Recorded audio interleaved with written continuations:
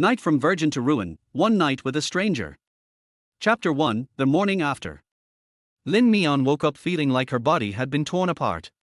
It took her a long moment to muster the strength to sit up. As the blanket slid down, it revealed skin covered in love bites. The bathroom door opened. Tall, lean man stepped out, a towel wrapped loosely around his waist.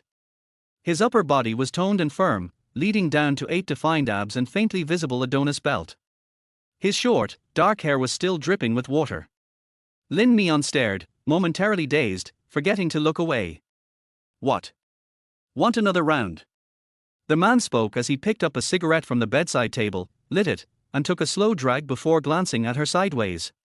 Even shirtless, his sharp, aristocratic features carried an air of restrained indifference. Lin Mian quickly averted her gaze, too flustered to meet his eyes again. Last night, he hadn't held back. Every bone in her body ached as if it had been crushed. The first time had been on the sofa. The second, in the bathtub. The bathtub was hard, uncomfortable, nothing like the softness she'd imagined. It had hurt. Embarrassed, she climbed out of bed and grabbed her clothes from the floor, hastily putting them on.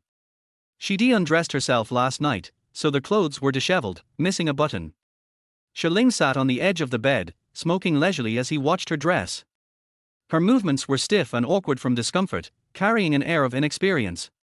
By the time he finished half his cigarette, she was fully dressed. Without a word, she turned to leave.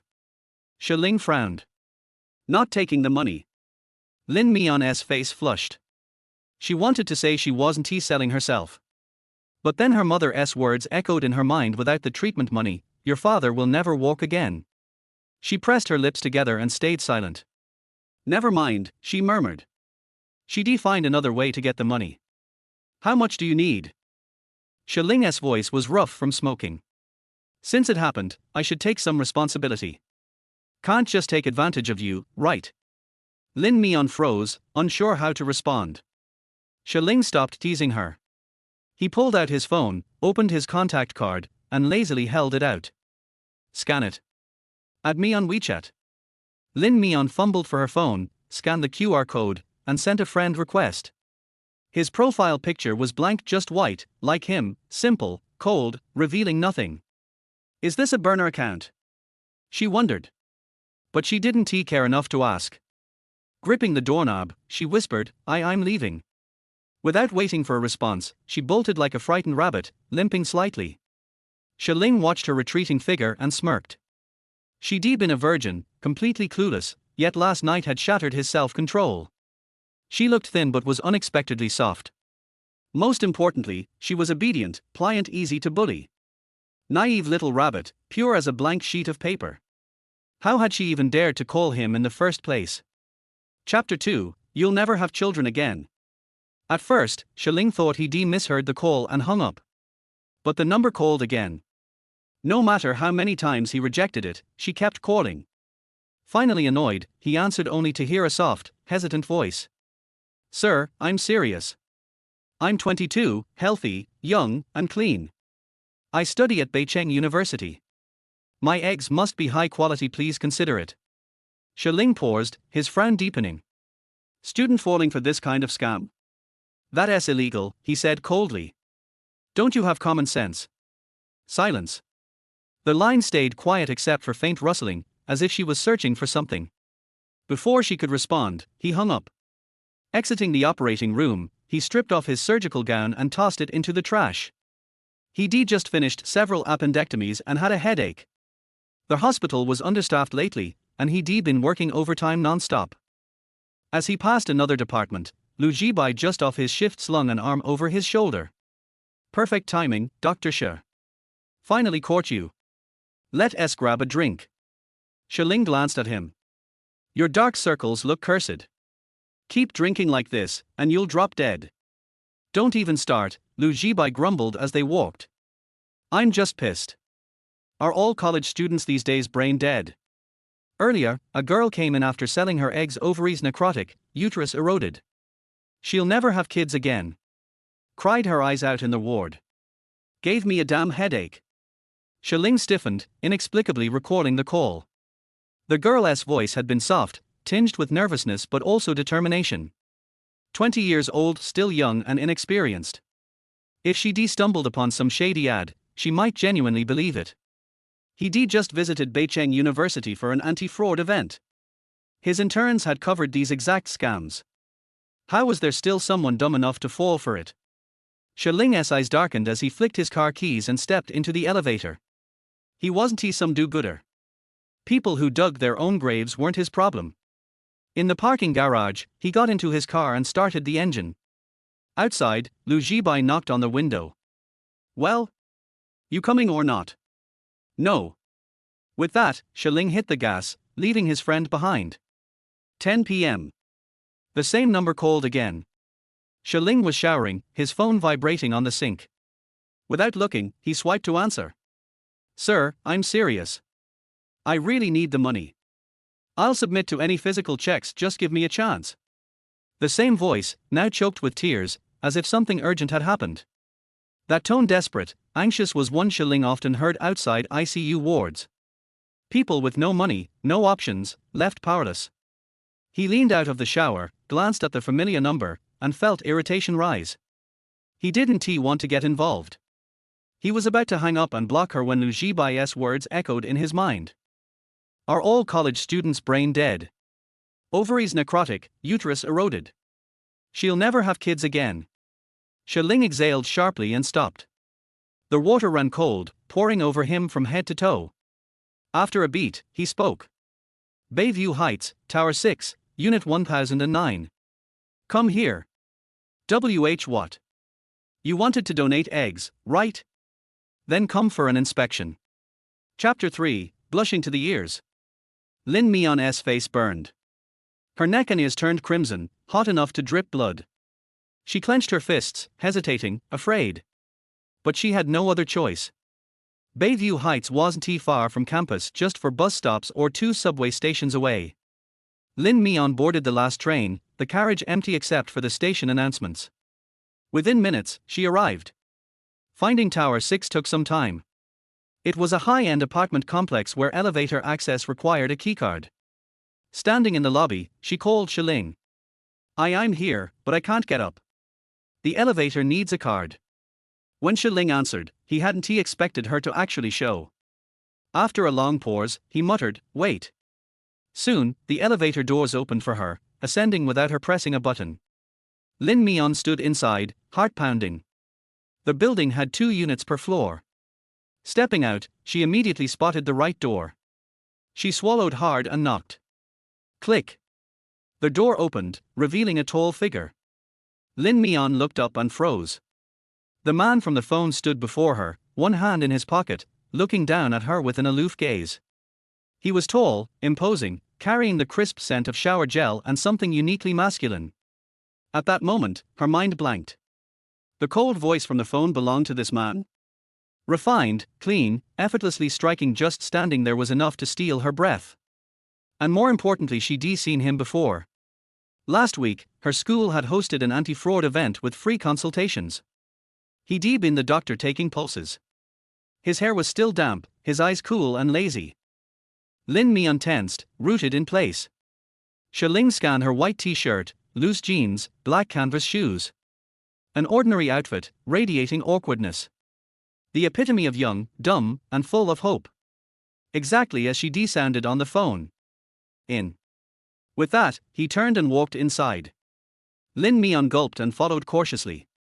The apartment was massive, around 2,000 square feet, minimalist in design, all grays and whites, understated but undeniably luxurious. Rumors said this place was expensive, home to elite professionals. The lobby alone screamed wealth most people could only dream of. Lin Mian stood in the entryway, confused. Was this supposed to be a medical checkup? Why are we at his apartment? Chapter 4, Do You Understand? Shiling closed the door, pulled open a cabinet, and tossed her a pair of disposable slippers. Lin Mian numbly kicked off her shoes and slipped them on.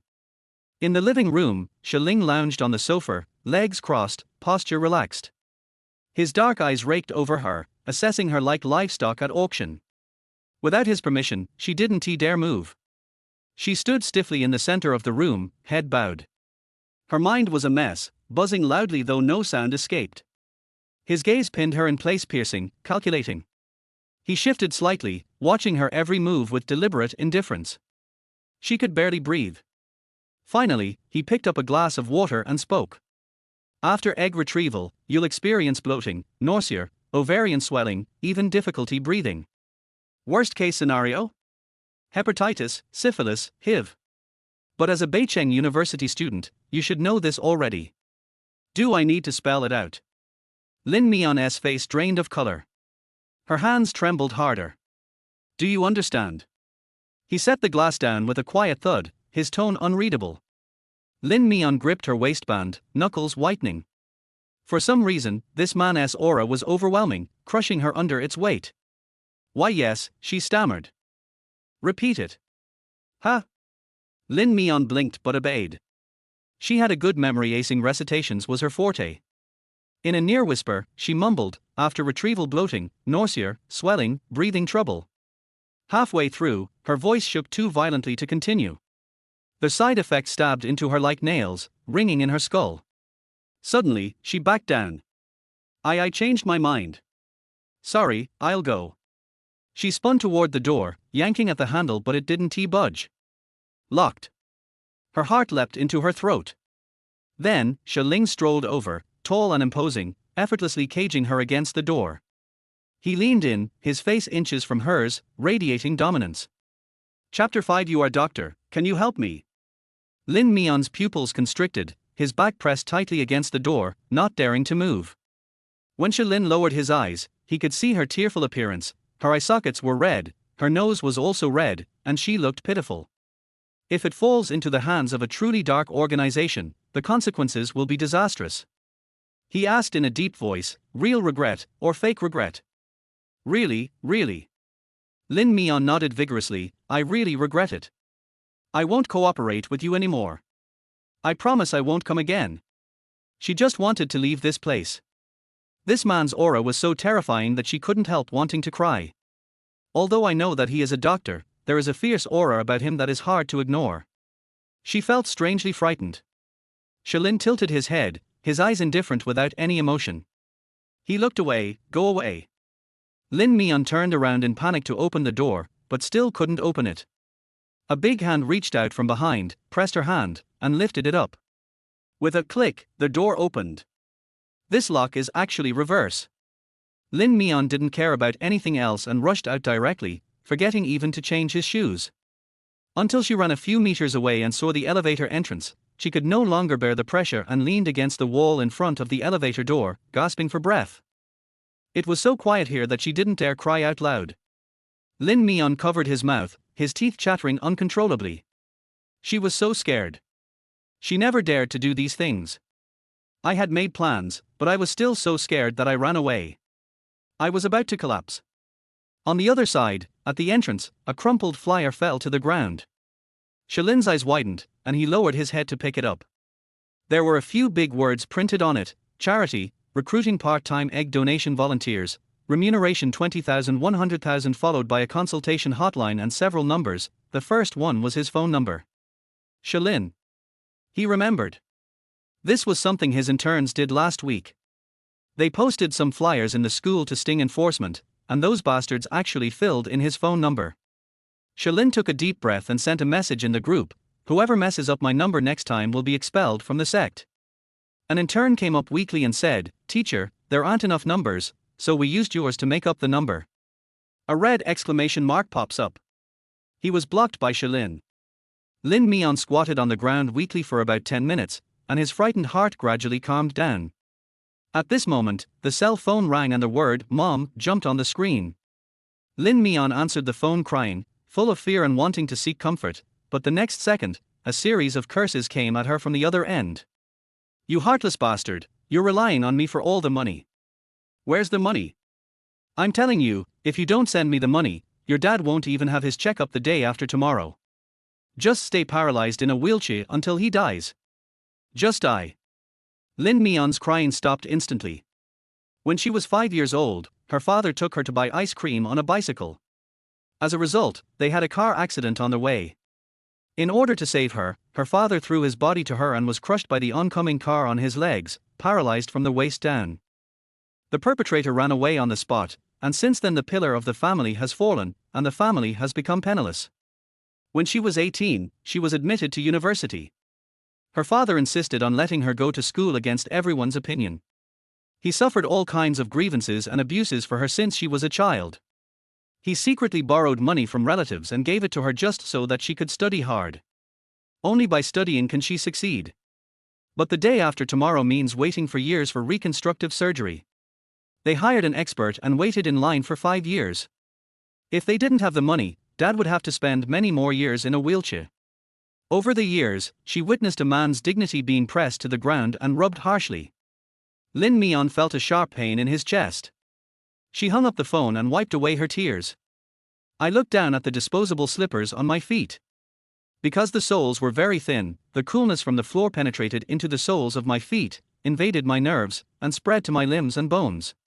Lin Mian shuddered, stood up from the ground, and suddenly felt dizzy. She didn't eat dinner, so she had hypoglycemia. She rummaged around in her pocket and pulled out a mint candy, which she quickly stuffed into her mouth, chewed it up, and swallowed. Thinking that her shoes were still in the man's house, those shoes were a gift her father secretly gave her 2 years ago. Lin Mian bit her lip, walked a few steps to the door, and raised her hand to knock on door number 1009. But after a while, the door opened, revealing the man's delicate and handsome face. Without waiting for him to speak, Lin Mian stammered. I haven't put on my shoes yet. Shalin looked at her feet, which were covered in thin disposable slippers. They were very big and a little funny. He moved aside to make way for Lin Mian, who tactfully went in to put on his shoes. But for some reason, my face was getting hotter and hotter, and my whole body was also burning hot. She shook her head, and her eyes were blurred, like a kaleidoscope. Very hot, very thirsty, very uncomfortable. There was something wrong with the candy just now. Aren't you leaving yet? A cold voice came from above his head. Before he could finish his words, Lin Mian fell on Shalin with a thud, his eyes blurred and his voice filled with pleading. I feel a little uncomfortable. You are doctor, can you help me? Chapter 6. Can you take it easy? Shalin didn't expect her to pounce on him. He looked up at her flushed face, which seemed even more pitiful than before, with her lip bitten and her eyes red and swollen, suppressing her embarrassment and helplessness. Seems to be stimulated by something. He frowned and subconsciously pinched her arm. What's wrong with you? Lin Mian didn't say anything, but her hands unconsciously tore open her clothes, revealing her fair skin. She kept pressing against him, instinctively, unable to control herself. She didn't know what was wrong with her. She has never been in a relationship and has never even seen any movies related to it. But a poem I had read accidentally suddenly popped into my mind. My lips are dry, my kisses make my back itch, how can I get a jade pot to release golden waves? Lin Mian swallowed, raised her head and kissed the man's lips. His lips are very thin and slightly cool, with a faint and unique scent of coolness. It somehow relieved the heat in her body. She had no experience, so she just leaned forward and touched it. The two lips rolled over and over, touching each other, separating, and then touching each other again. The dark light in Shalin's eyes grew deeper and deeper, and some desire was surging undercurrently, with unstoppable force. I was actually aroused by this woman's random kiss, which wasn't even a kiss. I only know how to stick and chew. Boom. Shalin's last bit of self-control exploded. He drank a little tonight and suddenly didn't want to hold it back anymore. The next second, the man suddenly held the back of Lin Mian's head, took the initiative, opened his mouth and bit her lips, deepening the kiss. His kiss was fierce and powerful, paling in comparison to her earlier teasing. Lin Mian was confused and realized that this was a kiss. Later, she didn't know when the man pressed her down on the sofa, and the light shone directly down on her body. The picture is extremely exaggerated. Lin Mian couldn't bear it any longer and climbed onto his bulging arm. Can you slow down a bit? Shalin lowered his eyebrows, and his slender and soft waist was held in one hand, which broke with a slight squeeze. No, bear with it. Lin Mian had no choice but to shut her mouth and eyes, not daring to speak anymore, and silently buried her face in his chest. Chapter 7. I want to dig a hole and bury myself. After Lin Mian came out of Bafang City, he took the subway back to school alone. Her roommates had all moved out for internships, so she went into the bathroom to take a shower. Wherever she looked, there were marks, red and purple, which looked a little shocking. The man last night was not gentle, he was even a little rude, almost indifferent. She spent a long time rubbing herself inside and out, then walked out of the bathroom in her pajamas, lay on the bed and let out a long sigh.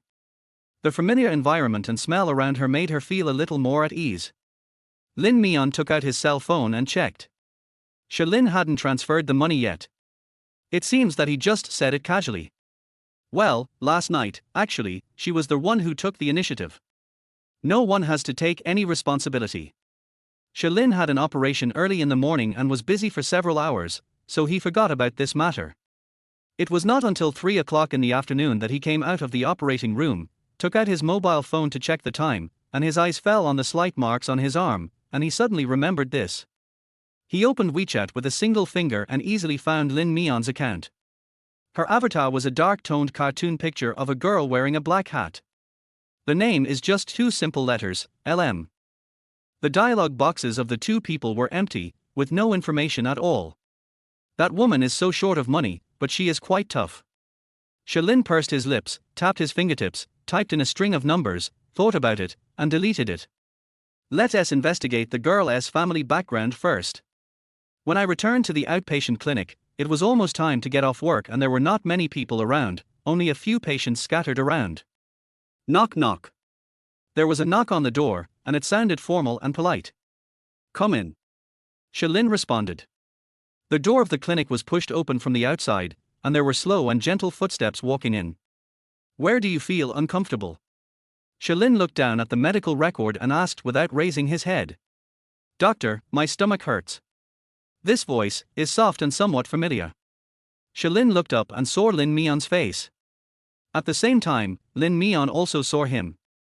Her round and chubby little face was slightly surprised, and then she blushed, and the tips of her ears also turned red suspiciously quickly.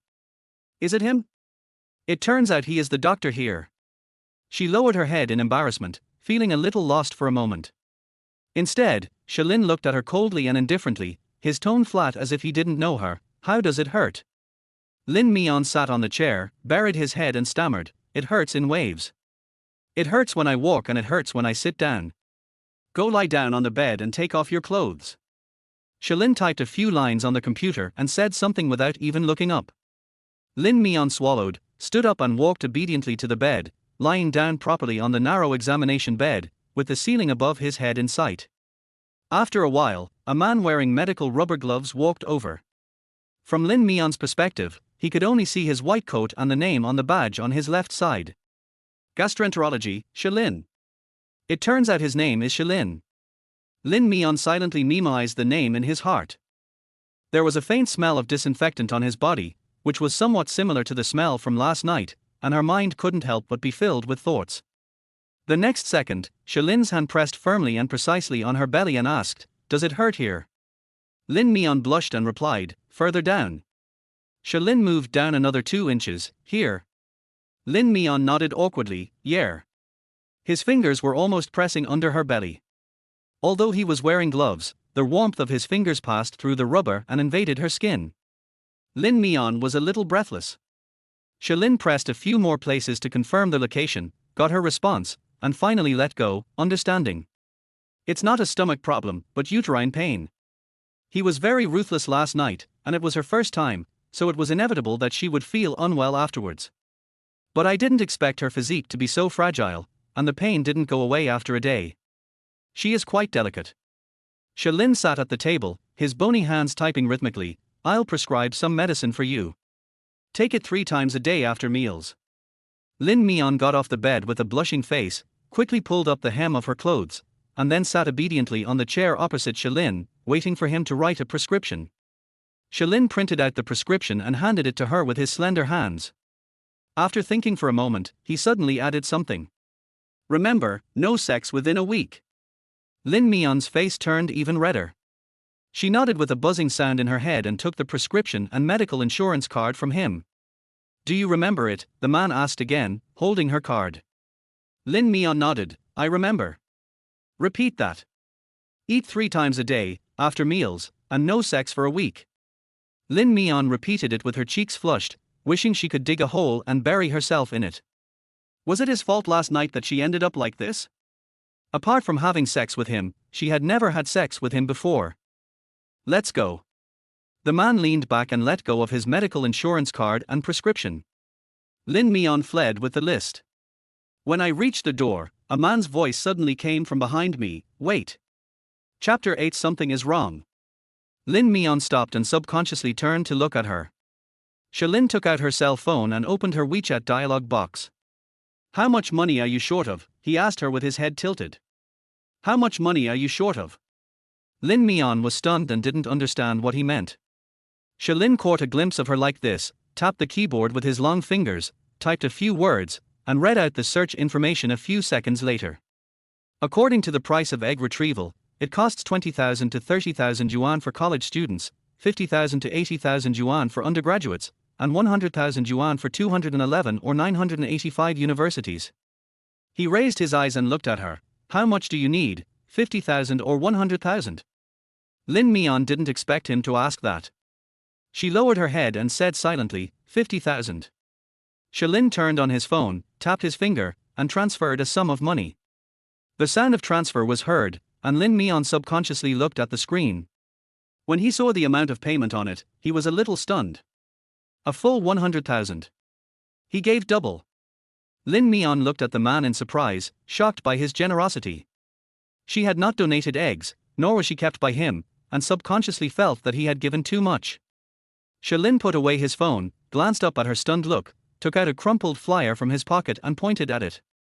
This is fake, understand? There are many black organizations that use the guise of egg donation to commit illegal activities. Only you believe it. He glanced at her and threw the paper into the trash can. Be more careful next time. Lin Mian's face turned red instantly. She was so desperate for money that she actually believed the flyer. Shalin deliberately doubled the amount as her pocket money. For a female college student, this amount of money is enough to support her living expenses for a long time, so she doesn't have to foolishly donate eggs to make money. Lin Mian came back to her senses and pursed her lips as she accepted the payment. Thank you. She murmured, and then she said, I will pay you back when I make money. The man stared at the computer screen, his superior features expressionless, his voice flat and cold. Next. Lin Mian went out holding the prescription.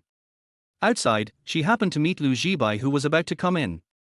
As they passed each other, Lu Jibai glanced at the medical prescription in her hand, his eyes revealing an intriguing look. Lin Mian was only thinking about getting the medicine, so he left in a hurry. In the clinic, Lu Jibai pushed the door open and walked in, his tone sounding gossipy. How can a gastroenterologist prescribe gynecological medicine? Shalin looked up and glanced at him. Mind your own business. Lu Jibai moved closer across the table, his eyes wandering over him, and he accurately saw that the man's sleeves were rolled up, revealing a part of his forearm with a few faint red scratches on it. There was a sudden meaning in his eyes. I was wondering why you didn't drink with me yesterday. Turns out you had an event. Shalin stared at the computer and said calmly, you barged in during work just to tell me this. Lu Jibai, that little girl who just left, is she your lover? Not really. Oh, that's the flirtation we had all night. I noticed she was walking a little strangely. Could she have been hurt by you? Shalin looked up and glanced at him. Are you free? Lu Jibai smiled. You, a high-class lady, actually like this. I thought you liked sexy beauties, but I didn't expect you to like this soft little white rabbit. It's quite a unique taste. Is it special? Shalin recalled the scene in bed last night. Under the glaring light, she was clean all over, white and thin, with a delicate figure, a blend of purity and charm. Her eyes were red and she was moaning, which could easily arouse a man's desire to ravage her. It really looks like a little white rabbit, which makes people want to touch it. Let's talk business. Shalin came back to his senses and was too lazy to talk nonsense with Lu Jibai. Lu Jibai said seriously, Jean Li's birthday is this weekend. I told you to meet at the Xingqiao Club. New. After Shalin finished speaking, he kicked the person out of the clinic. After Lin Mian left the hospital, he immediately transferred the money to his mother. She thought about it and turned it halfway first, just in case she wanted it again next time. The other party quickly hung up the message without saying a word. I could feel the indifference and impatience on the other end even through the screen. Lin Mian waited for a long time and sent a WeChat message to his brother. After Dad's surgery, please tell me the results. The other party responded with an okay gesture. Lin Mian took the medicine and took the bus back to school. When she was downstairs of the dormitory, a figure blocked her way and a sloppy male voice called her. Lin Mian, stop. Lin Mian subconsciously took 2 steps back and cautiously kept a distance of 1 meter from the person in front of him.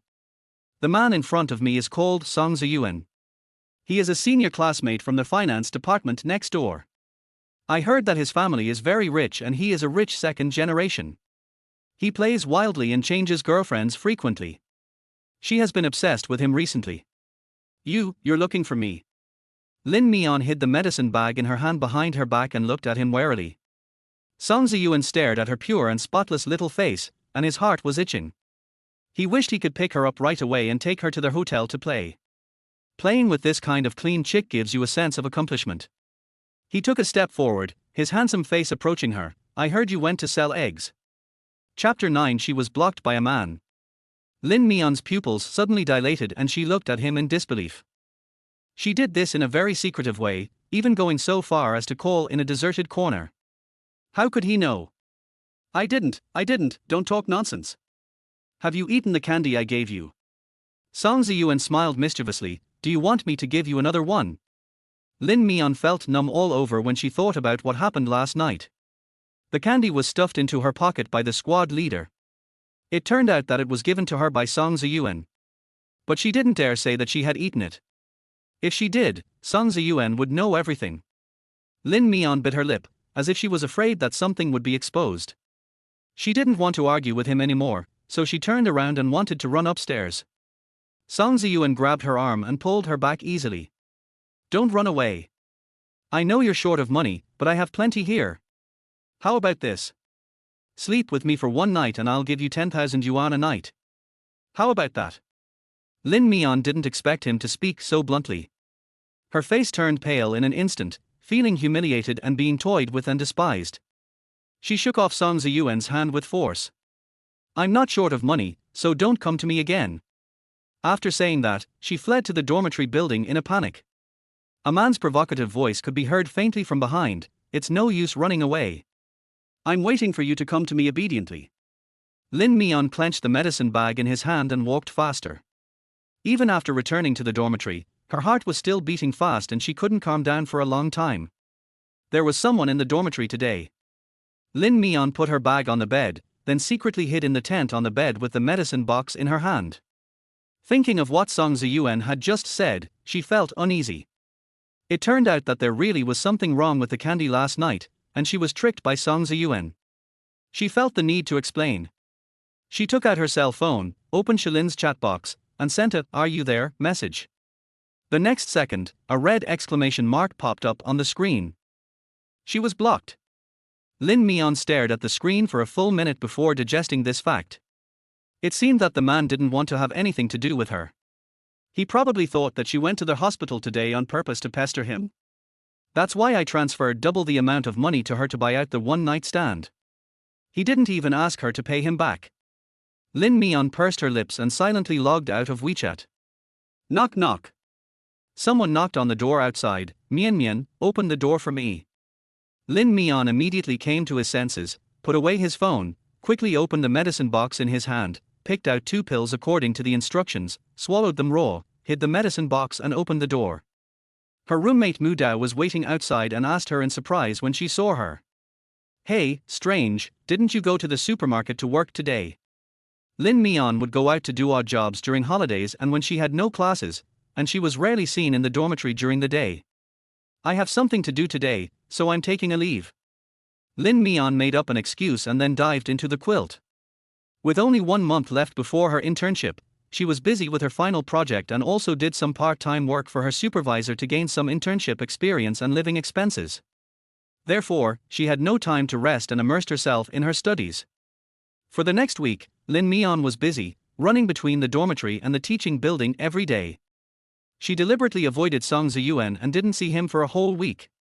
Nothing happened as she was worried about, everything was going on normally, and Lin Mian's nerves, which had been tense for several days, relaxed secretly. Maybe Song Ziyuan has lost interest in her. This is best. Dad's surgery is complete and he is now in the recovery period and will need to be hospitalized for 3 months. The surgery was very expensive, and the medical expenses after recovery were not cheap either. Lin Mian thought about it and gritted her teeth to transfer another 10,000 yuan. She wanted her father to use some good medicine. As long as her father can stand up again, she feels that everything is worth it. On a weekend night, roommate Mu Dao came over and asked Lin Mian mysteriously, "Mian Mian, do you want to make a lot of money?" Chapter 10 Enemies meet on a narrow road. What big money? Lin Mian became more concerned when he heard about money. I have a part-time job tonight. I'll be working at a club with a nightclub. All I have to do is pour drinks and promote the drinks. I'll make 1,000 yuan a night, plus commission. Are you interested? Selling alcohol? Lin Mian was a little hesitant. She had never done this kind of work before, but she also knew that those clubs were a mixed bag and were not simple places. But at 1,000 yuan a night, she was really tempted. She usually works as a cashier in a supermarket and only earns a little over 100 yuan a day, which is a drop in the bucket compared to her father's rehabilitation expenses. She needs to keep making money to feel secure. Don't worry, this club is very high-end. My friend has worked there part-time several times without any problems. That's why I dared to ask you to go with me. Aren't you short of money? I saw you eating instant noodles for lunch again. Mu Dao saw her worry and kindly explained to her. During his 4 years in college, she helped recommend many of Lin Mian's part-time jobs, and she was very reliable. Well, I'll go with you after I finish this picture. Lin Mian nodded and quickened his movements. At 7 o'clock in the evening, Lin Mian followed Mu Dao and her friends to the club. Because they were recommended by internal staff, the supervisor took good care of them. Lin Mian was assigned to a relatively harmonious box and her work went quite smoothly. She was not good at talking and didn't know how to sell wine, so she just kept pouring wine for the customers. For her, even without commission, a guaranteed salary of 1,000 yuan is already very high. Fortunately, the guests were easy to talk to, so she stayed in the box for 3 full hours until the guests were about to leave, and then she took the time to go to the bathroom. As soon as she entered the door, she almost bumped into a man. She subconsciously wanted to hide, but the man blocked her with just one glance. Hey, Lin Mian, what are you doing here, serving drinks? Enemies meet on a narrow road. I didn't expect to run into Song Ziyuan. He seemed to have drunk a lot of wine, his face was red, and there was a strong smell of alcohol on his body. When he saw Lin Mian, he pounced on her with ill intentions. Why drink with me? Can't you just accompany me? I don't know you well, please move aside. Lin Mian subconsciously wanted to dodge, but he grabbed her relentlessly and held her tightly in his arms. What's there to be unfamiliar with? We'll be familiar after sleeping together. To be honest, you have a really pure face and a clean body. I really want to sleep with you, so stop pretending and just follow me, okay? Song Ziyuan pressed her against the door panel, lowered his head and moved forward. Song Ziyuan, let me go. Lin Mian was a little anxious and tried to push Song Ziyuan, but it was useless. Humph, I couldn't take you down at school, but I can't let you get away on my territory. Be good and don't struggle. I can make it easier for you later. Song Ziyuan held Lin Mian's wrists tightly with both hands and refused to let go no matter how she struggled. Lin Mian was so anxious that she was about to cry. Her clothes were torn to pieces by him. It was so noisy in this place that she shouted at the top of her lungs several times, but not a single splash was made. Seeing that he was about to kiss her, Lin Mian clenched her teeth tightly. Bang! The bathroom door frame was suddenly kicked, interrupting the fight between the two. Song Ziyuan glanced over irritably, and when he saw the man's noble and indifferent face, he froze in place. Uncle. Chapter 11 He is Song Ziyuan's uncle? Shalin stood outside the door, wearing a black haute couture suit, straight and crisp, with a tall and slender figure, looking very abstinent. He put his hands in his pockets, glanced at Song Ziyuan and the woman under him casually and nonchalantly, his brows slightly furrowed, and his voice was cold. What are you doing with all that scumbag talk? When Lin Mian heard the voice, she looked up reflexively and met Shalin's clear and indifferent eyes. Her heartbeat suddenly slowed down. It's him. He is Song Ziyuan's uncle? Song Ziyuan forcefully put his arm around Lin Mian's shoulders and smiled a little guiltily. Nothing, this is my girlfriend, I'm just having fun with her.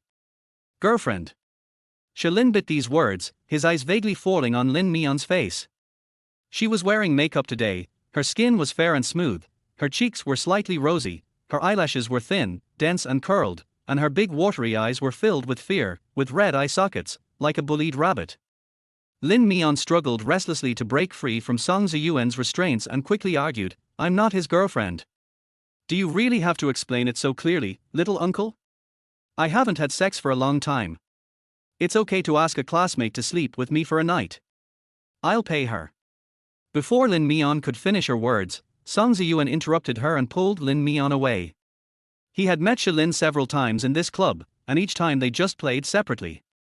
His uncle was not a nosy person. Lin Mian staggered as he dragged her along.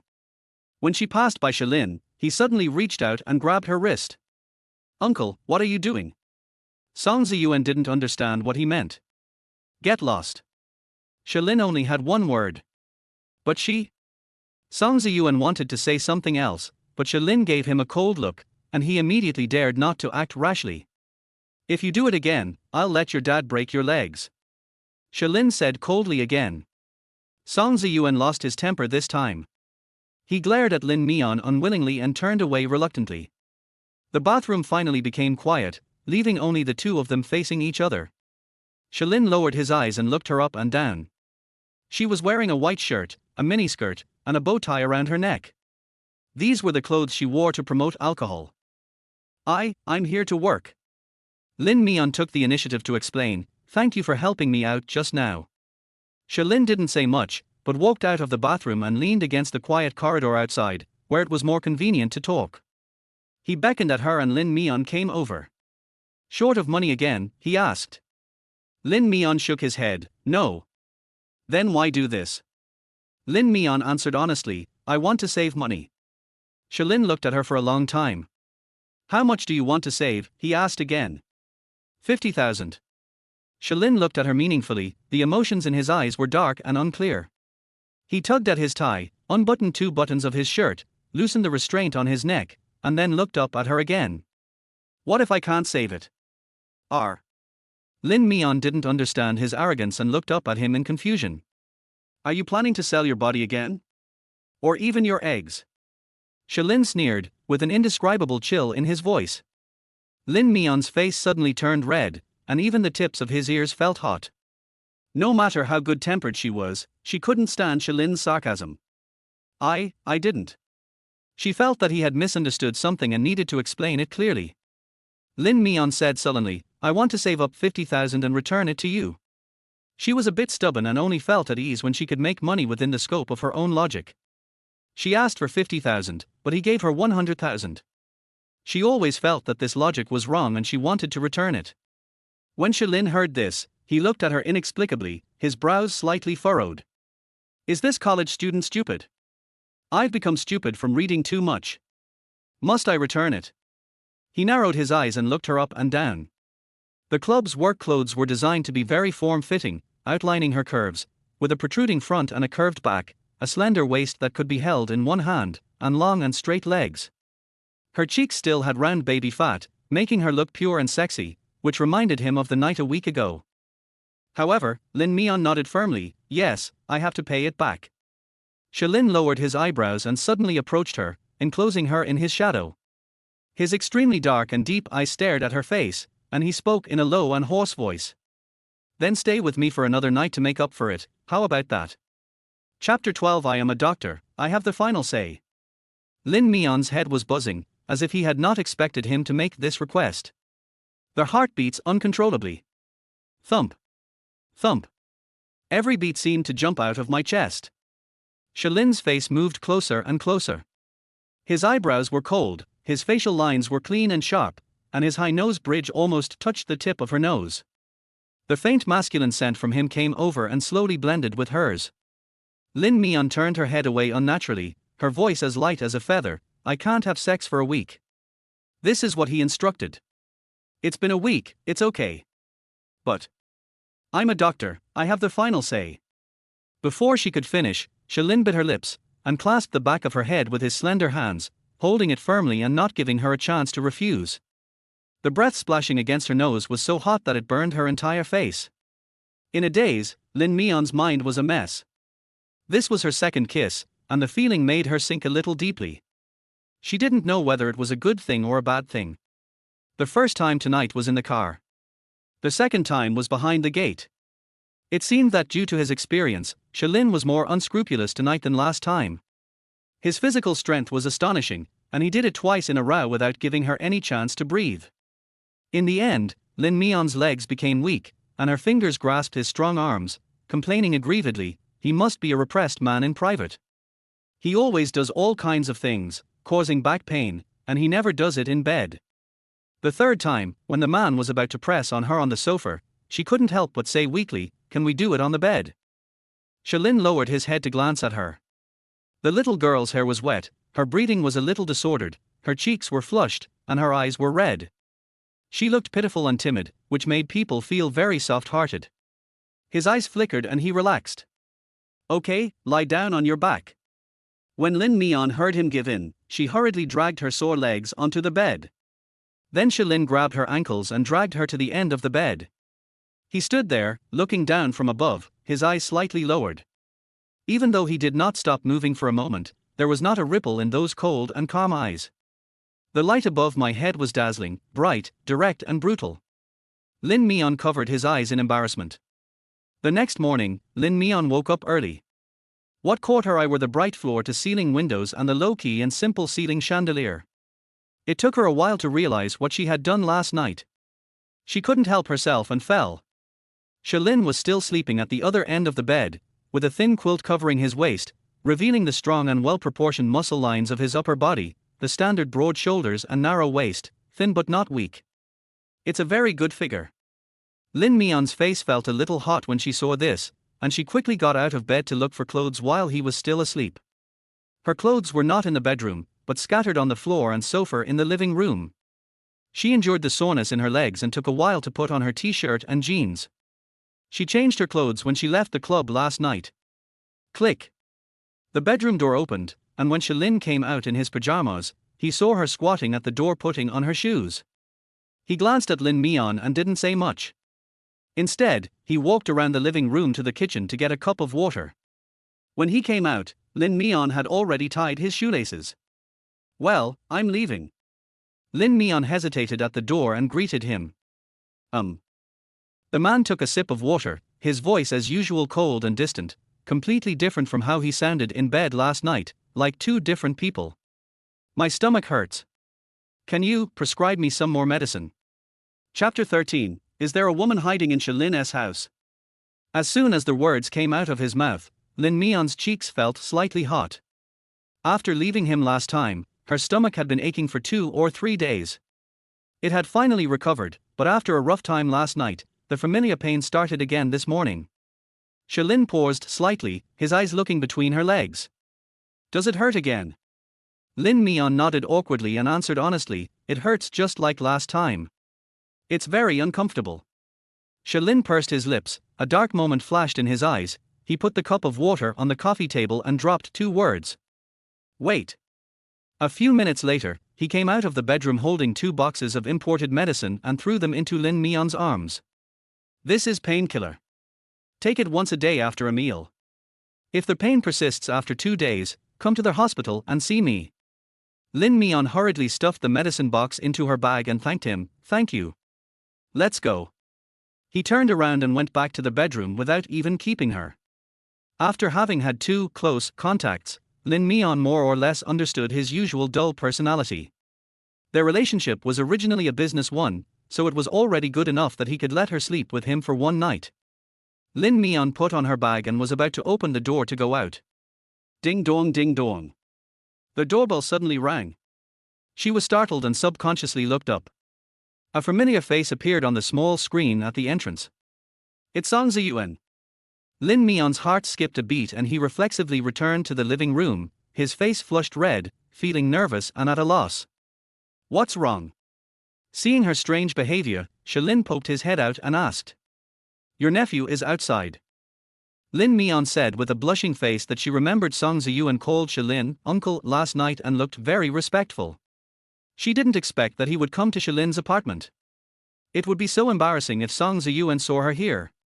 Shilin seemed stunned for a moment, but his expression quickly returned to calm. While tying the belt of his pajamas, he pointed in the direction of the bedroom with his chin. You go in first. Lin Mian understood what he meant immediately, quickly hid in the bedroom, and closed the door. Shilin glanced at the slightly messy living room, walked over and opened the door. Uncle, why did you open the door just now? My dad asked me to bring you some documents. Song Ziyuan's voice came from outside. Through the bedroom door, Lin Mian could vaguely hear it. The stuff has been delivered, you can go now. Shilin took the documents and drove the man away without any hesitation. Wait a minute, I have something else to tell you. Song Ziyuan approached ingratiatingly and went straight to the point. It's about what happened at the club last night. Can you please leave me alone? Shilin frowned and glanced at him. What do you mean? Song Ziyuan smiled obscenely. That girl from last night, a good girl, quite tender. I heard she's still a virgin, very pure. I want to have sex with her. Shilin's eyelids twitched, and he glanced at the bedroom inadvertently, his face indifferent and without any warmth. No. Why? Song Ziyuan didn't understand. It was obvious that he had spent a lot of money on playing before, but Shilin never cared about him once. This time he suddenly acted like an elder, which made him feel really uncomfortable. She's no good, you can't afford to play with her. Shilin gave the death order directly. Song Ziyuan still refused to accept the offer. You're not thinking I'm ruining her because of her innocent appearance, are you? Let me tell you, she even sold her eggs for money a while ago. I overheard her on the phone. There are so many people in school who want to sleep with her. Even if I don't keep an eye on her, there are others who will. Anyway, they are all going to sleep with her, so it doesn't matter who they are. Hearing this, Shilin's eyes instantly darkened. Thinking of the woman sobbing and moaning in his bed last night, and thinking of her being stared at by someone, he felt upset. I don't care about others, but as for you, he warned directly, watch your dick. If I find out that you've done something you shouldn't have done, you know the consequences best. Song Ziyuan shivered involuntarily. He was still a little scared when he thought about the tricks his uncle had used to bully people over the years. Okay, I get it. I won't stare at her. Shilin gave him a cold look and turned to go to the cloakroom to change clothes. If you have nothing to do, get out of here quickly and don't hang around here. Song Ziyuan looked at his disappearing back and sighed helplessly. Just as he was about to leave, he caught a glimpse of a figure under the bedroom door and stopped. There is someone in the house of his usually cold and aloof uncle? Still hiding in the bedroom. Could it be a woman? Song Ziyuan suddenly became playful and walked towards the bedroom. Lin Mian lay behind the door, listening carefully to the sounds outside, but there was no movement for a long time. The next second, the tightly closed door suddenly clicked and was opened. Chapter 14. I told you to get out, didn't you hear me? Boom. Lin Mian was caught off guard and froze in place, his mind going blank. The door of the room was opened, and half of Song Ziyuan's body leaned in. Lin Mian's heart instantly rose to her throat. The next second, a figure rushed into the room like lightning, and the tall and straight body blocked her way. Lin Mian immediately fell into a familiar embrace. Song Ziyuan, get out. Shilin's face was gloomy and he growled at Song Ziyuan. Uncle, you actually have a woman. Song Ziyuan opened his mouth in surprise, stood there and didn't want to leave, looking into his arms curiously. Lin Mian buried her face tightly in the man's chest, not daring to move at all. The more Song Ziyuan looked at the woman's back, the more he felt that it looked familiar, as if he had seen her somewhere before. He wanted to move closer to take a closer look, but was kicked hard by Shilin. I told you to get out, didn't you hear me? He was really angry this time.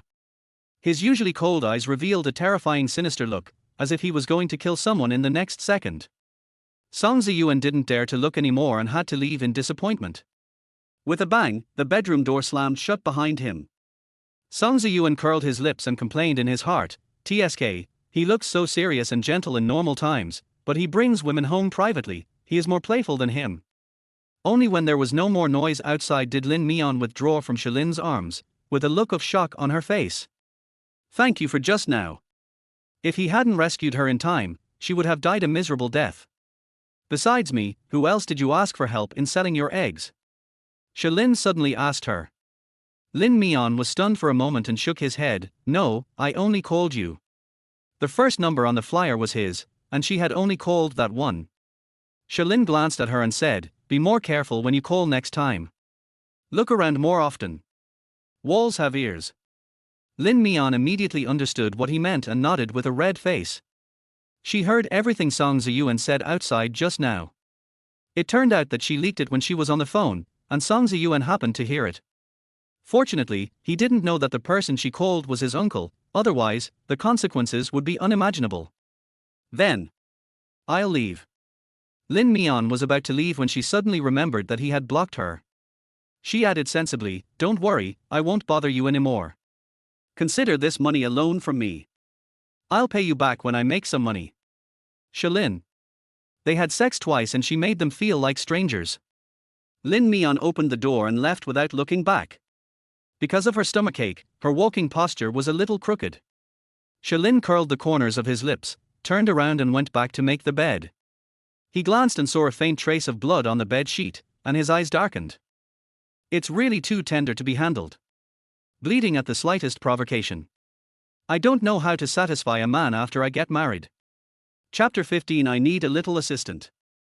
Lin Mian lingered in the corridor for a long time, and only walked back slowly after making sure that Song Ziyuan was gone. Lin Mian, why are you here? Suddenly, a male voice came from the front. Lin Mian raised his head to see the man's face clearly and subconsciously stood up straight. Teacher Qin. Lin Mian called him that, but the man in front of her was not just a teacher, he was also the board member of a university. Qin Li. He would allocate a large scholarship to University A every year. As a recipient of the scholarship for 4 years, Lin Mian would take a photo with Qin Li almost every year. So they can talk to each other. What a coincidence. I actually ran into you in the neighborhood. Are you here to see a friend? Qin Li was wearing a grey casual suit, with one hand in his pocket, and his smile gave off a casual and familiar vibe. Lin Mian lied with his eyes open, I came here to work and now I am going back to school. She has always worked part-time to pay for her studies, and all the teachers in the department know it. Qin Li nodded in understanding. Oh, I see. I remember you are about to graduate, right? Are you graduating this year? Yes, my internship will start in a month. Lin Mian answered truthfully. Qin Li thought for a moment and suddenly said, let me say hello to your advisor.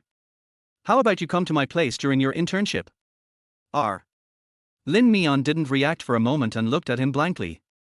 I have a design project and I need an assistant. Is Lin Mian interested? Lin Mian's eyes lit up and he agreed almost immediately. I'm interested. Thank you, Teacher Qin. I will do my best. For her, a college student, this opportunity was a godsend. Qin Li is a school director with broad abilities and abundant resources. Lin Mian could never have imagined that she could intern and work on projects with him. Okay, it's settled then. I'll come find you in a few days. Lin Mian instantly became happy. Thank you, Teacher Qin. Goodbye, Teacher Qin. She walked out of the community in a joyful mood, not even feeling the pain in her legs. It seemed that the man was a lucky star, and he easily helped her get a good internship opportunity. Not long after Lin Mian left, a black Land Rover stopped beside Qin Li. The window was half lowered, revealing Shalin's cold and indifferent face. Qin Li skillfully opened the car door and got in. Dr. Xia, we agreed to have my birthday yesterday, so why did you disappear halfway through the drink? What were you doing playing disappearing for the rest of the night? Shalin started the car. Something happened. What could possibly have happened to you? Did you pick up a woman? Qin Li teased him, there are even scratches on your arms. TSK, they look quite fresh. Which little wildcat would hit you so hard? Shalin glanced at his hands on the steering wheel. His shirt sleeves were half rolled up, revealing a few red scratches on his arms. The scene from last night came to mind. At first she begged him by grabbing the bed sheet, but later she couldn't bear it anymore, so she grabbed his arms with her 2 little hands and whined for help. When praying didn't work in the end, I started to scratch it intermittently. Wildcat. Is it a wild rabbit that bites people when it gets angry? Shalin withdrew her gaze, thinking about what she and Qin Li were talking about just now, and how they looked so happy, so she asked casually. The one you were chatting with just now, is he your student? Chapter 16, Life's Little Interludes. Chin Li became excited when he talked about this. Yes, she is an outstanding student in our school who has won the scholarship for 4 consecutive years. The little girl has great potential and is very outstanding. She is a good seedling. You are good at judging people. What do you think of her? Is she capable enough? Chin Li stepped forward and asked. Lin twitched his lower lip sarcastically and said, "It would be better to clean up all the small advertisements in the girls' restroom in your school." When Lin Mian returned to the dormitory, he immediately poured himself a glass of water and opened the medicine given by Lin and put it into his mouth. Bite. The phone screen lit up. She picked up the phone and opened it. Someone transferred 1,000 yuan on WeChat, and then her roommate Mu Dao's voice sounded from behind her. "Mian Mian, I've transferred last night's part-time job fee to you, but why didn't you come home all night? You came back even later than I did. If you hadn't sent me a text message to let me know you were safe, I would have thought you were taken away by gangsters." Lin Mian put away the medicine box and lied with a blushing face, "I went to the convenience store to work the night shift last night, hoping to earn some extra money." "You're working too hard. You're practically a 24/7 soldier, working like a madman. No wonder you have such dark circles under your eyes. You can tell you haven't slept all night." Hearing this, Lin Mian's cheeks turned red involuntarily. In fact, in a sense, she really didn't sleep all night and was very tired. "I'm really sleepy. I'll go to bed and take a nap. You can wake me up for lunch at noon." Lin Mian yawned and thought about climbing into bed to catch up on some sleep. Okay, then go to sleep. I'm going out to have dinner with my boyfriend, so I won't be with you. I'll come back at noon to treat you to a good meal." Mu Dao happily turned around in the little skirt, and the delicate makeup on her face shone with a faint light, making her look particularly sweet. Lin Mian couldn't help but purse her lips and teased her. "Having dinner with your idol? Are you sure you're not on a date? The love bubbles in your eyes are almost popping out. You've never been in a relationship, so you don't understand. The contact during the ambiguous period is the best, especially that tacit feeling of pulling and pulling that both parties understand. It's not fun anymore when you're in love." Mu Dao raised her eyebrows and leaned over the bed to suggest to Lin Mian, Mian, I strongly suggest that you find a boyfriend and have a relationship. Otherwise, a girl as honest as you will most likely suffer setbacks in relationships in the future." Lin Mian pursed her lips and smiled. "I'm very busy, so I don't want to find a boyfriend. You have never tasted a man. Otherwise, you will definitely be addicted. The taste of a man." Lin Mian recalled some unspeakable scenes in his mind, moved his aching limbs, and silently complained in his heart. She's not addicted. After Mu Dao left, Lin Mian was left alone in the dormitory. She changed into her pajamas and was about to take a nap when her cell phone rang. Lin Mian glanced at the name jumping on the screen and immediately picked up the phone happily. "Dad, why did you call me? I miss my daughter. Can't I call and ask?" Father Lin's kind voice came from the other end of the phone. "Of course, no problem. I miss you too, Dad. Is your leg feeling better?" Lin Mian sat up holding the phone. "The operation was very successful. The doctor asked me to stay in the hospital for 3 months. I will be able to walk after I recover." There was indescribable excitement in Lin's father's voice.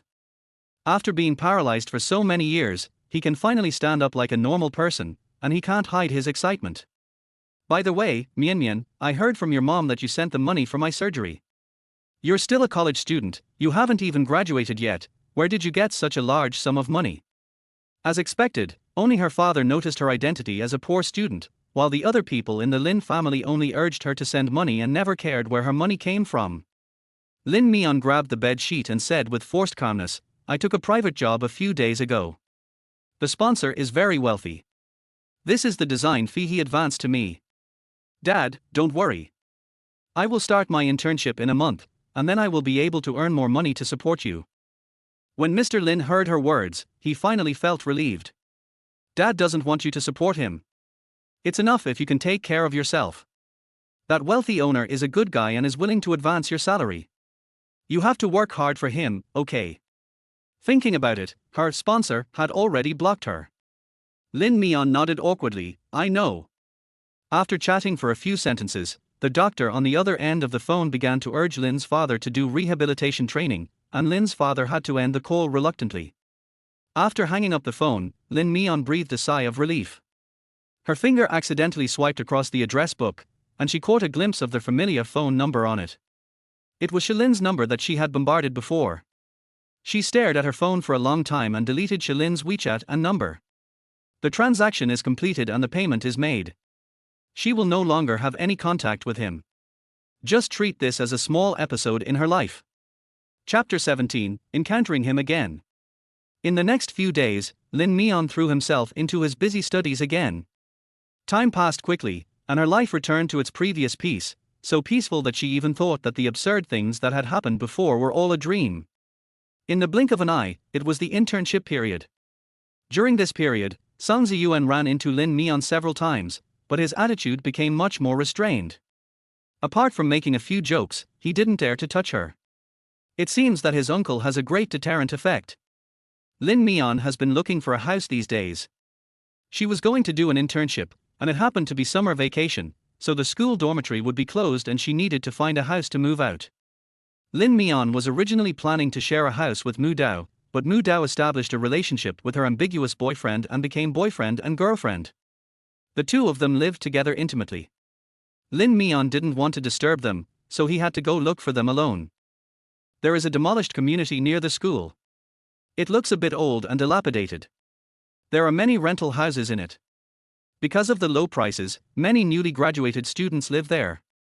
Lin Mian spent half a day to find a small single room with one bedroom and one bathroom. It was simple. Although it was a little small and she could not move her legs, she was still very happy. Because this was her first real little room of her own. After paying the rent and deposit, she moved in that night with her luggage, packed up briefly, and went to bed. Buzz buzz buzz. Their cell phone rang suddenly.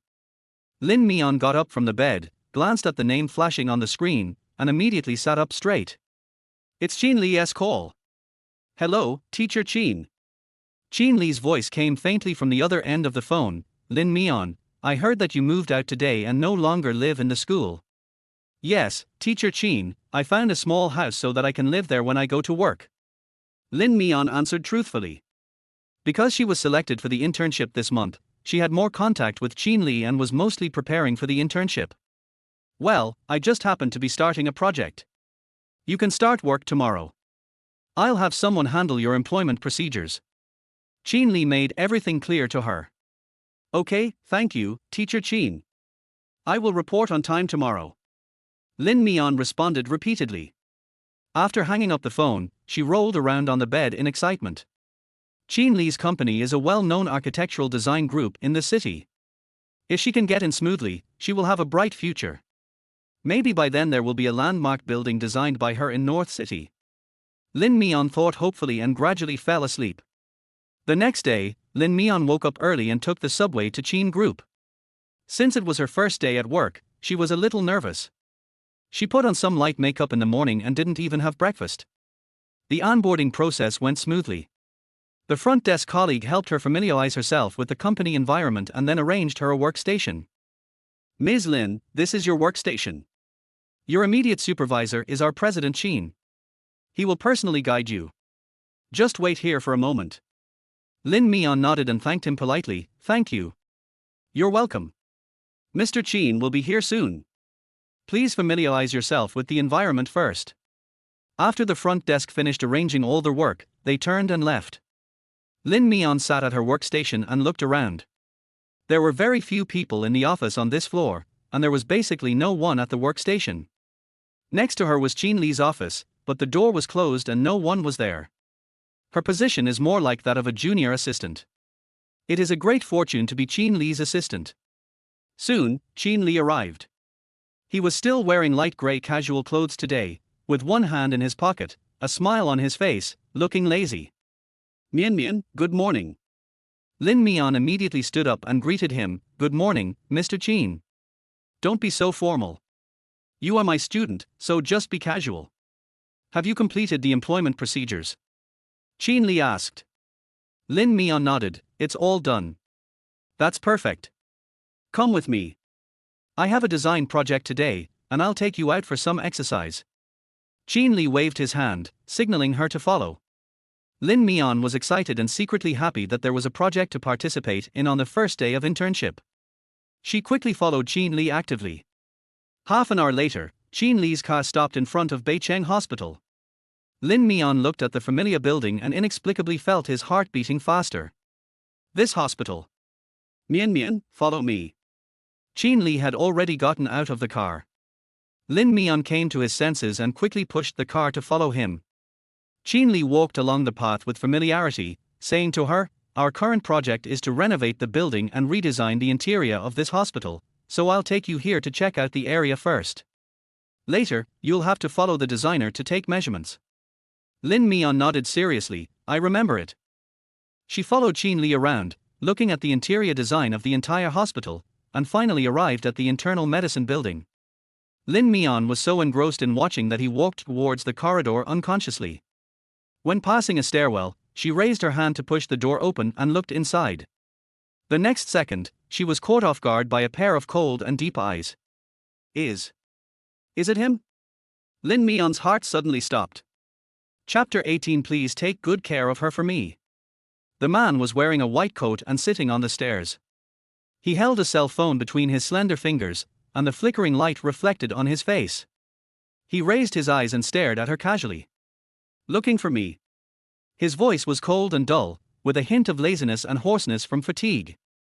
Even when he suddenly saw her in such a place, he didn't look surprised at all. Lin Mian quickly shook his head and said, "Hello, what a coincidence, Dr. Shi, I'm here for work. My internship project happens to be in this hospital." Afraid that he didn't believe her, she even shook the measuring tool in her hand to prove that she was not pestering him. In her impression, a man like him would hate being harassed by women the most. Shalin's eyes fell on the tools in her hand. He looked at them for 2 seconds without saying anything.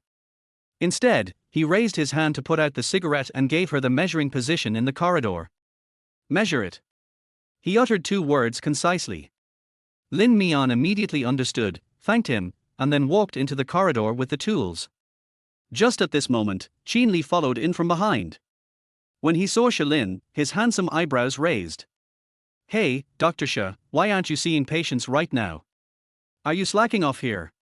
Shalin rubbed his brows and said in his usual cold tone, "I just finished an operation and came out to get some fresh air." Qin Li understood, "I understand. Being a doctor is stressful. It's normal to relax and vent occasionally." Lin Mian was working in the back while listening with his ears perked up. It turns out that a calm and composed doctor like him also experiences mental stress. No wonder he's so wild in bed every time. He probably lets out his anger in bed. "By the way, let me introduce you. This is my little apprentice, Lin Mian. You met him last time in Bafang City. Do you still remember him?" Qin Li introduced enthusiastically. Shalin glanced at Lin Mian and was speechless. "Not only have I seen her, I've also slept with her. Mian Mian is a well-behaved child. She will come to the hospital for measurements often in the future. Please take good care of her for me." Qin Li blinked and greeted him. Shalin's eyes paused, and he nodded lightly, his voice even and steady, "I know, time's up, I have to go see patients." He turned around and wanted to go out, but Qin Li suddenly slapped his forehead and turned to Lin Mian and said, "Oh, Mian, you have a stomachache, right? It's a good time to ask Dr. Shi to take a look at you. He has to see patients anyway." He accidentally noticed that Lin Mian had a stomachache this morning and kept holding her lower abdomen. After asking her, he found out that it was an old problem of hers. However, Shalin has excellent medical skills and can help with the diagnosis. When Lin Mian heard this, she was immediately horrified and quickly waved her hand to refuse. "No need, Teacher Qin, this is an old problem for me, there is no need to trouble the doctor." As soon as she finished speaking, she saw Shalin raise his eyelids and asked casually, "Oh? How does it hurt?" "This sounds so familiar, he asked the same question last time." Lin Mian immediately became embarrassed, her ears slightly burning. "It's just a stomach ailment, an old problem. Your stomach problems also need to be treated properly. Ask Dr. Shi to prescribe some medicine for you and take good care of yourself." Qin Li echoed from the side. "Okay, then let's go to my office," Shalin said. Now, Lin Mian didn't even have the chance to refuse, and Qin Li enthusiastically pulled her to Shilin's office. It was still the same clinic as last time. In just a few days, 2 more banners appeared on the wall, both of which were banners of gratitude presented by family members. Lin Mian looked at the words silently, and felt a little more respect for his medical skills. His medical skills are indeed very good. Last time she had a stomachache, the medicine he prescribed was cheap and effective. She showed obvious improvement after just 1 meal. Sit down and hold your wrists out. Hearing the man's words, Lin Mian sat down obediently and stretched out her wrist. Shilin raised his hand and pressed his warm and strong fingertips on her pulse. The force was not light, but heavy, with an indescribable feeling of oppression. Lin Mian subconsciously held his breath and dared not move. She had always thought he was a Western doctor, but she didn't expect that he could actually take pulses. She had always had an inexplicable admiration for Chinese medicine. At this moment, she saw the man's clear facial features, his serious and focused expression, and the warmth emanating from his fingertips.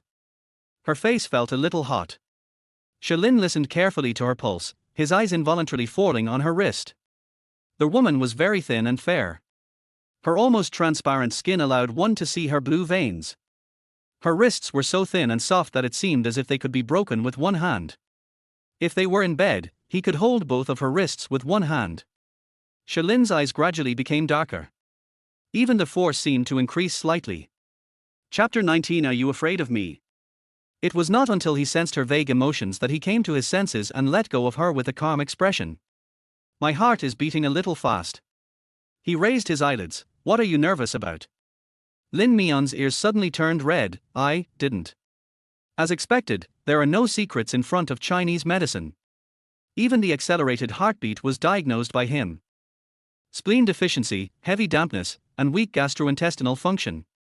Shilin continued, eating junk food is not good for the stomach and intestines, especially instant noodles. Lin Mian didn't expect that he could even see this, and even accurately know what food she had eaten. Mian, do you usually eat instant noodles? Qin Li asked her from the side. Lin Mian admitted sheepishly, when I'm too busy studying, I just eat a bite. Maybe I eat a little too much. That won't do. Your health is the capital of revolution. You're young and this is the time to take care of your body. How can you just make do with it? No wonder you have a stomachache. Qin Li frowned at the side and said, Shilin, please give her some stomach medicine. I think this girl is working so hard that she doesn't care about anything. She might just eat instant noodles next time. Shilin typed a few words on the computer, and then said lightly. You need to take care of your stomach. Taking medicine is useless. He paused and added, but if this continues, it could easily develop into duodenal ulcers, chronic gastritis, pancreatitis, and stomach cancer. Hearing the word stomach cancer, Lin Mian raised her eyes in fear and met the man's half-smiling eyes. His teasing look was no different from the last time he explained to her the dangers of selling eggs. They were all trying to scare her. Lin Mian bit her lip and nodded sullenly. I understand. I will eat well. After all, the word cancer is still very intimidating when it comes from the doctor's mouth. She is a normal person, so of course she is afraid of death. That's perfect. It's time for dinner. Mian, come with me to eat. I remember there's a good home-cooked restaurant nearby. It's perfect for you to nourish your stomach. Qin Li looked at the time and enthusiastically took Lin Mian downstairs to eat. Before leaving, he casually asked Shilin, do you want to come with us? Shilin stood up, okay. Qin Li. No, did he hear it wrong just now? Shilin was always a workaholic when he was in the hospital. He would never leave the building all day long, and he couldn't even make an appointment for a lunch break. He wanted to be polite, but he didn't expect Shilin to agree so readily. Is this still the doctor who was so popular? Aren't you leaving yet? Shilin had taken off his white coat, revealing a neatly tailored white shirt underneath. He was not wearing a tie, and 2 buttons on his collar were undone, revealing a small part of his collarbone, adding a touch of sexiness to his abstinence. Lin Mian looked at it for a few seconds and then looked away in panic. It has to be said that this man is so attractive that she always looks at him unconsciously. When she sees him, those exciting scenes will unconsciously emerge in her mind. Her ears felt even hotter. Okay, then take my car and go together. Qin Li raised his eyebrows and waved at Lin Mian. Mian, follow me. We will treat Dr. Shi to a meal today as payment for his pulse diagnosis. Lin Mian hurriedly followed Qin Li, keeping her head down to avoid him the whole time, and even sat in the passenger seat when getting in the car, leaving Shilin sitting alone in the back seat. It wasn't that she didn't like him, but she always remembered his attitude. He blocked her, meaning he didn't want to have anything to do with her. So she always consciously kept a distance from him and acted like a stranger. After all, if she took someone else's money, she had to abide by his requirements. This restaurant is located not far from the hospital, in a commercial area. Qin Li ordered a lot of things. In order to take care of Lin Mian, most of the meals he ordered were stomach-nourishing meals, and he even asked Shilin for advice at the table. While eating, he kept picking up food for Lin Mian. Mian, eat more. You're too thin. In our line of work, you'll be running around a lot. You need to be stronger to be more resilient. Lin Mian was flattered and nodded repeatedly. Thank you, Teacher Qin, I can pick it up myself. Okay, eat as much as you want. Don't be polite. Qin Li looked at her with a smile as if he was looking at a girl from a training program. Lin Mian began to eat the rice in the bowl consciously. It seemed that the dishes recommended by Shilin were very appetizing. She added vegetable soup and ate a bowl of rice, and her stomach felt much better. After dinner, Qin Li went to pay the bill. Lin Mian took advantage of the break to go to the bathroom. As soon as she came out after washing her hands, a tall and familiar figure leaned against the bathroom door, blocking her way. When Lin Mian saw the man's face clearly, her pupils dilated instantly and she felt a little uneasy. Are you afraid of me? Shilin turned his head, his dark and deep eyes staring at her directly. Chapter 20, Hiding from Me. Why are you nervous about seeing me? He asked her directly. I didn't. Lin Mian just felt embarrassed. The business relationship between the two of them was not open to the public. If she didn't hide away, would she greet him openly? Shilin obviously didn't want to let her go. He raised his foot and walked towards her step by step. His tall and slender body pushed her against the sink. Lin Mian subconsciously stepped back until his lower back hit the marble countertop, leaving him with no way to retreat. The man lowered his head slightly, his angular face approaching her. Are you avoiding me because you hooked someone else? He's more generous than me and will offer you a higher price. Lin Mian suddenly opened her eyes wide and understood what he meant in a second. He is my leader and teacher.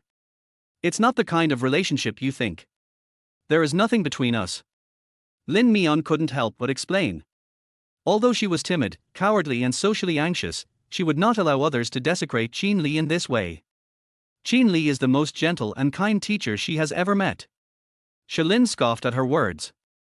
He approached her again, his powerful aura enveloping her, and every word he spoke was filled with advice. Qin Li is not someone you can mess with, understand? Lin Mian frowned, not understanding what he meant. Shilin took a step forward, raised his hand to pinch her chin, and whispered every word into her ears. If you need money again, I can allow you to come to me to make a deal. After all, we are old acquaintances, and we are highly compatible in bed. If you perform well, I will give you a raise. Lin Mian's face suddenly turned red.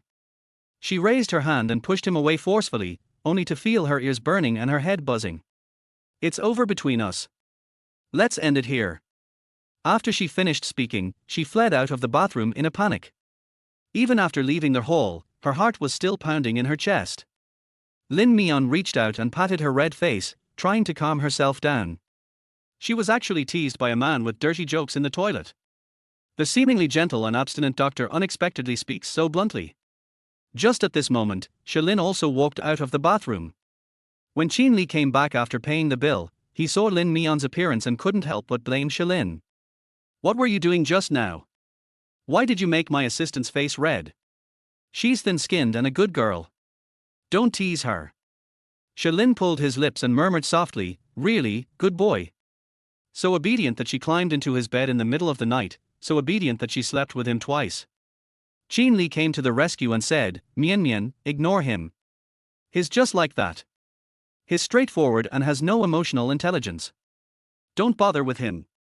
Lin Mian didn't dare to argue with him. She didn't even have time to hide. When they were leaving, the man's slender arm accidentally touched her hand. Lin Mian quickly retracted her fingers, feeling as if an electric current had passed through her. She wasn't sure if he did it on purpose. But, all her senses are extremely sensitive now. It seemed that as soon as she met him, all her calmness and composure collapsed, and even the pores on her body expanded twice as much. It was really strange.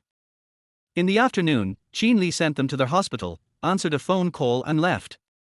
Before leaving, he handed Lin Mian to another master to help take care of her, and Lin Mian followed the master to continue her surveying work. Since the layout of the entire hospital needed to be greatly changed, Lin Mian was responsible for the measurement data of the entire third floor. Among them was the entire internal medicine office, as well as the clinic where Lin worked. Lin Mian took his time and finished measuring all the buildings and terrain on the third floor before slowly coming to Lin's clinic. Fortunately, the man had a patient in front of him and couldn't take care of her for the time being. After explaining the reason, Lin Mian took his tools and started working hard. With a glance, she saw the examination bed in the inner room. Lin Mian couldn't help but think of the last time she was lying on it, with her clothes lifted up and him pressing on her stomach. The strength and temperature of the man's fingers seemed to be still engraved on her lower abdomen, warm, heavy, and thick. Her face flushed slightly and she looked away unnoticeably. Lin Mian continued to devote himself to his work. She was short, holding a ruler in one hand and standing on tiptoe to reach the ceiling. Her short t-shirt was lifted up by her movement, revealing half of her fair waist. It's so thin that it seems like it can be broken by one hand. Lin sent the patient away and glanced at her inconspicuously. Just one look and I can't look away. Chapter 21. Thank you for helping me. She has a slender waist and a slim figure.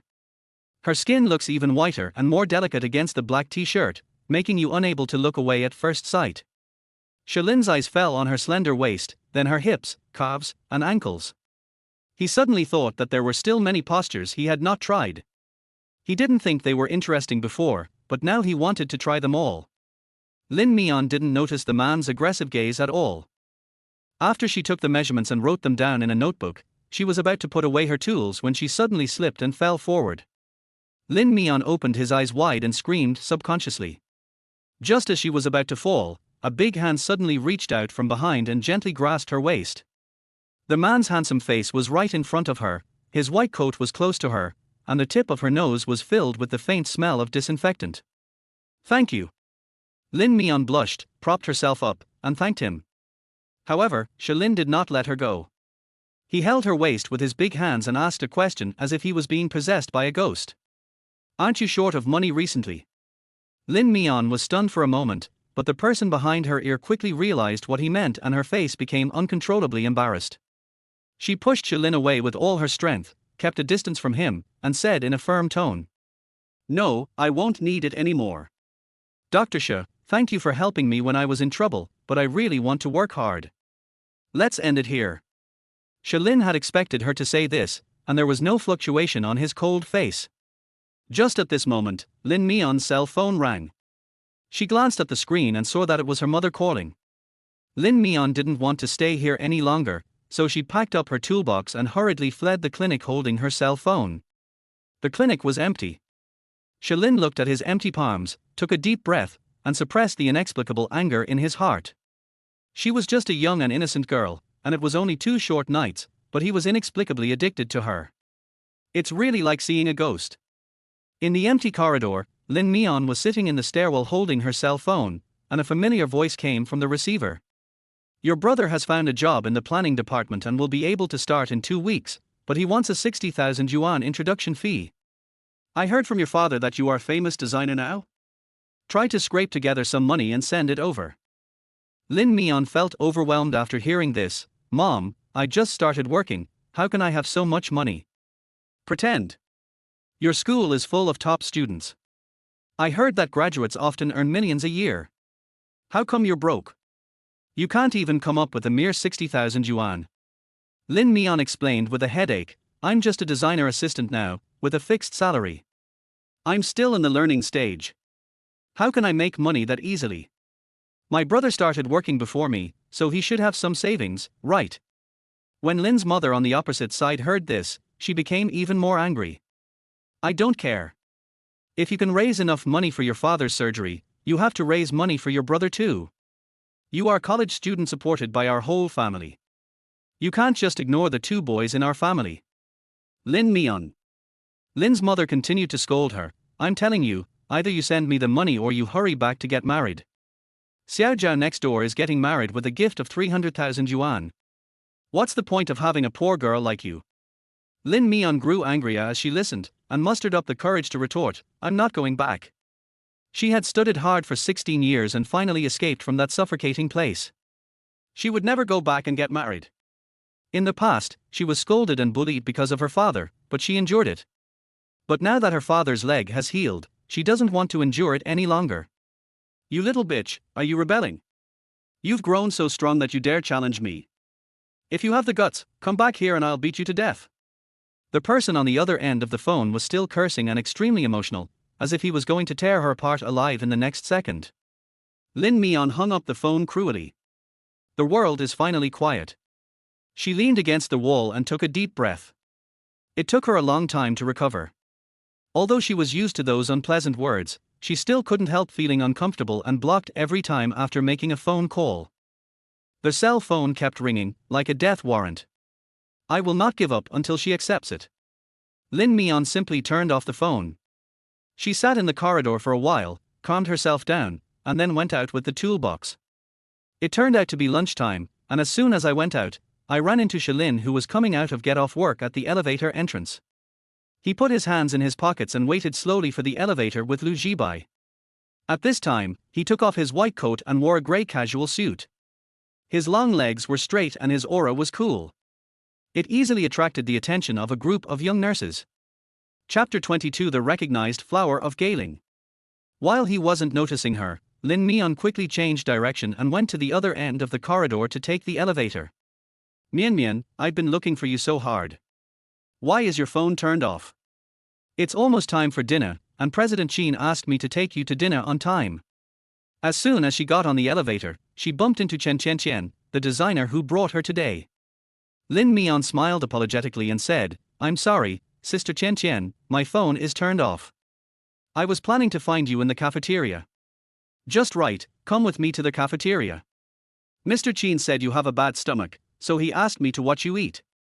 Chen Qian took her arm and they walked out of the elevator together. Because they are staff members, the hospital has issued them canteen cards, so they can swipe the cards to eat at mealtimes. Lin Mian took the lunch tray, found a place to sit down, and ate with Chen Qian. There was suddenly a commotion around, as if someone was discussing a certain person. She looked up curiously at the source of the sound and saw the cold figure in the crowd. He actually came to the cafeteria to eat? It's somewhat inconsistent with his temperament.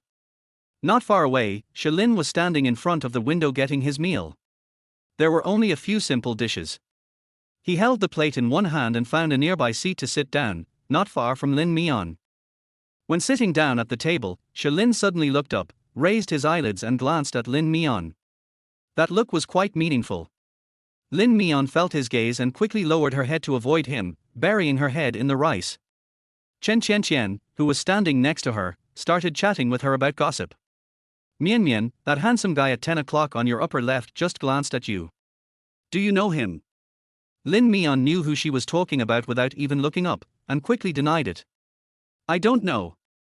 He is a recognized beauty, an ascetic handsome guy. It was such a good opportunity for you to go to the third floor for measurement today. It's a pity that you didn't meet him. Chen Qian sighed. An abstinent handsome guy. Lin Mian stuffed rice into his mouth and complained silently in his heart. When he was in bed privately, he was not abstinent at all. He played in all kinds of ways, more exciting than anyone else. Mian, let me tell you, we designers need to be more flexible. Next time you run into those two handsome guys, add them on WeChat. You can tell by their way they're dressed that they are wealthy. They are all potential high-quality clients for us, understand? Chen Qian gave her an ideological lesson. This girl is obedient and gentle, and everything about her is good, but she is a bit timid and doesn't know how to take the initiative. Yeah, I see. Thank you, Sister Qian. Lin Mian agreed sincerely on the surface, but actually sighed in his heart. It is impossible to add WeChat. People have blocked her WeChat a long time ago. Building connections is really hard work. On the other side of the table, Lu Jibai teased Shalin with great interest. Today is truly a stunner. Our director Sha, who never comes to the cafeteria, actually offered to treat me to a meal. His motive is too obvious.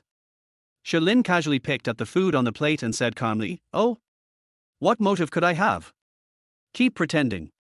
Lu Jibai sneered at him. 10 minutes have passed since we entered the cafeteria, and you've glanced at the girl at least 3 times.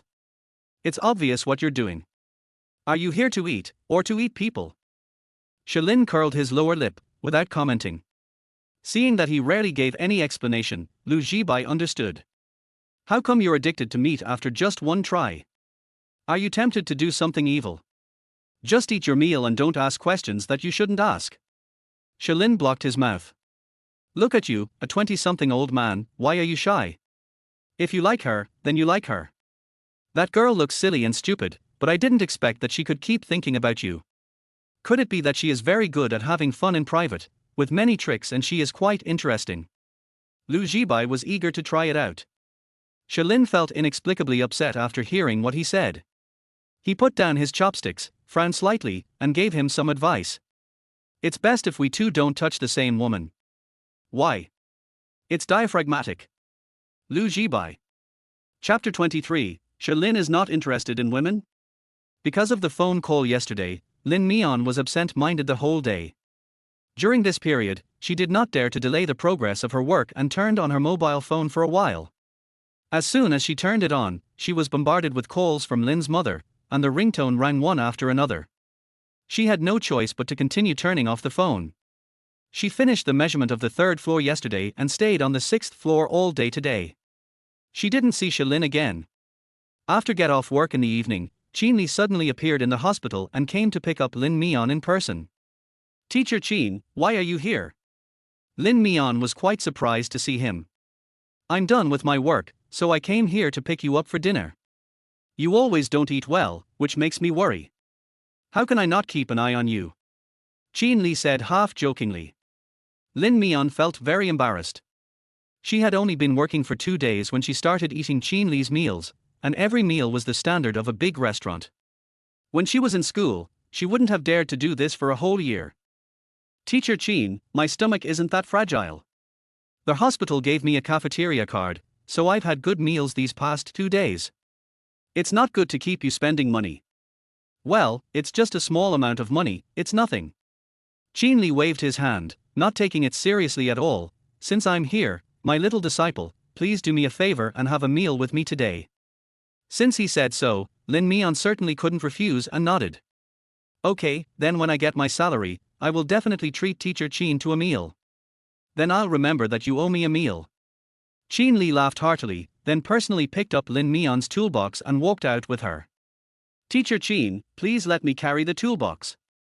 Lin Mian was terrified. What was the point of asking her boss to carry tools for her? This thing is quite heavy. There's no point in letting a girl carry it when there are men here. Qin raised his lips and said casually, just follow me. Get used to it. Don't feel too stressed. Lin Mian felt flattered.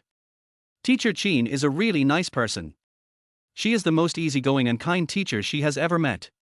She silently cheered herself up in her heart. Lin Mian, come on, work hard and repay Teacher Qin. When they arrived at the underground garage, Qin had just started the engine when a black Land Rover squeezed in from the front. The license plate number was so familiar that Qin rolled down the window to greet him. Dr. Sha, are you off work already?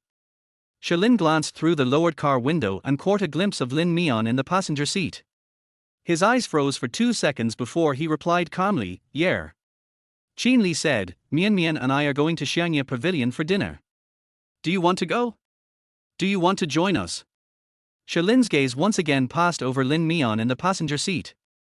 The girl didn't even want to look at him and deliberately glanced away, her intention to avoid suspicion being obvious.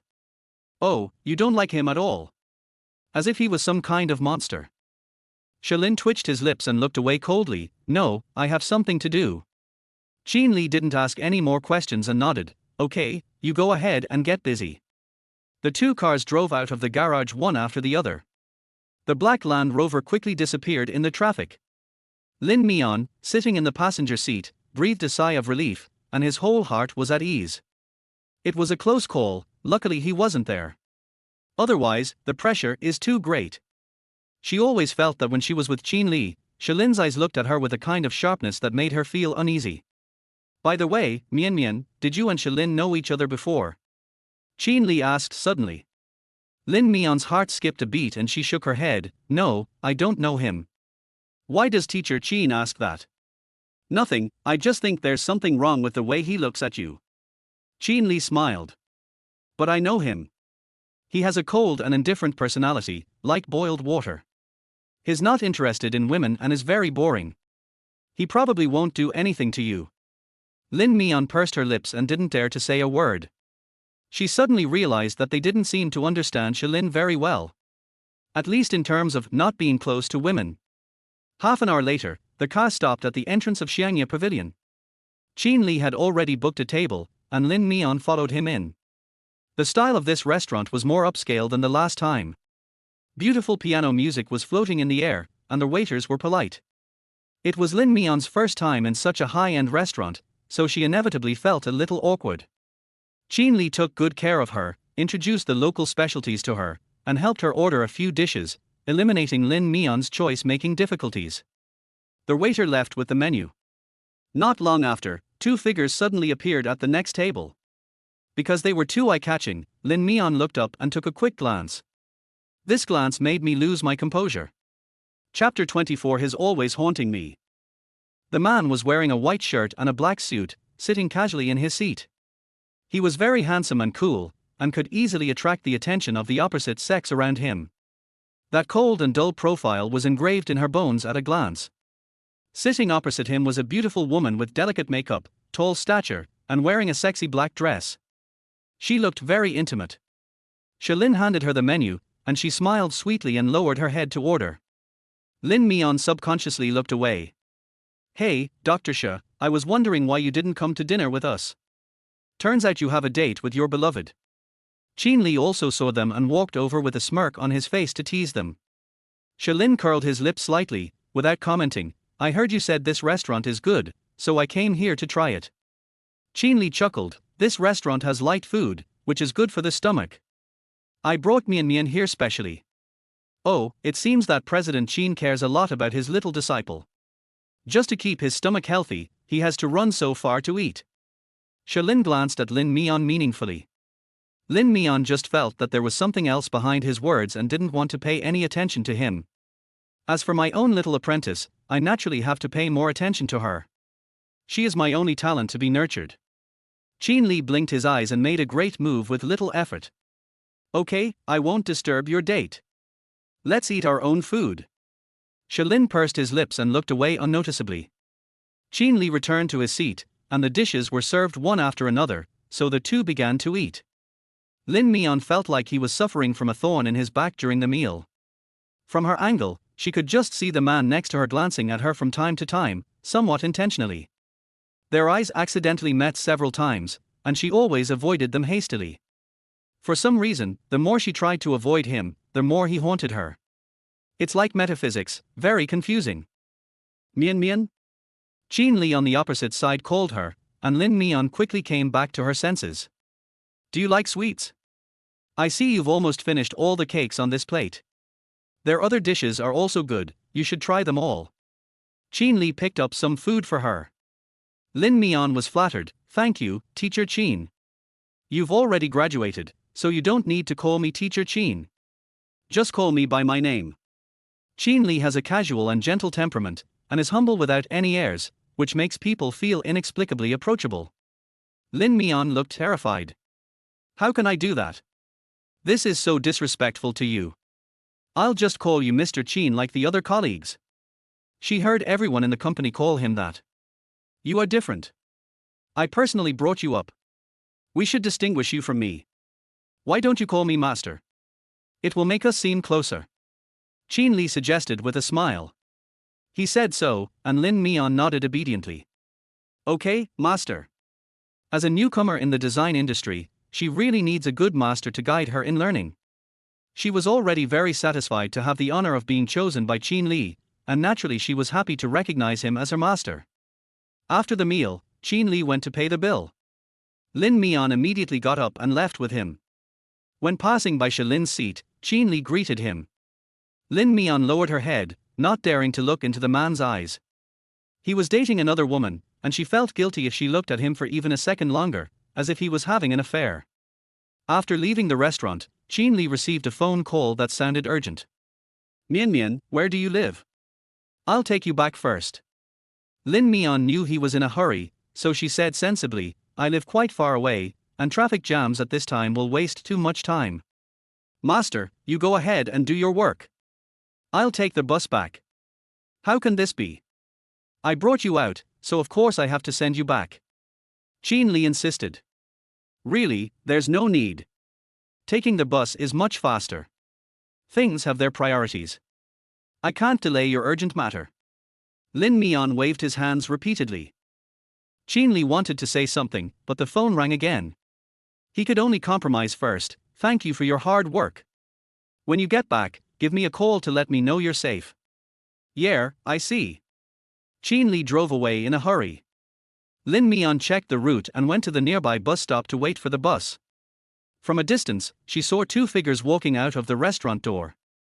A tall woman got into Shilin's car, and then the car started, and a black Land Rover drove past her. Lin Mian subconsciously lowered his head and hid himself. It seems that he has a new love and will not look for her again. The Land Rover drove for a while, and Shilin suddenly stopped the car and said to the woman without changing his expression. I have something else to do. I can't take you today. Take a taxi yourself. I'll reimburse you. The woman was a little reluctant. Dr. Shi, you have already treated me to a meal, I will treat you to a movie in a private theater. Is there anything that can't be discussed after the movie is over?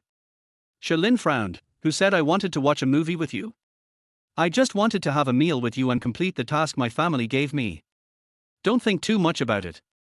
The woman couldn't believe it. You. Get off. Chapter 25 Lin Mian, are you being stubborn? The woman didn't expect his expression to change so quickly. But she couldn't afford to offend the man in front of her, let alone get entangled with him. His methods were feared by people in the circle, not to mention that he was born in the Shi family of Beicheng, a family with a powerful name. It is better to stay away from this kind of man than to offend him, otherwise you won't even know how you died. The woman had no choice but to get out of the car and leave in disappointment. Shilin turned the steering wheel, went back, and finally stopped next to the bus stop. Sure enough, I saw that Lin Mian had not left yet, and was standing alone there waiting for the bus. Get in the car. He rolled down the window and spoke briefly. Lin Mian was surprised for a second when she saw him, then looked into his car. The passenger seat was empty, no one was there. Did that woman just leave? What does he mean, seamless? Lin Mian didn't want to go up for a moment, so she shook her head and refused him. I'll take the bus back. Shilin continued, come up, I have something to ask you. What could there be between him and her? Lin Mian would never believe him. She took 2 steps back, her resistance obvious. She just didn't want to get in his car. Shilin was a little impatient. Lin Mian, don't you understand what I'm saying? Lin Mian pursed her lips and leaned back against the bus stop sign, not moving or speaking. Stubborn. If she didn't get in the car, he wouldn't leave, and the two of them just stayed like that. Until the car behind started to urge us forward, honking its horn. But Shilin seemed not to hear her, and did not move at all, waiting for her. Sister, please get in the car quickly. If you two have something to say, please get in the car and argue. Don't block the road. That's right, there's no morals. The driver behind started shouting and urging, which attracted a wave of complaints from other drivers. Lin Mian was thin-skinned and couldn't wait any longer, so he had to compromise, open the car door and get in. She originally wanted to sit in the back, but after pulling the door for a long time, it wouldn't budge, so she had no choice but to open the passenger seat and sit in. Fasten your seat belt. Shilin reminded her. Lin Mian pulled on the seat belt and fastened it, and the Land Rover whooshed out of the bus stop. After they passed an intersection and waited for the traffic light, Shilin suddenly asked her, what is your relationship with Qin Li? Lin Mian didn't react, ? Shilin snorted coldly, Xianya Pavilion, a high-end restaurant, a dinner there can be worth half a month's salary for you. Do you think Qin Li cares so much about everyone? Lin Mian frowned and explained, he said that since I'm his apprentice, he'll take better care of me. This kind of nonsense can only fool a simple-minded college student like her. Shalin tapped his fingers on the steering wheel and said coldly, I'm warning you again, stay away from him. Why? Lin Mian found him puzzled. It's not his turn to interfere in the relationship between her and Qin Li, right? The transaction had clearly been completed, but why was anyone still meddling in other people's business? She really didn't understand. It's not as simple as you think. Considering we've slept together twice, I'm giving you some good advice, Lin Mian. Don't disobey me. Shalin's brows furrowed. Lin Mian was too lazy to talk to him. She couldn't win the argument and he wouldn't listen to her explanation, so she simply shut up and said nothing. So what if we slept together twice? Aren't we still strangers who have been blocked? The green light came on and the Land Rover was back on the road. Neither of them spoke, and Shalin vaguely realized that this woman seemed obedient on the surface, but was actually very stubborn at heart. It's just that she has a soft temper and is good at resisting in silence. He pinched his eyebrows with one hand and changed the subject. Where are you moving to? Lin Mian's heart was raised. Why are you asking this? I'll take you back. Shalin glanced at her, feeling a little helpless. Lin Mian looked outside and saw that the car had already reached the overpass. She had no choice but to give the address, Wanshooting Community. Shalin searched the navigation, and then recalled that it was a resettlement community with many partitioned houses and a mixed crowd. It was usually very messy. I didn't expect she rented a place like that. He positioned the navigation and drove over. 40 minutes later, the Land Rover stopped downstairs of the residential complex. It was the beginning of the nightlife. Various snack stalls were set up outside the residential complex. The smell of oil smoke floated in the air, and the vendors were shouting at the top of their lungs. Many people came out to drink, eat skewers, and make a lot of noise. Shalin's Land Rover looked out of place in this area. Lin Mian did not let him enter the community, but stopped by the roadside, because the road conditions in the community were even worse and there were many people, and if he was not careful, he would bump into someone. Thank you for taking me back. Goodbye. Lin Mian thanked him politely and tried to open the door and get out of the car. The next second, I heard a click, and the car door was locked. She couldn't help but turn her head to look at the man, her face full of confusion. I'll say it again, stay away from Qin Li and be cautious, understand? He said this over and over again, and Lin Mian was really angry. She took a breath and looked at Shalin with an unhappy tone. Dr. Sha, who I am close to and who I am far away from is my own business. You can't control my interpersonal relationships just because you slept with me twice. You've crossed the line, do you know that? Chapter 26. It's all fake. Shalin didn't expect that she would dare to talk back. His face darkened 2 shades. Lin Mian, you're being stubborn, aren't you? Lin Mian mustered up the courage to continue. I'm telling the truth, and teacher Qin Li is so kind to you, but you keep saying bad things about him behind his back and trying to sow discord. Dr. Sha, you don't have to do this. Shalin gripped the steering wheel tightly, the veins on his forearms throbbing. Okay, very good. She has become so sharp-tongued, like a soft rabbit that bites people without any warning. It seems that her limp appearance in bed was all fake. Dr. Sha, please unlock the door. Lin Mian said stiffly. Shalin tilted his head and stared at her. In the dim carriage, his eyes were dark and sharp, as if he wanted to see through her inside and out. Lin Mian straightened his back and looked at him without any fear. She had been hiding for 2 days and was tired of it. Lin Mian, you're quite courageous. Shalin suddenly sneered and forced out a few words. With a click, the car lock was opened by him.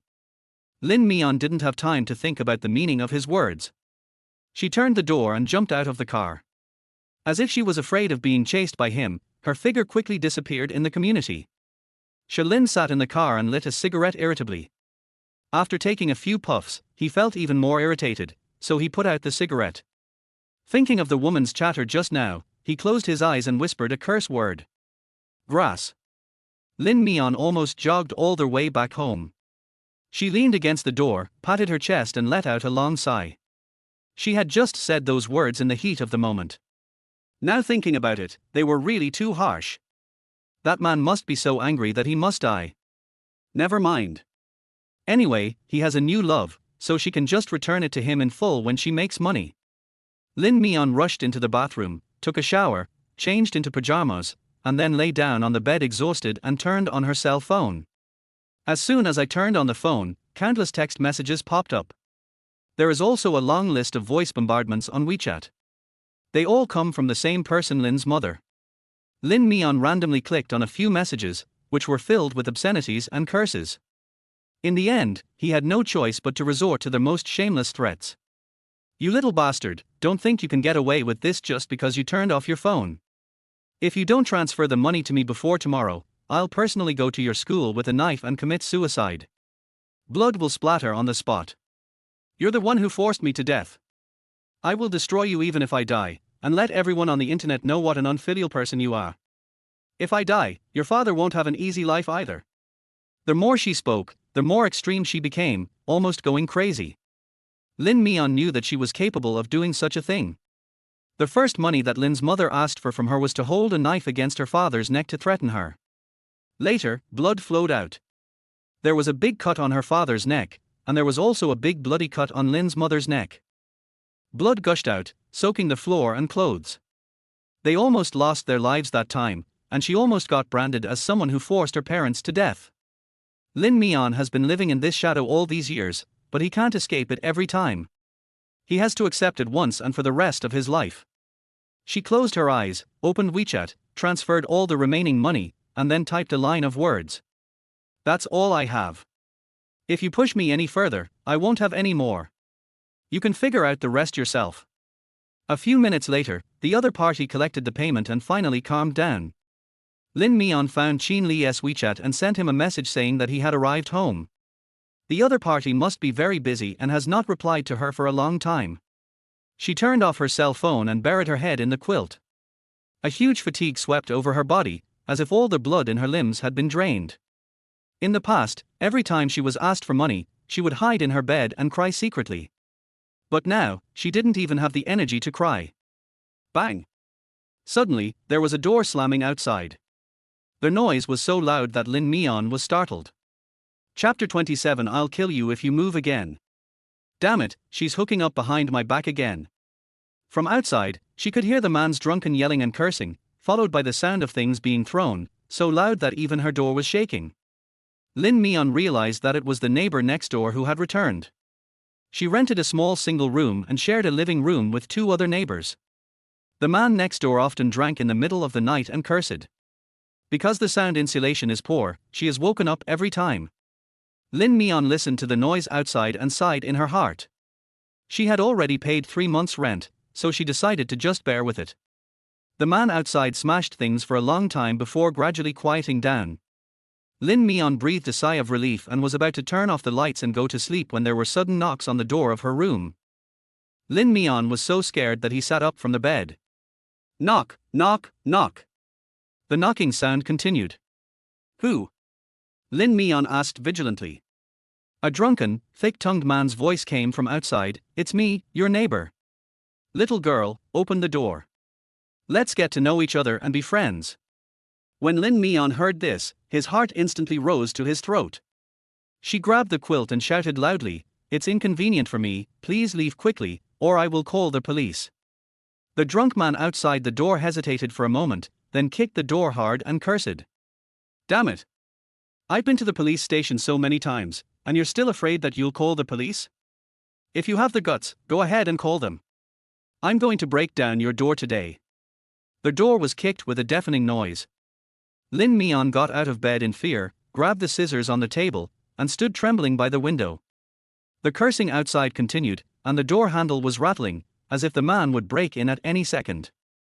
A layer of cold sweat broke out on Lin Mian's back.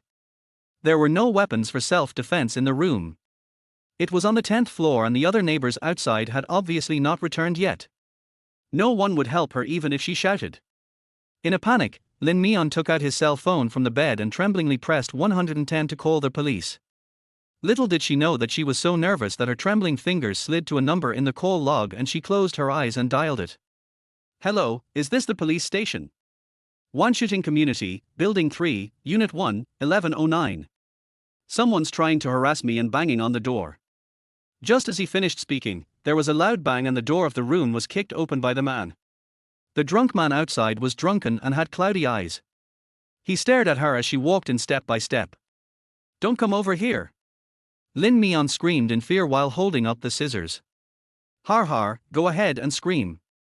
You'll have plenty of time to scream later." The drunk man rushed towards her with a rough voice. Lin Mian screamed and stabbed the man with the scissors tightly.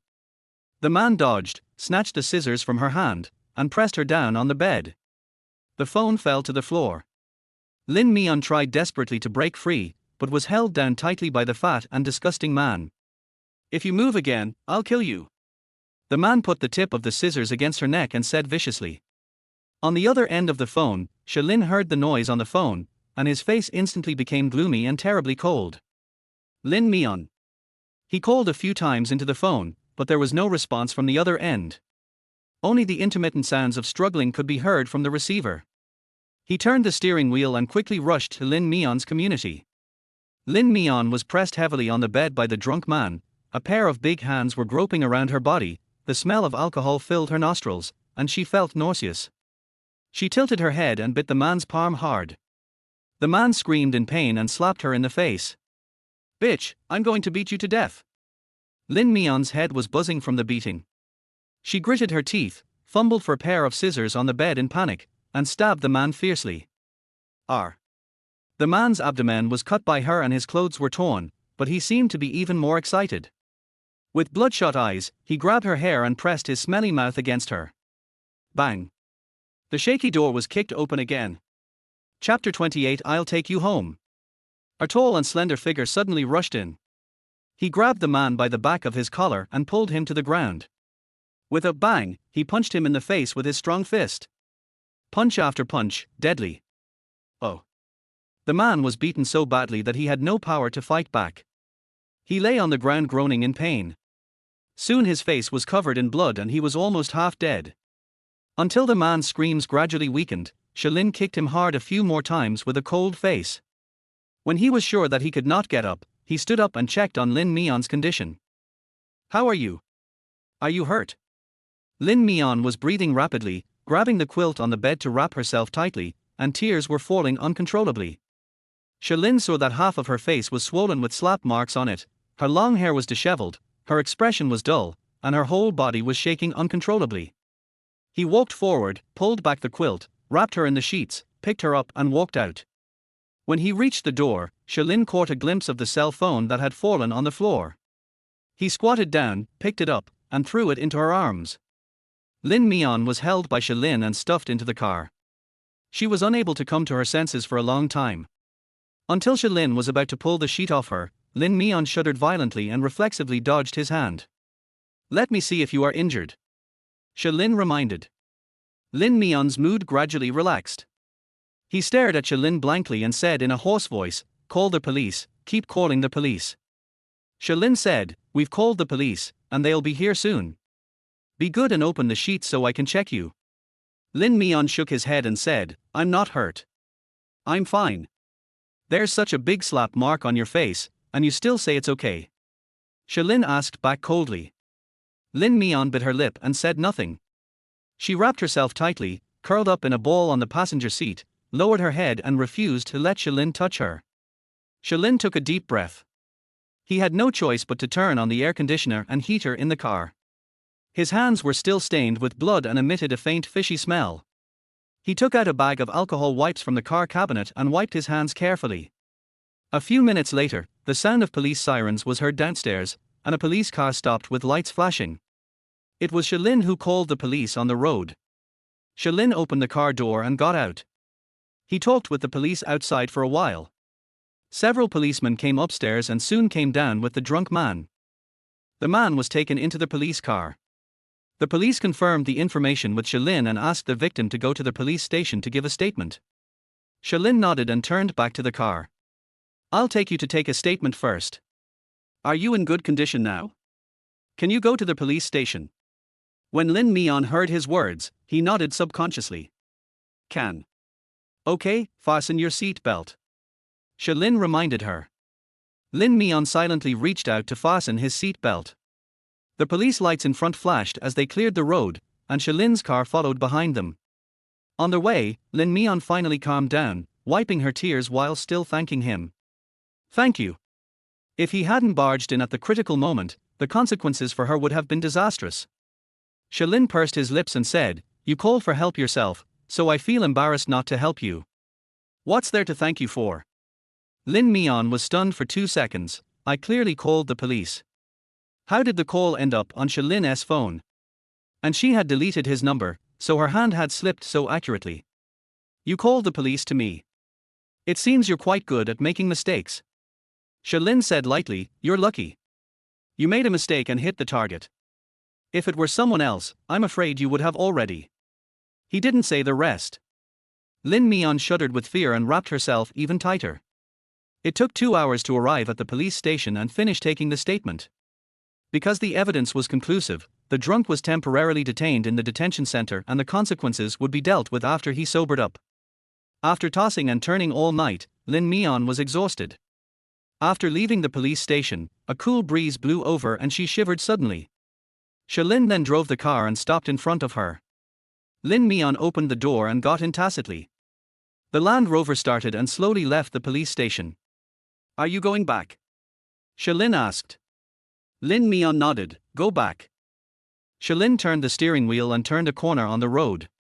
"We're not going this way. It's too late. I need to go back to Bafang City. Can you take the bus back by yourself?" Lin Mian continued to nod. "Okay." Shalin changed the route and drove to Bafang City. The Land Rover slowly stopped in the garage, turned off the engine, and stopped moving. Seeing this, Lin Mian thanked him sincerely again, then opened the car door and tried to get out. The next second, Shalin grabbed her wrist. "Not scared anymore?" Shalin narrowed his eyes. Lin Mian pursed her lips, her long eyelashes trembled, and she lowered her head and said sullenly, "I'm afraid." After something like this happened, it was impossible for her not to be afraid. Moreover, the door was kicked in and there was no function to lock it tonight. But what could she do if she was afraid? She had no choice but to go back. "Will you ask for help?" Shalin asked suddenly. Huh. Lin Mian didn't react. Shalin grabbed her wrist and pulled her back, his tall and slender body moving closer, enveloping her in a unique masculine aura. "Beg me, act like a spoiled child, and let me take you home." Chapter 29 Shelter. Lin Mian was stunned for a moment. She really didn't expect Shalin to say that, and her head was buzzing. She never liked to trouble others. She would never ask for help unless they asked. She didn't want to cause trouble for others even if she was scared. What's more, this person is Shalin. She had just had a fierce and angry argument with him a few hours ago, so it was good enough that he didn't get annoyed with her. Lin Mian reacted a little late, and looked at the half-cooked man in front of her with red eyes. She moved her lips, but still said it spinelessly. "Please, can you take me in for one night?" She thought for a moment and then politely added, "If it's too inconvenient, forget it." Shalin. He had already brought her to the doorstep and made it so clear, how could it not be inconvenient? He spit out 2 words with a dark face, "Follow." Lin Mian wrapped the bed sheet tightly around her body, got out of the car silently and followed him. After getting out of the elevator, "Scan your fingerprint to enter." Shalin changed his shoes and went into the living room on his own. Lin Mian took out a pair of disposable slippers from the shoe cabinet and put them on before walking in carefully. His home was so clean, and the lights were bright and high-end. Every inch of light seemed to be scrutinizing her from above, as if it wanted to illuminate her inside and out. Lin Mian, the bed sheet wrapped around her, and her tattered pajamas all looked as cheap as garbage. She suddenly regretted following him up. Faced with fear and inferiority, the latter seemed to make her more embarrassed. "Throw away that tattered sheet of yours and take a shower." Shalin took out a bathrobe from somewhere and threw it into her arms. Lin Mian subconsciously caught it and walked towards the bathroom in the guest room. When she looked in the mirror while taking a shower, Lin Mian discovered that half of her face was swollen, with several large finger marks on it, and even her ears were red. His eyes were red, his hair was messy, and he looked extremely disheveled. It's no wonder that Shalin was willing to bring her back. After all, she now looks like a down-and-out girl who needs to be rescued. Whether it was selling eggs or being violated, he saved her once and now he saved her a second time. She seemed to owe Shalin another favor. Lin Mian took a deep breath, turned on the shower and immersed himself in the water. After taking a shower, Lin Mian came out wrapped in a bathrobe, only to find that her feet and calves were covered with bruises and a few small scratches from when she struggled with the drunk man. They were only now beginning to hurt. "Come over." Shalin sat on the sofa. On the coffee table in front of him was a medicine box, with cotton swabs, iodine, and an ice pack next to it. Lin Mian walked over obediently and sat on the sofa. Shalin threw the ice pack into her arms, then unscrewed the iodine and applied it to the wound on her calf. He is a doctor, his technique is skillful and neat, and when he lowers his eyes, he appears serious and focused. Lin Mian silently picked up the ice pack and applied it to half of her face. The cool temperature offset the heat on her face. For some reason, even her ears felt a little hot. After a while, the wound was disinfected. Shalin put a few band-aids on her leg, and then closed the medicine box in an orderly manner. "Thank you for tonight, Dr. Shah." Lin Mian apologized to him shamefully. "What I said before was so hurtful. I didn't expect you to be willing to come and save me and take me in. I'm really sorry. I apologize to you." Shalin wiped his hands with alcohol and glanced at her. "Lin Mian, whether it's an apology or a thank you, sincerity is required, understand?" Lin Mian was stunned for a second. "What sincerity? For example?" He chuckled and looked at her sideways. "Think about it yourself." Chapter 30. Pay attention. Lin Mian's head exploded with a bang. Looking at the man's superior and handsome face, her ears turned red. She didn't expect that he would say the most shocking words in the most indifferent tone. "Do it." Shalin's calm gaze was just like the night outside the window, deep and dark, with no bottom in sight. The feeling of being invaded came back. Lin Mian's nerves were tense, and the hairs on his back stood up. I don't want to do it. But I want to." Shalin's already deep voice became even deeper, with a hint of hoarseness. Lin Mian clenched her fingertips and moved her lips, just about to say no, but it was too late. Shalin held her arm and pulled her forward. With his other hand, he held the back of her head and lowered his head to kiss her deeply. The ice pack fell to the ground. The man's unique and exclusive scent rushed towards her, splashing in her nostrils, hot and scorching, as if her skin was about to burn. Lin Mian's breath was choked, and she subconsciously tried to dodge, but the moment she turned her head, the back of her head was firmly fixed by the man's big hand. "Don't move." His voice was hoarse, but it carried an irresistible command. Lin Mian's heart was beating fast. Having just been harassed by a drunk tonight, she was left with a deep shadow in her heart. Even though the man in front of her was an outstanding and handsome man, her body and limbs still trembled uncontrollably. "Open your eyes and look at me." Shalin's low and hoarse voice gave an order in her ear, and Lin Mian was forced to open her eyes and look into that handsome face that was so exquisite that it made her heart palpitate. "If you don't resist, I'll take it as your consent." Lin Mian pursed her lips, looked at him, opened her mouth, but couldn't utter a single syllable.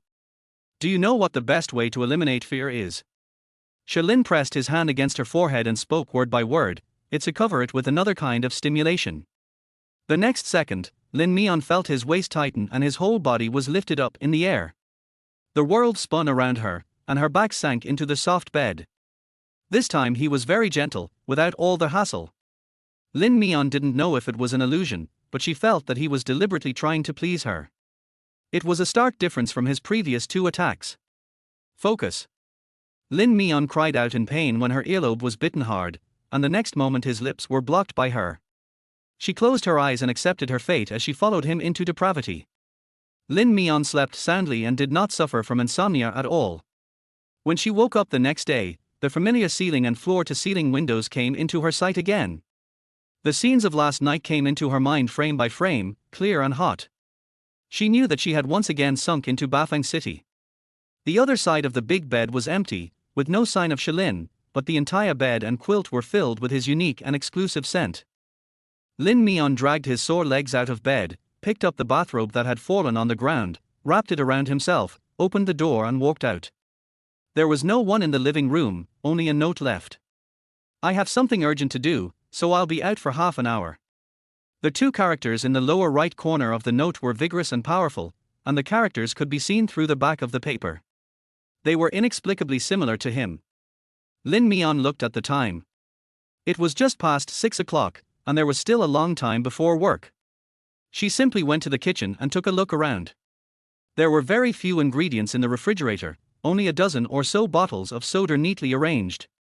She thought about it, took out her phone and ordered some takeout and some ingredients. Half an hour later, when Lin came back, he smelled a fragrance and saw a figure moving in the kitchen. There were a pile of takeout boxes on the dining table. There were quite a lot of them, and they looked very generous. Lin glanced at the order price and his eyes deepened. He rented a dirty, shabby little room for himself, but he was lavish in treating others to meals. A typical people-pleasing personality. Chapter 31. What is the relationship this time? You're back. The kitchen door was opened and Lin Mian came out carrying 2 plates of cold dishes. She was still wearing the bathrobe she wore last night. The deep V neckline was loose, revealing her delicate collarbone. Her fair face was still red and swollen, and the swelling had not completely subsided. Looks so pitiful.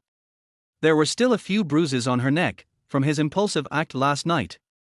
Lin's eyes darkened, his gaze fell on the small dish on the table, and he raised an eyebrow at her. Did you make these? Lin Mian nodded and said, I have to thank you for saving me last night. A breakfast is not enough to express my gratitude. Lin sat down and said with a half smile, didn't you give me your thanks last night? Lin Mian's face turned red instantly. She opened her mouth, but suddenly didn't know what to say. Okay, sit down and eat. Lin picked up the chopsticks and greeted her. Lin Mian shut up and sat obediently opposite Lin, drinking his porridge absent-mindedly.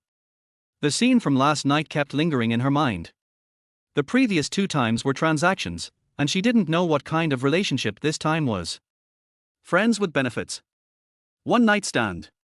Or, a tacit understanding between adults? How much does the house you rented cost? Lin asked her suddenly. Lin Mian came back to his senses and answered subconsciously, 1,500. This is the cheapest small studio room in the urban area of North City. Change it. Moving, do you understand?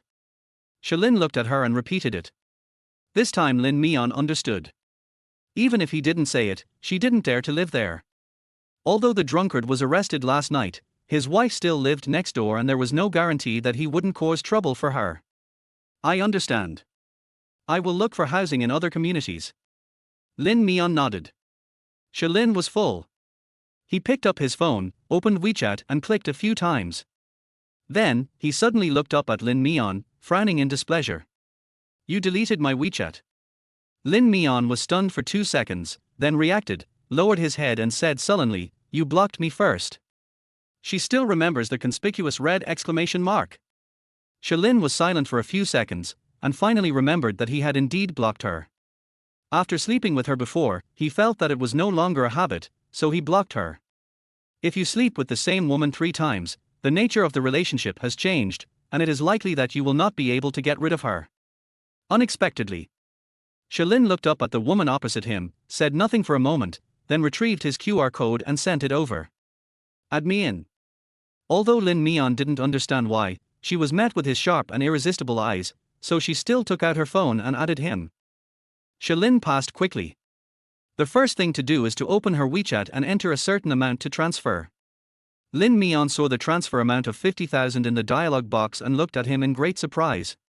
Keep the money. I don't have the habit of sleeping with women for free. Use the money to rent a decent house. Don't hang around in that resettlement area. I can't always save you accurately. Lin put away his phone, and his expression returned to the calm and indifferent look he had during the day. It turns out that all the things he did and said last night were just for the sake of sleeping? In his mind, this is still a deal. Lin Mian stood there in a daze for a few seconds, then quickly digested the fact. His finger paused in the air above the screen, and he bit his lip to accept the money.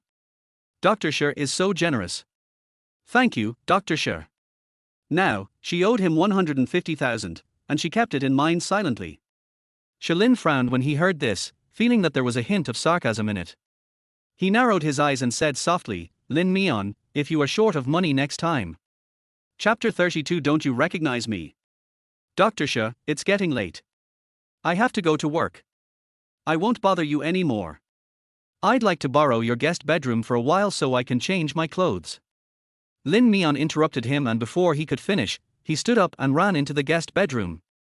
Not only did she order takeout in the morning, she also gritted her teeth and bought a set of clothes in the same city, and had it delivered to Shalin's apartment along with the takeout. Time was limited, and she didn't bother to clean it. She just took off the tag and put it on, then put on her cheapest canvas shoes and prepared to rush to work. Fortunately, she had dinner with Jean Lee last night, and her toolbox was in Jean Lee's car, so she could go directly to the company today. She didn't say another word to Shalin until she left the house. Shalin sat in the living room, his deep eyes following her figure from the guest bedroom to the living room, then to the door, then he opened the door and walked out, closing the door with a bang. Their whole set of movements flows smoothly. He sat on the sofa in a daze for a few seconds, and his calm face gradually darkened. It took him a long time to throw his phone down, then he walked to the restaurant, picked up the 2 plates of side dishes and dumped them all into the trash can. Very good. After sleeping with him, he took the money and ran away. He did business more efficiently than him. Lin Mian, you are really great. Lin Mian arrived at the company early in the morning and learned that he had other work arrangements for the day and did not need to go to the hospital for measurement. She breathed a sigh of relief. She finished all the work in the morning and had some free time in the afternoon, so she ran to Jean Lee to ask for leave, saying that she wanted to find a house to move to as soon as possible. Didn't you just move? Jean Lee asked puzzledly. Lin Mian recounted what happened last night in general terms, but did not go into detail. He simply said that the environment was rather chaotic and not suitable for living there anymore. Jean Lee keenly sensed her difficulties, thought about it, and directly suggested. Mian Mian, why don't you live in my neighborhood? It's very close to the company, which is convenient for you to go to work, and most importantly, it's very safe. Jean Lee's community. Bafang City? Lin Mian was so shocked that her hair stood on end. She couldn't help but sigh, Master, I'm just an intern. My monthly salary is not enough to rent a house in Bafang City. How could she afford to rent a high-end luxury apartment like that? Don't worry about that. The company has employee dormitories, and there happen to be several apartments in Bafang City. It's a support program for interns. Just submit your application to the HR department, and if it's quick, they can take you in before the end of the shift. Staff quarters. Lin Mian was shocked. Why had she never heard that the company had employee dormitories before she started working? This benefit was just decided not long ago and hasn't been implemented yet. Just consider yourself one of the first employees. I happen to be free this afternoon, so I'll help you move. Jean Lee showed a calm smile. Lin Mian didn't expect that she would have such a good thing. It was really lucky. She nodded happily immediately. Okay, I'll go write the application right away. Well, go ahead. Jean Lee smiled dotingly. Lin Mian took a few steps, then suddenly remembered something, turned to look at Jean Lee and asked. By the way, Master, do you know which buildings the apartments in Bafang City are located in? Shalin also lived in Bafang City, and she was afraid of living in the same building with Shalin. I'm not sure about this. You go and write the application first. I'll make a phone call and tell you later. Jean Lee said. Okay, thank you, Master. Lin Mian turned and walked out of the office. Jean Lee watched her walk away, then took out his cell phone and made a call. Hey, Shalin, do you have an empty house in Bafang City that no one lives in? How about renting it to me? Chapter 33. Moving to the door across from Shalin. I never rent out my house. Shalin ruthlessly rejected him on the other end of the phone. Jean Lee sighed, I just had to make a decision in a hurry. Considering our long-standing friendship, please do me a favor and rent it for a month. Shalin, why do you rent a house? Jean Lee said, a young woman in the company had an accident last night and needs to move. Her rental complex is too messy, and I'm worried about it, so I'm thinking of building some staff dormitories and letting her come to Bafang City. Lin Mian. Shalin asked calmly. You guessed it so quickly. It seems I can't hide anything from you. After all, she is my apprentice, and I always want to take care of her. But if you don't want to rent it, forget it. I'll find another place. Jean Lee knew his temper. Doctors are more or less a bit misophobic and don't like outsiders touching their things. He can understand it too. Shalin was silent for a moment, then suddenly said, I can rent it to you, but I don't like too many people living here. It's best to limit it to one person living there, and it can't be turned into a staff dormitory. Jean Lee immediately agreed, okay, no problem. As long as Lin Mian can move there, these are minor problems. Shalin hung up the phone and quickly sent a string of house numbers and passwords. Qin Li sent a red envelope, but he confiscated it. He has always looked down upon such small amounts of money, and Qin Li is used to it. He will just treat him to a meal when the time comes. There is no need to be polite, as he is my brother. He sent their house number to the Human Resources Department and told them some things, but they didn't let anything slip. Lin Mian completed the application procedures quickly and the house was allocated quickly. Within half an hour, Qin Li came to her waving his car keys. Mian Mian, let's go.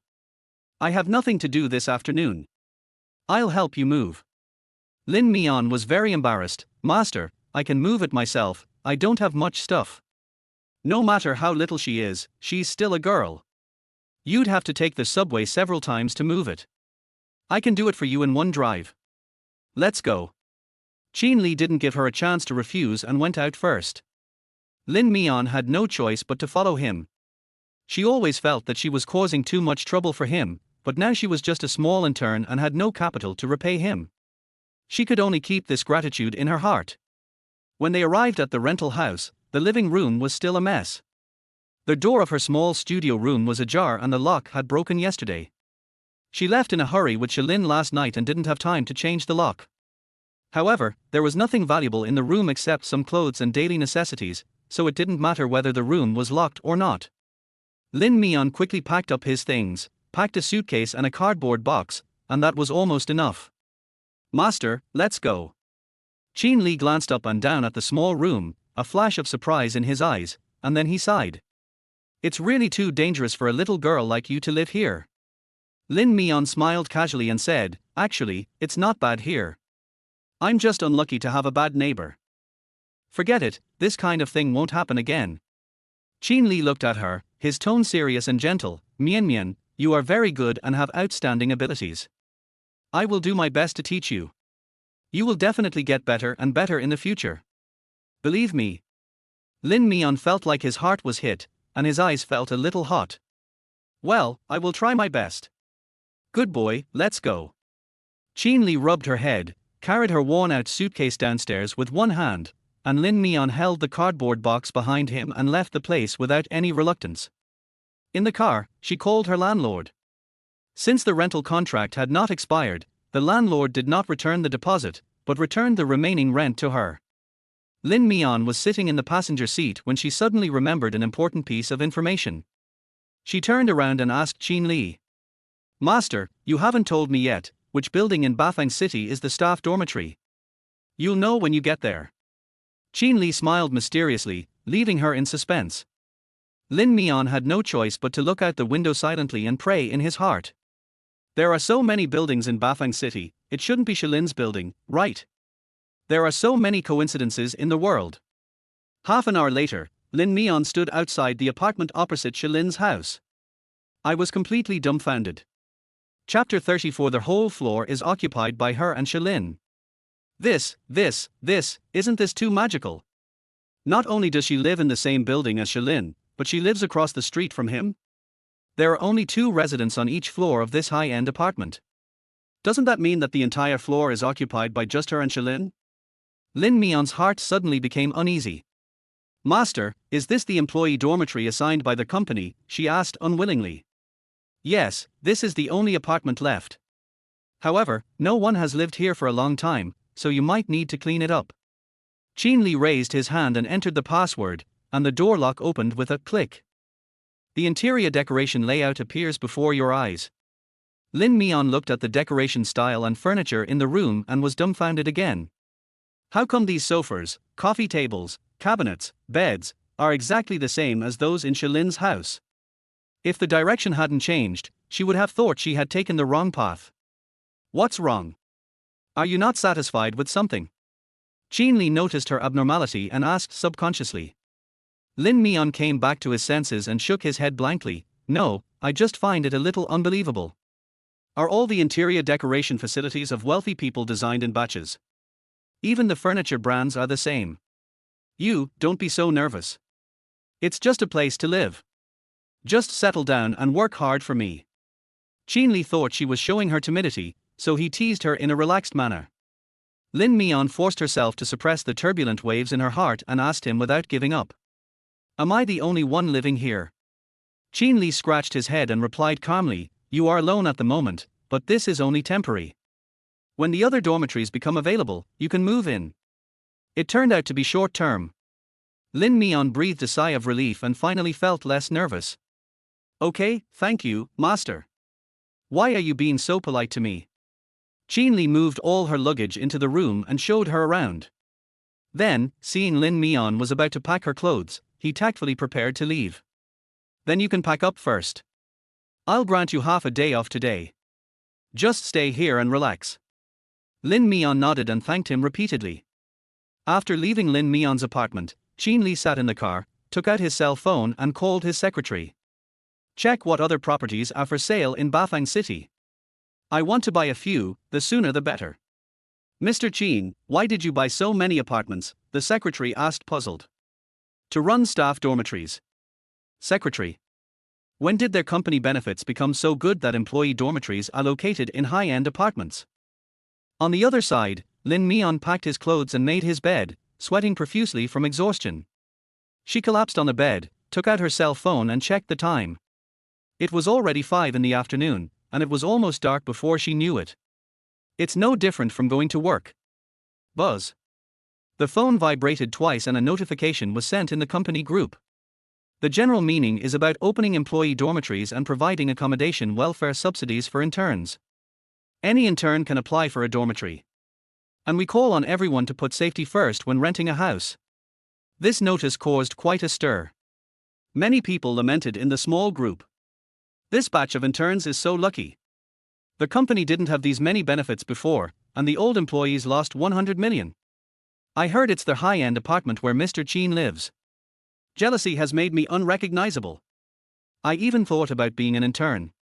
Lin Mian looked at the messages flooding the group and quietly exited the interface. Fortunately, they didn't know she had moved in, otherwise they would have been even more jealous. But this apartment clearly has other bedrooms, so why was it approved for her to live alone? Lin Mian thought about it for a long time but couldn't figure it out, so he simply gave up thinking about it. She lay on the bed for a while, then got up and continued working. There was a lot of cleaning garbage left in the trash can, and Lin Mian prepared to go out and throw it away. She carefully lay on the peephole and took a look across. The door opposite is closed, Shalin should not have come back yet. She took advantage of the fact that no one was across from her, picked up the garbage bag and walked out. Just as she closed the door across from her suddenly opened. Chapter 35. Don't consider yourself an outsider. Shalin leaned against the door frame, not seeming surprised by her appearance at all, and his expression was very calm. Moved? He asked calmly. Lin Mian nodded and forced a smile. Yes, what a coincidence, Dr. Xia, we are actually next-door neighbors. Afraid that Shalin would think she was intentionally getting close to him, Lin Mian explained unnecessarily, this is our company's employee dormitory. I just applied for it this afternoon and it was randomly assigned. What a coincidence. Shalin snorted coldly, your company's benefits are good enough. Lin Mian was speechless. For some reason, she always detected a hint of sarcasm. She turned around to take out the trash, but the man called out to her from behind, wait. What's wrong? Lin Mian turned his head subconsciously. I have something to return to you. Shalin turned around and went back, then came out again a few seconds later and stretched out his hand to her. Between his bony fingers hung a pair of white underwear with small floral patterns. When Lin Mian saw this, his head buzzed. His whole face suddenly turned red as if blood was dripping from his eyes. He still has this. When she hurriedly changed her clothes this morning, she put away all her other pajamas, but she forgot about her underwear in the bathroom. Unexpectedly, he picked it up and even wanted to return it to her openly. Lin Mian was extremely embarrassed. He hurriedly reached out to take the underwear, crumpled it into a ball in his palm and stuffed it into his pocket. Anything else? No more. Shalin withdrew his hand as if nothing had happened, and his fingertips seemed to have rubbed it a few times, with a feeling of wanting more. Lin Mian ran away with the garbage with a red face. The garbage bin was in the corridor. When she came back after taking out the garbage, not only was Shalin's door not closed, but there was also a tall figure standing at her door, chatting with Shalin across the corridor. Master, why are you here? Lin Mian blurted out. Qin Li shook the large plastic bag in his hand, his eyes smiling. You just moved and you need everything. I bought you some daily necessities and some vegetables to fill the refrigerator. Lin Mian was so moved that she didn't know what to say. Master, I'm already very grateful that you applied for a dormitory for me. How can I let you spend money on it? This gift is too expensive. It's just a matter of convenience. It's really nothing. I've already bought it. You can't ask me to take it back, right? Qin Li blinked and smiled cunningly. Of course Lin Mian couldn't chase him away, so she quickly opened the door and invited him in. Come in and sit down first, or I'll treat you to a meal. You've helped me so much, I have to express my gratitude, otherwise I'll be embarrassed. Lin Mian felt a little guilty. She felt uneasy because she owed too much favor and kept thinking about how to repay it. Okay, but there's no need to go out to eat. I bought a lot of ingredients. You can also treat me to a home-cooked meal. I just want to try your cooking. Qin Li shook the bag. There were a lot of vegetables and meat inside, enough for several meals. He knew that the little girl was in financial difficulty and had little money. He doesn't need this meal. Lin Mian readily agreed. Okay, then I'll show you my skills. The two people were chatting happily at the door, completely forgetting that there was a bystander watching them eagerly across the door. Qin Li glanced and saw Shalin leaning against the door frame, his arms folded across his chest, staring at them expressionlessly, like a resentful door god. Thinking that he was the landlord of this house, Qin Li touched his nose and asked, "Do you want to come?" Lin Mian suddenly panicked. Before she could wink at Shalin, she heard the man speak casually. Want? Lin Mian. Qin Li. He really doesn't consider himself an outsider. Qin Li bought a comprehensive range of things, including vegetables and meat, as well as various seasonings. Lin Mian carried a bunch of ingredients into the kitchen and started cooking. During this time, Qin Li wanted to go in to help, but she pushed him out with great resistance. It was decided that she would prepare the meal from start to finish. Seeing that she was really stubborn, Qin Li had no choice but to compromise and leave. This little girl looks soft, but she's actually quite stubborn. Qin Li staggered back to the living room and sighed to Shalin, who was lying on the sofa. Shalin was no longer surprised by her behavior. He glanced towards the kitchen, and the corners of his lips curled up inadvertently. No matter how stubborn she is, she can still be completely subdued by him in bed. Lin Mian showed off her cooking skills by cooking several dishes, making a fish soup, and then mixing 2 plates of side dishes, which she then served on the table one by one. The table is full of delicious food, which looks very appetizing. Mian, your craftsmanship is amazing. Whoever marries you will be blessed. Qin Li was amazed by her cooking skills and couldn't help but praise her repeatedly. Lin Mian smiled sheepishly. It's just a home-cooked dish. I've been making it since I was a child, so practice makes perfect. She meant what she said.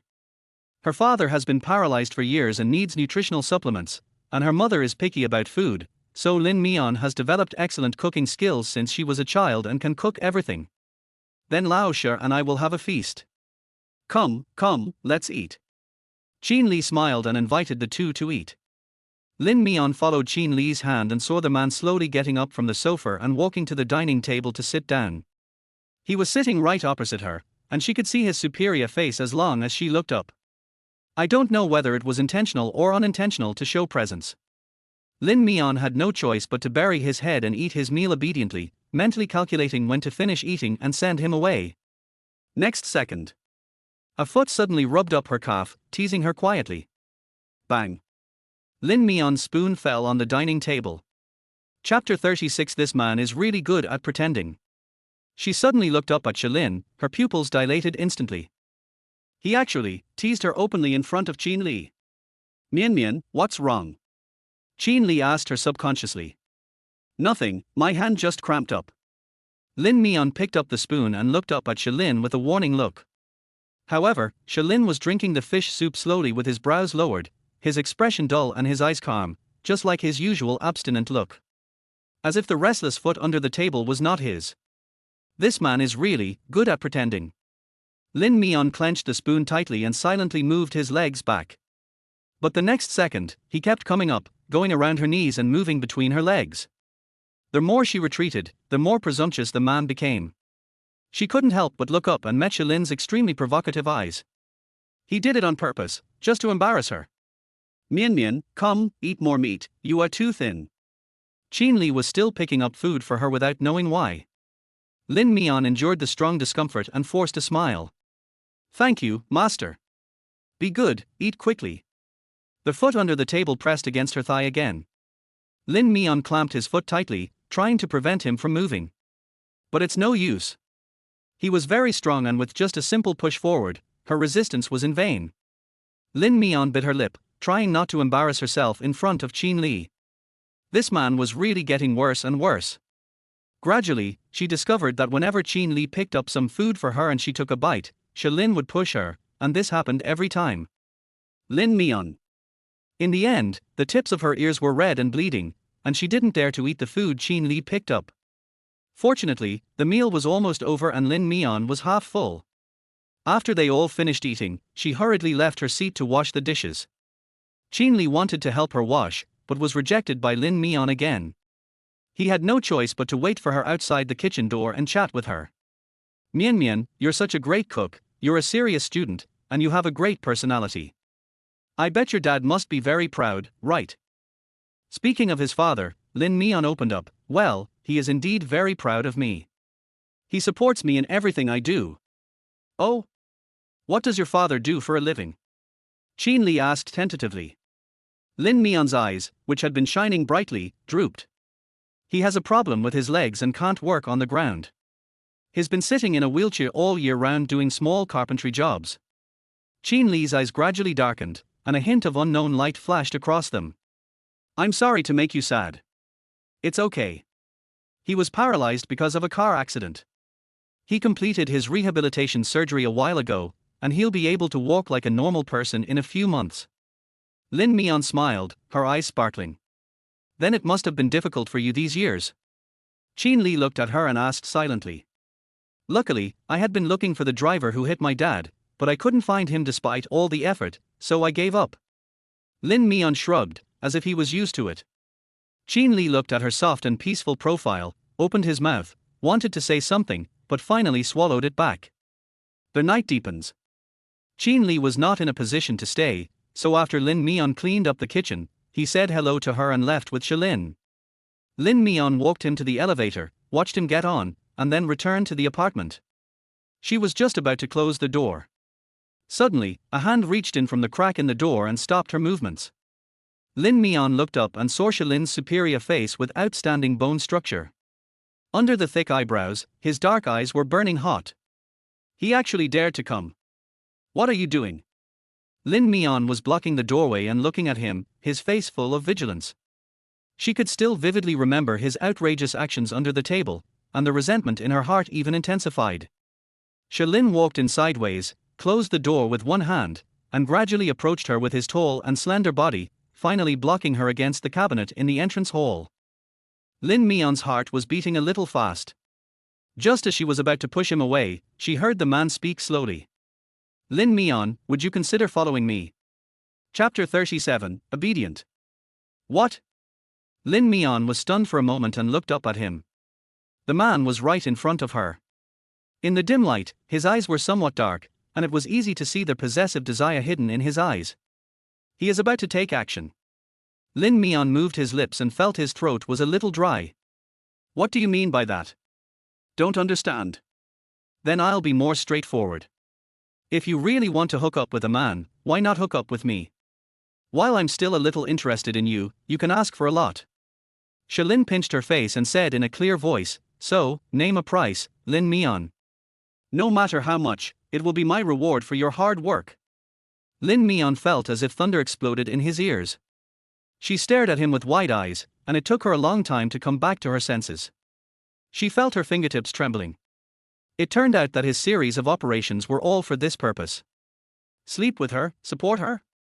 She bit her lip and turned her face away forcefully. I won't. What did you say? Shilin frowned. I said I don't want to be supported by you, and I don't want to seduce you. Lin Mian summoned up the courage to shout, with a strong tenacity in his eyes. Shilin didn't seem to expect her to be so tough. He looked at her motionlessly for a few seconds and then laughed. If you don't want to follow me, do you want to follow Qin Li? Lin Mian.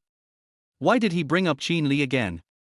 Seeing that she was silent, Shalin spoke in a deep and slow voice, as if to seduce the little beast beside the trap. Although Qin Li is rich, it's not that easy to get. Consider your salary, which is now 6,000 yuan a month, or over 70,000 yuan a year.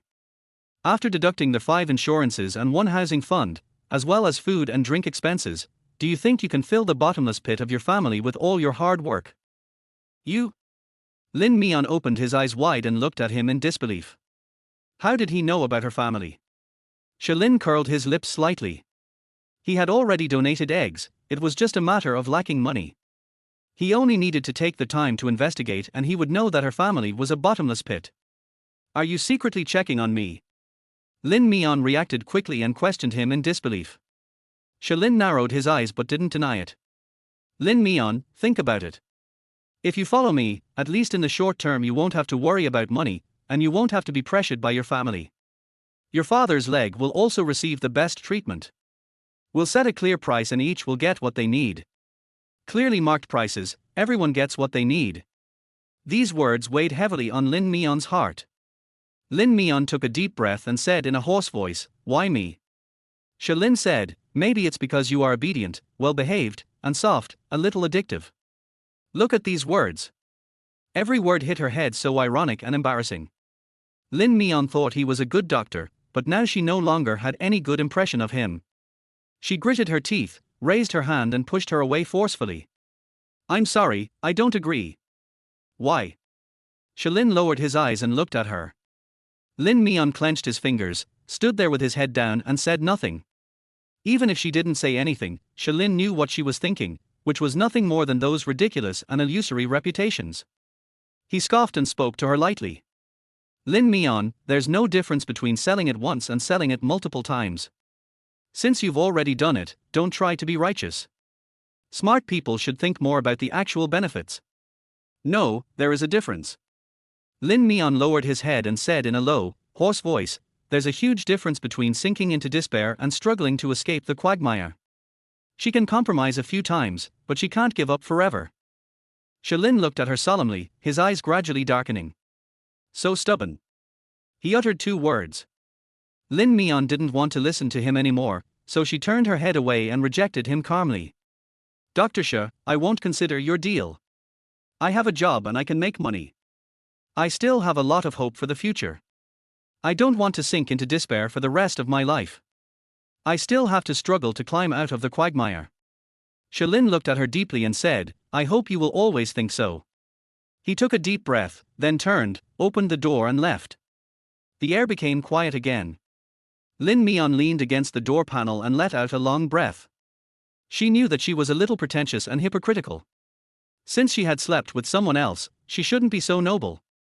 But she still wanted to work hard, to make a name for herself, and to earn the money she wanted on her own. She had no way before, but now she has a job and works hard to make money. Lin Mian returned to the bedroom and took a shower in the bathroom. There were still many red and purple marks on her body, which were left by Shalin last night. She couldn't help but think of his words in her mind, be obedient, addicted. Chapter 38 Catcher for me. Lin Mian turned on the shower and let the hot water pour over his head, washing away all the mess. In the next few days, Lin Mian never saw Shalin again. Even though she lived across the street, she never ran into him again. She goes out early and comes back late every day. During the day, she follows Qin Li to the company to learn design, and comes back in the evening to continue consolidating and reviewing. Qin Li praised her for her quick learning and intelligence, and she should work harder. A week passed in the blink of an eye. Lin Mian began to follow Qin Li to their hospital every day, and the busy life was fulfilling. When it was almost time to get off work, Lin Mian carried a bunch of tools to the garage. She and Qin Li now lived in the same community, and she often took his car home after get off work. Qin Li had something else to do and hadn't arrived yet, so she waited in the garage for a while. A Lamborghini suddenly stopped beside him. Lin Mian subconsciously stepped back to make way, but the car door opened and several men jumped out. Hey, Lin Mian, are you holding onto someone else's thigh? This vulgar sound. Lin Mian looked up reflexively and saw Song Ziyuan, who was in the lead. I haven't seen him for a long time, and he is still as carefree as ever. Lin Mian didn't want to pay attention to them and turned around to get away, but Song Ziyuan blocked her way first. Why are you running? We haven't seen each other for so long, don't you recognize me, your brother? Song Ziyuan smiled. Look at you, following teacher Qin to work on some shabby construction project. You've made yourself all dirty. Your little face is all filthy. Come, let me clean it for you. As he was about to take action, Lin Mian reflexively dodged, his brows furrowed. Don't touch me. Hey, haven't seen you for a while. Your soft temper has become so strong. Your hot temper is even more fun. While I'm happy today, can you come with me? I'll take you home. No need, just leave. Lin Mian refused with a cold face. The smile on Song Ziyuan's face faded. Why do you look down on me? As soon as he finished speaking, a follower beside him mocked him mercilessly. Brother Ziyi, why send her home? Are you planning to take her directly to your house? Har har har har. Having a bed and being able to sleep is the same for everyone. Is it sleeping or sleeping with someone? Har har har. A few people nearby were joking and making dirty jokes. Lin Mian felt extremely embarrassed. She turned around and wanted to run away, but Song Ziyuan grabbed her wrist tightly. Lin Mian struggled more. He became even more excited. Lin Mian shouted in desperation, Song Ziyuan, your uncle is upstairs, dare you touch me? Hey, you dare to threaten me with my uncle, right? Who do you think you are? My uncle will remember you just because he saved you once? Don't flatter yourself. Even if I pin you down here and do it to you, my uncle won't say a word. Song Ziyuan forcibly stepped forward, hugged her waist, and pushed her into the car. Lin Mian struggled and screamed, but she was no match for the strength of the men. In desperation, she took out the tools in her bag and swung them fiercely. R. With a scream, blood suddenly flowed from Song Ziyuan's forehead. Damn it, little bitch, catch her. Song Ziyuan covered his forehead with his hands covered in blood, and gave orders in a rage. Several men immediately chased Lin Mian, but Lin Mian was a girl after all, so she was caught before she ran far. Brothers, let's have some meat tonight, take turns with her. Song Ziyuan ordered viciously. This woman failed to eat it several times, but he still got more aggressive. Just when Lin Mian was about to be stuffed into the car, an angry voice came from a distance. Stop it. Not far away, Qin Li rushed over with a sullen face, and pulled Lin Mian behind him without saying a word. When he raised his eyes again, his eyes were filled with deep coldness. It's like he wants to kill someone. So it's Teacher Qin. Song Ziyuan grinned. Teacher Qin, Lin Mian is the one I want. Now that I'm off work, it's not a waste of your care, right? Considering how much I've been doing for you, how about you give her to me for one night? Roll. Qin Li cursed coldly, if you dare to provoke her again in the future, don't blame me for being rude to you. Song Ziyuan said sullenly, I've never seen you care about any woman before. Before he finished speaking, Qin Li turned to Lin Mian and said, Mian, go wait for me in the car first. I'll be there soon. Lin Mian was just frightened, nodded obediently, and hurried away with the toolbox. It was not until she got into the car and closed the door that Qin Li turned his head. His handsome face, which had been casual and gentle just now, suddenly became quite sinister. Song Ziyuan, don't touch her. He warned coldly, otherwise, I will send you to jail in a minute for the bad things you did. Song Ziyuan was unconvinced, we are all on the same boat. I'm in, do you think you can escape? Qin Li narrowed his eyes coldly, then you try and see, who dies faster, you or I fall faster. Song Ziyuan. Are you going to fall out for a woman? He is really cruel. Qin Li glared at him coldly, then turned and went back to the car. Song Ziyuan stood there with his head covered, watching the rear end of Qin Li's car disappear into the basement, frowning in confusion. What's going on recently? Why are everyone defending Lin Mian? His uncle is, and so is Qin Li. Isn't she just an ordinary innocent girl? It's really like seeing a ghost. Song Ziyuan glanced his head angrily and met a cold and deserted figure. His head shuddered and he froze in place. Uncle. Lin stood not far away with his hands in his pockets, staring at him coldly. It was unknown how long he had been standing there. Chapter 39. Go back, your father is looking for you. Just looking at that face, Song Ziyuan couldn't help but feel scared. Uncle, when did you come? Why didn't you say a word? Lin stared at him gloomily and said stiffly, I saw everything I should have seen and shouldn't have seen. Song Ziyuan suddenly felt a chill on his back.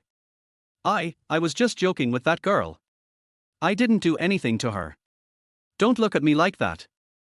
Lin withdrew his gaze from him, took out his cell phone and made a call, his cold voice carrying an extreme chill.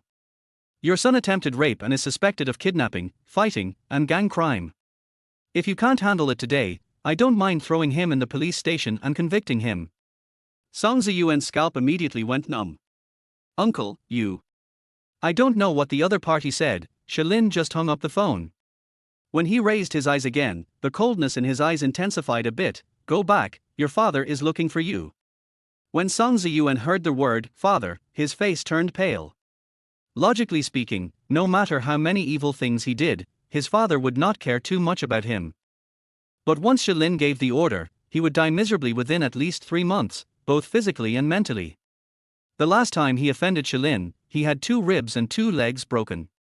He was locked up in a warehouse for 3 months and was not even allowed to take painkillers. Song Ziyuan's face was extremely bad. Uncle, are you really going to treat me like this for a woman? Are you having an affair with her? Lin's eyes shot out coldly. Ask again, and the punishment will be doubled. Song Ziyuan shut up obediently. Song Ziyuan stood there with a gloomy face as he watched Lin get into the car and drive his Land Rover away quickly. Brother Ziyi, what should we do now? The follower next to him asked him helplessly. What can I do? My head is red. Go get it bandaged. Song Ziyuan roared angrily, shook off his bloody hands, and walked towards the elevator in a panic. Damn that little bitch Lin Mian. He is determined to play it. In the car, Li apologized to Lin Mian while driving. I'm sorry, Mian, I was late just now and caused you to be harassed by them. Lin Mian pinched her aching wrist and shook her head. Don't blame your master. They've been targeting me for a long time and will block me no matter where I am. I'm lucky you're here today, otherwise the consequences. Lin Mian lowered his head. She had previously thought that Song Ziyuan was just teasing her verbally as usual, and she just had to endure it. But unexpectedly, he became even more aggressive this time and tried to force her into the car. She should have called the police. Lin Mian realized it later and took out her cell phone. She was thinking about whether to call 110, but Li saw through her thoughts first. Song Ziyuan's mother's family is extremely powerful and deeply rooted in North City. Not many people can afford to offend him. Mian, you follow me from now on, and he won't do anything to you. Lin Mian froze while holding the phone, and didn't move for a long time. Yes, she is just an ordinary person. No one can beat him. She had been stubborn, had stood up for her father's car accident, and had tried desperately to find out who the driver was. But then, someone spoke to her. Lin Mian, stop investigating.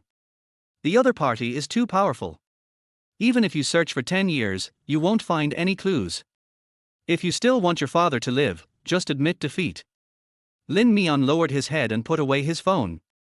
Seeing that she was depressed, Li thought for a moment and brought up a topic. Shall I take you out to play? Haven't you always been interested in the architecture of Chindi International Center? I'll take you there tonight. Chindi International Center is one of the largest landmark buildings in North City and is the dream of countless architecture and design students in North City. Lin Mian had wanted to go in and take a look countless times, but the threshold here was too high and one needed to be a member to make a purchase to enter. Lin Mian's interest was indeed piqued. Can we go in the evening? She remembered that the Chindi International Center closed at night and no outsiders were allowed to enter. Li curled the corners of his lips and said, that kind of place is only lively at night. Chapter 40. Don't be afraid, we are not good people. Night falls. Lin Mian had a meal with Li before coming to the Chindi International Center. Instead of entering through their main door, he took her in through the side door, then walked around a long underground corridor, and finally took the elevator to a high stand. Looking from here, the entire internal structure of the building is right in front of you. Li said to her with a smile. Lin Mian stood on the high platform, attracted by the spectacular and complex scene before him. After 4 years, she finally saw the entire interior of the building. Even though there were photos of this place in the book, those blurry pictures were far less shocking than the 3D effect in front of her. This is the dream of all architecture students in Beijing. Lin Mian was a little obsessed with it. She looked at every beam and every load-bearing column very carefully. She also wants to design this kind of building in the future. An hour passed by unknowingly. Until several figures appeared in the hall downstairs. Someone whistled at Qin Li upstairs, with a very familiar tone. "Boss Qin, are you cultivating up there? Come down and play with us." Qin Li glanced at the people below, smiled and shook his head. "I have something to do today, so I won't play with you. You can do whatever you want. What's the big deal about dating a girlfriend? It's so boring to just stand there. Bring her down here and get to know her." "We're not bad people, what are you afraid of?" someone said. "That's right, I want to recognize his face so I can take care of him in the future." They were joking with each other. Qin Li thought for a moment and turned to ask Lin Mian. "Mian, do you want to go down and play with them? They are all well-known figures in North City. Maybe they can help you in the future. Who in the construction industry doesn't he need some connections? What's more, this is a group of relatively high-quality connections." Lin Mian understood what he meant. He wanted to give her more client resources. Although she was a little reserved, Lin Mian still mustered up the courage to nod. "Good." So Qin Li said to the people below, "Get a room, I'll treat you, I'll be downstairs in a moment." The people below burst into laughter, and then went to find the waiter to open a private room. Among the crowd, there was a person who happened to be Lu Jibai. He had very good eyesight and he saw Lin Mian next to Qin Li at a glance, and he couldn't help but squint his eyes. If he remembered correctly, wasn't that girl Shalin's one-night stand?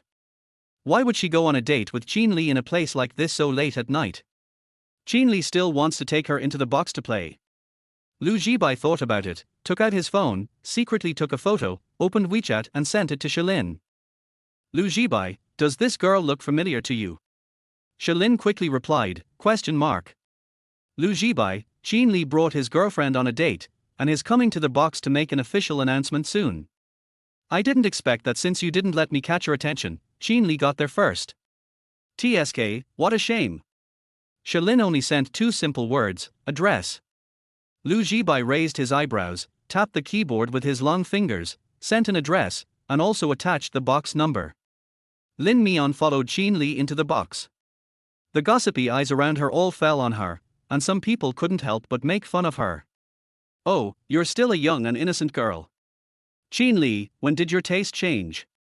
You're hiding it so well." Qin Li explained slowly, "Don't tease me. Her name is Lin Mian. She's my apprentice. She's a very smart girl. I'll have to trouble you all to take good care of her in the future. So he's my apprentice. No wonder he's so obedient and soft. You can tell he just came from the university town. Little sister, don't be afraid, we are not good people." Several people started to joke around. Lin Mian sat next to Qin Li with a red face. Although she had seen this kind of scene before when she was promoting drinks in a club, she still felt uneasy this time when she was being stared at by several pairs of eyes. "Okay, go play your own games and don't scare her." Qin Li picked up the cup and poured her a glass of juice, whispering to comfort her. "It's okay, I'm here, just relax." Lin Mian nodded obediently, trying hard to adapt to the atmosphere here. The people at the table started chatting idly. Lin Mian didn't know what to say, so he just focused on drinking the drink in front of him. At this moment, the door of the box suddenly opened. A tall black figure walked in slowly, and a cold yet unignorable aura suddenly came over, causing the other people in the box to groan. Lin Mian subconsciously looked over and met the man's clear and deep eyes. Chapter 41. Why is he here too? Is it him? Why is he here too? Lin Mian was a little uneasy. Ever since she rejected his condition last time, she felt extremely embarrassed when she saw Shalin. She had been deliberately avoiding him this week. "I didn't expect to bump into you here. What magical luck. Oh, isn't this our busy Dr. Shah? It's not easy to get you to come on weekdays, and we can never make an appointment. How come you have time to come here today?" Someone couldn't help but tease Shalin. Shalin raised his eyelids lightly and asked faintly, "Why, you don't welcome me? How dare we not welcome you? If we offend you, the next time you have a headache or a fever and come to see a doctor, you will be poisoned. When a doctor administers poison, he's being merciful. I'm afraid he'll make you suffer a fate worse than death, but you won't be able to die." Several people started joking with each other. Lin Mian kept her head down, not daring to look at the man's face. She had been trying hard to adapt for a while, and her social anxiety disorder was almost getting better, but when Shalin came, she was completely brought back to her original state. She didn't know why, but she always felt afraid and embarrassed when facing him. Even though they had slept together before, even though she had witnessed his persistent and entangled appearance in bed, it could not calm her mind at all. "It's so boring just sitting there. Why don't I go find some people and play some games together?" Lu Jibai leaned back on the leather sofa, his mind becoming active. "What to play?" someone asked. "Well, since my little sister is here today, let's play something healthy, like truth or dare." Lu Jibai's intention was not to drink. "Old Sha, what do you think?" Shalin always refuses such occasions, but at this moment, his eyes are fixed on a certain place, with a meaningful arc in his eyes. "Well, try it." Before Lin Mian could come to her senses, Shalin strode over and sat down next to her. The unique, faint smell of disinfectant on the man came over, lingering in her nostrils, evoking the deepest memories in her mind. "It seems that every time I toss and turn in the middle of the night, this smell is mixed in." Over time, whenever Lin Mian smelled this scent, she would think of the bed, the kiss, the heavy breathing in the middle of the night, and the extreme entanglement. She felt a little thirsty, so she picked up the cup and drank most of it. Soon, the door of the box opened, and rows of beautiful and exquisite girls came in one after another. They sat in groups of 3 or 4 next to the men in the box, and the atmosphere suddenly became much more lively. Only Lin Mian was sitting on the sofa in a daze, with Qin Li on his left and Shalin on his right. The two men held her tightly. "Everyone is here, come on, let's play." Lu Jibai struck while the iron was hot and set the pace himself.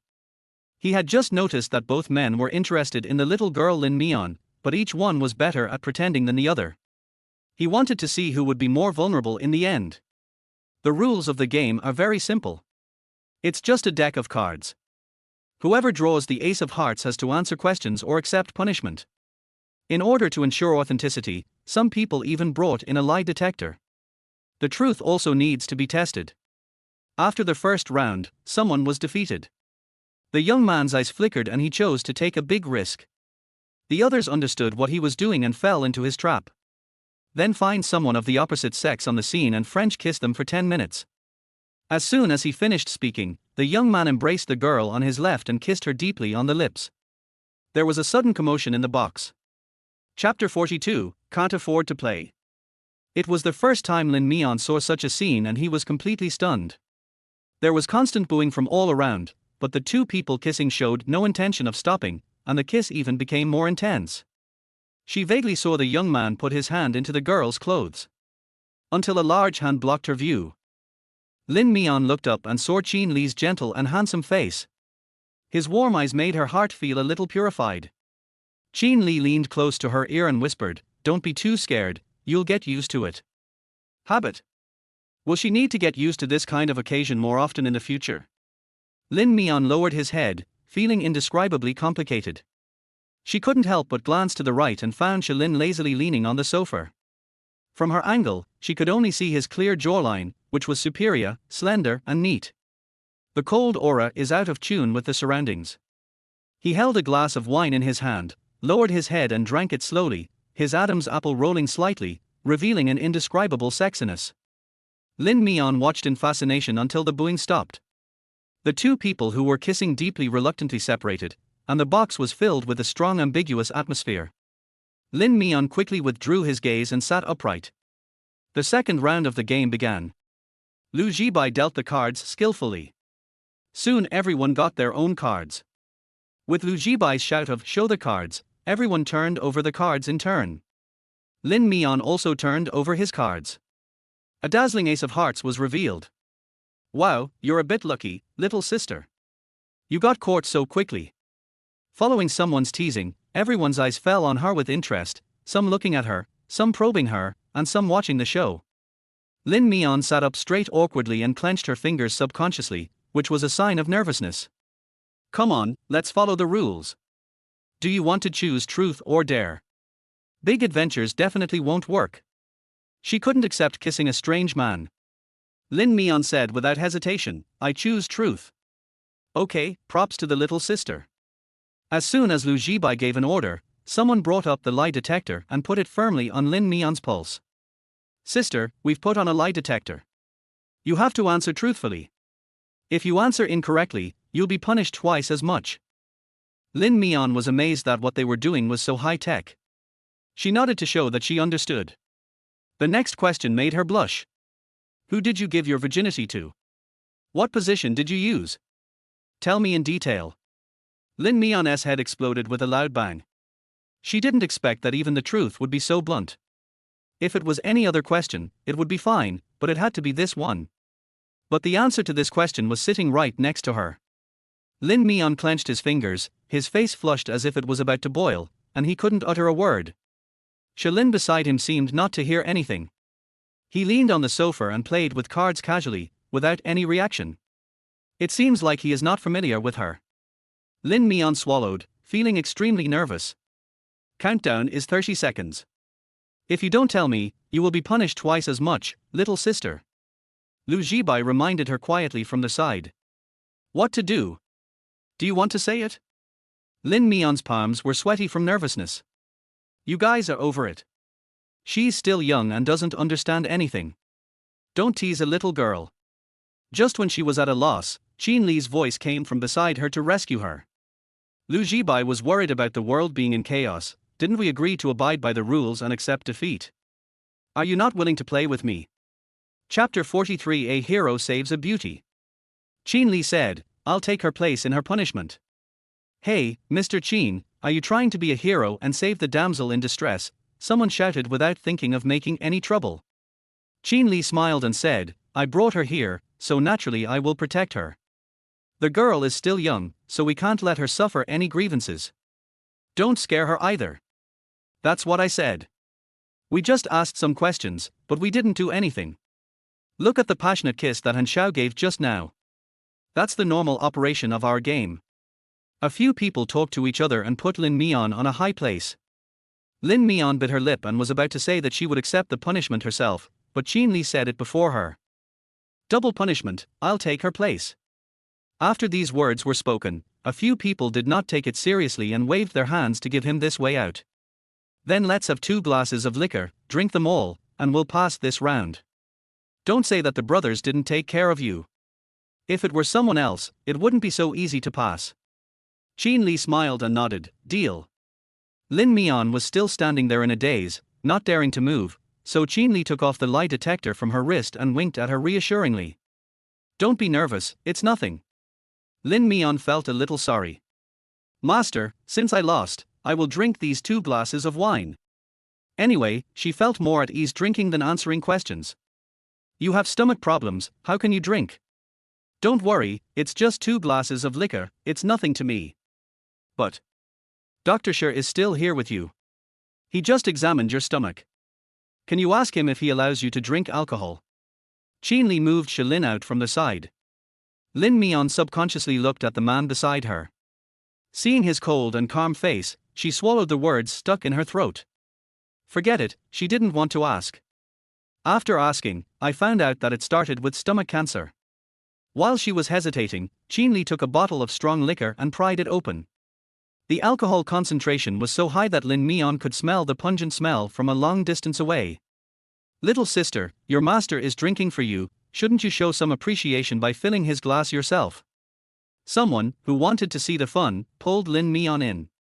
Lin Mian thought that he really had to do something, at least to prevent Qin Li from being too embarrassed. Under their teasing, she took the initiative to pick up the bottle and fill Qin Li's glass. Hurry up and feed your master. It's time for the disciple to repay his gratitude. Someone else added fuel to the fire and made a joke. Lin Mian's face was flushed. She was a little hesitant, but in such an occasion, her hesitation seemed even more awkward and artificial, which brought shame to Qin Li. Lin Mian gritted his teeth and picked up the wine glass and handed it over. Master. Qin Li wanted to reach out to take it, but his wrist was held down by 2 of his cronies, not letting him move at all. Accept your punishment, Mr. Qin. You finally accepted a little apprentice. What's wrong with letting her be filial to you? We can't eat her if she's so protective of us. Qin Li's brows were a little cold. Let go. No, please accept the loss, little sister. Your master is going to be angry. He is very scary when he is angry. Quickly give him some wine. Lin Mian sensed something was wrong in the atmosphere. She didn't want to cause trouble, so she immediately picked up the wine glass and brought it to Qin Li's mouth. It's just a drink, no big deal. Open your mouth, why are you still being so reserved? Someone urged Qin Li. As soon as Qin Li raised his head, he met her clear and clean eyes. The way she looked at him with the wine glass in her hand looked very much like a timid little dog he once raised. Poor, weak, yet innocent and flattering. Qin Li's Adam's apple moved, and he opened his mouth and bit the rim of the cup. The lights above his head flickered, and the transparent wine slowly flowed down his chin. The wine shimmered under the light, and it looked swaying, adding a touch of sexiness. Lin Mian thought that his hand was raised crookedly, so he quickly took out a tissue from the table and wiped it for Qin Li. Suddenly, she felt a sharp gaze behind her, staring at her intently. Chapter 44 Beware of Trouble. Lin Mian knew who it was without even turning his head. She cooperated with Qin Li to accept the punishment, so why was he staring at her? Lin Mian ignored his scrutiny and just drank a glass of wine with Qin Li. Behind him, Shalin's gaze became increasingly deep as he fixed it on the woman. From his angle, half of her body was facing sideways towards him, allowing him to see her slender waist that could be less than a hand's width, and her curvy and soft figure. A week ago, this body was still twisting gracefully under him, and the slender waist was almost broken by him. A week later, she was actually feeding others alcohol. Is this what you meant by working hard to get ahead? Shalin pinched his brows and became more and more irritated. On this side, Lin Mian had already finished a glass of wine and continued to pour wine under the urging of the crowd. Lin Mian put down his wine glass, but when he turned around to pick up the bottle, he accidentally bumped into Shalin, and the wine spilled uncontrollably. The wine splashed onto his black shirt, and the pungent liquid flowed down his arms. Lin Mian was startled and hurriedly put down the bottle and wiped him with a tissue. I'm sorry. Shalin looked at her solemnly, his eyes were unfathomable, as if he was suppressing some unknown emotion. Lin Mian felt a chill on his back. Ms. Lin, be careful or you might get into trouble, he said suddenly. Lin Mian's hand trembled as she wiped his clothes, and almost poked his abdominal muscles. She didn't know why, but she always felt that his gaze was scorching, as if it wanted to burn her through. Lin Mian hurriedly wiped his clothes and bowed his head to apologize. I'm sorry, Dr. Xia, I accidentally stained your shirt. I'll wash it for you later. This shirt is handmade and cannot be washed. It will be damaged. Lin Mian immediately changed his tone, then I'll ask a dry cleaner to clean it for you. Don't dry clean it, it will deform. What clothes can neither be washed nor dry cleaned? How else can I wash it? As if noticing her stunned state, Shalin spoke calmly. My shirt is quite delicate. I usually throw it away after wearing it a few times. But today this one is brand new, and you've already stained it in just a few hours. What do you think I should do? Lin Mian understood what he meant instantly. I'll give you a new one as compensation, okay? After saying so much to her in so many roundabout ways, wasn't it just waiting for her here? Okay, the total price is 50,000 yuan. Bank transfer or credit card? Lin Mian. Sure enough, he was waiting for her here. There was exactly 50,000 yuan in her card, which was the transaction fee he gave her last time. She had to pay it back before she could even keep it for a few days. There were many eyes watching around, so Lin Mian had no choice but to grit his teeth. Okay, I'll transfer it to you. She took out her cell phone to transfer money, but was stopped by Qin Li. Old Xia, why are you teasing her again? This girl is honest and timid. Don't scare her. How can she, and in turn, earn 50,000 yuan? Shalin's lips curled up into a smile inadvertently, and he looked at Lin Mian meaningfully. Don't underestimate her. Maybe she really does have it, right, Miss Lin? Lin Mian's hand froze as he was transferring the money, and the smile on his face disappeared. He was roasting her over the fire. If she really took out 50,000 yuan, she would not be able to explain to Qin Li the source of the money. She worked part-time at school every day, her family was in financial difficulty, and she had applied for scholarships and grants. Qin Li knew all about it. It's just a piece of clothing. I'll compensate Dr. Shi. Mian Mian, you spilled it on him just to pour me some wine. It was me who caused it, so don't feel any burden. Qin Li came out to smooth things over, and before Lin Mian could react, he took out his cell phone and transferred money to Shilin. Okay, let's continue the game. Qin Li had already spoken, so Lin Mian couldn't be stubborn. She poured another glass of wine, held the glass and handed it to Qin Li. She couldn't help but glance at Shilin out of the corner of her eye. The man was currently reading messages on his phone with one hand. His brows were as dull as water, and his expression was expressionless, but she could sense his irritability. What he wanted was her money, not Qin Li's money. She knew it very well. What's more, she didn't want Qin Li to take the blame for her own mistakes. While Qin Li was drinking, Lin Mian secretly took out his cell phone, opened Shilin's WeChat, and quickly transferred 50,000 yuan. It's just money, so she just returns it. Shilin's phone vibrated twice. When he saw the message pop up, a dark light flashed in his deep eyes. He simply clicked on the payment button and accepted the transferred money. This woman, can't she be allowed to have some spare money? He had to control her money at all times and keep her in a state of constant cash shortage, only then would she be obedient. Chapter 45. He was talking about her. The punishment was finally carried out.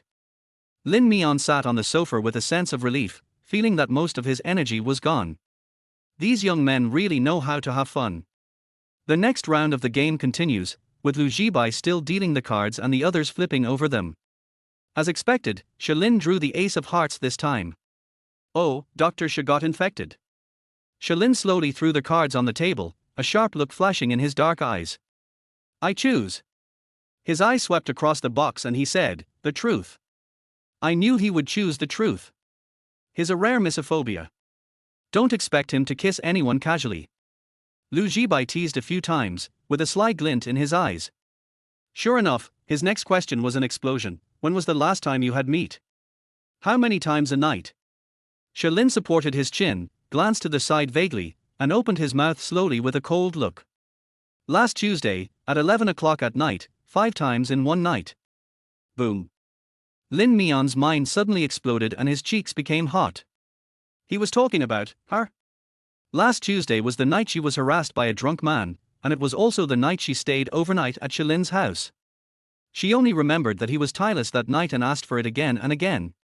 Later she was so tired that she fell asleep and had no idea how many times he did it. I didn't expect him to remember it so clearly. Lin Mian lowered her eyes, her eyelashes trembling slightly, and tried hard to avoid his gaze, for fear of accidentally making eye contact with him. You're so energetic, Dr. Shi. I'm afraid you didn't sleep all night, did you? So many times in one night, what kind of sister is that? How well does she sleep, Dr. Shi? The box was once again filled with heated banter.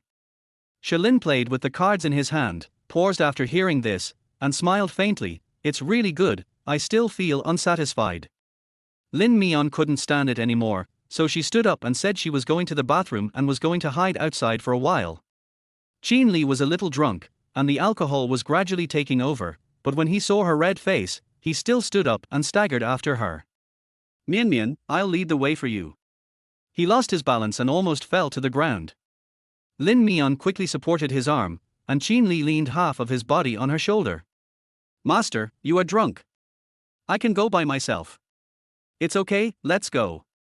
Qin Li leaned against her crookedly, and the two of them stumbled out of the box. The moment the box door closed, Shilin's brows became visibly cold and gloomy. He picked up the liquor on the table and drank it in big gulps. The spicy and rich liquid passed through his throat, but it could not suppress the anger rising in his heart. In the corridor, Qin Li let go of Lin Mian and stood up straight. The drunkenness in his eyes had lessened a little, and he looked a little clearer. Mian Mian, I'm sorry for embarrassing you tonight. That group of people is just like that every day. You just have to get used to it. Lin Mian lowered her head and pursed her lips, not understanding why he brought her to such a place and had to watch him drink and play games with them. Qin Li sighed, his tone filled with helplessness. This is the first lesson I'm going to teach you about this industry. He looked at Lin Mian and said, in our line of work, if you want to design landmark buildings, you have to interact with people in these circles. Only by building good relationships with them and gaining their resources can you grow faster. So Mian, you have to learn to be thick-skinned, okay? Lin Mian was stunned for a second. She didn't expect that this was what he meant. It turns out that no matter what top position you reach, you don't have the right to do whatever you want 100%. It's more about social skills than design. Lin Mian lowered his head, feeling extremely complicated in an instant. She bit her lip and asked in a low voice, "Master, are all the rules for adults like this, or is it only for a small number of people?" "All the rules are like this." Qin Li patted her shoulder calmly and said firmly, "You are an ambitious child.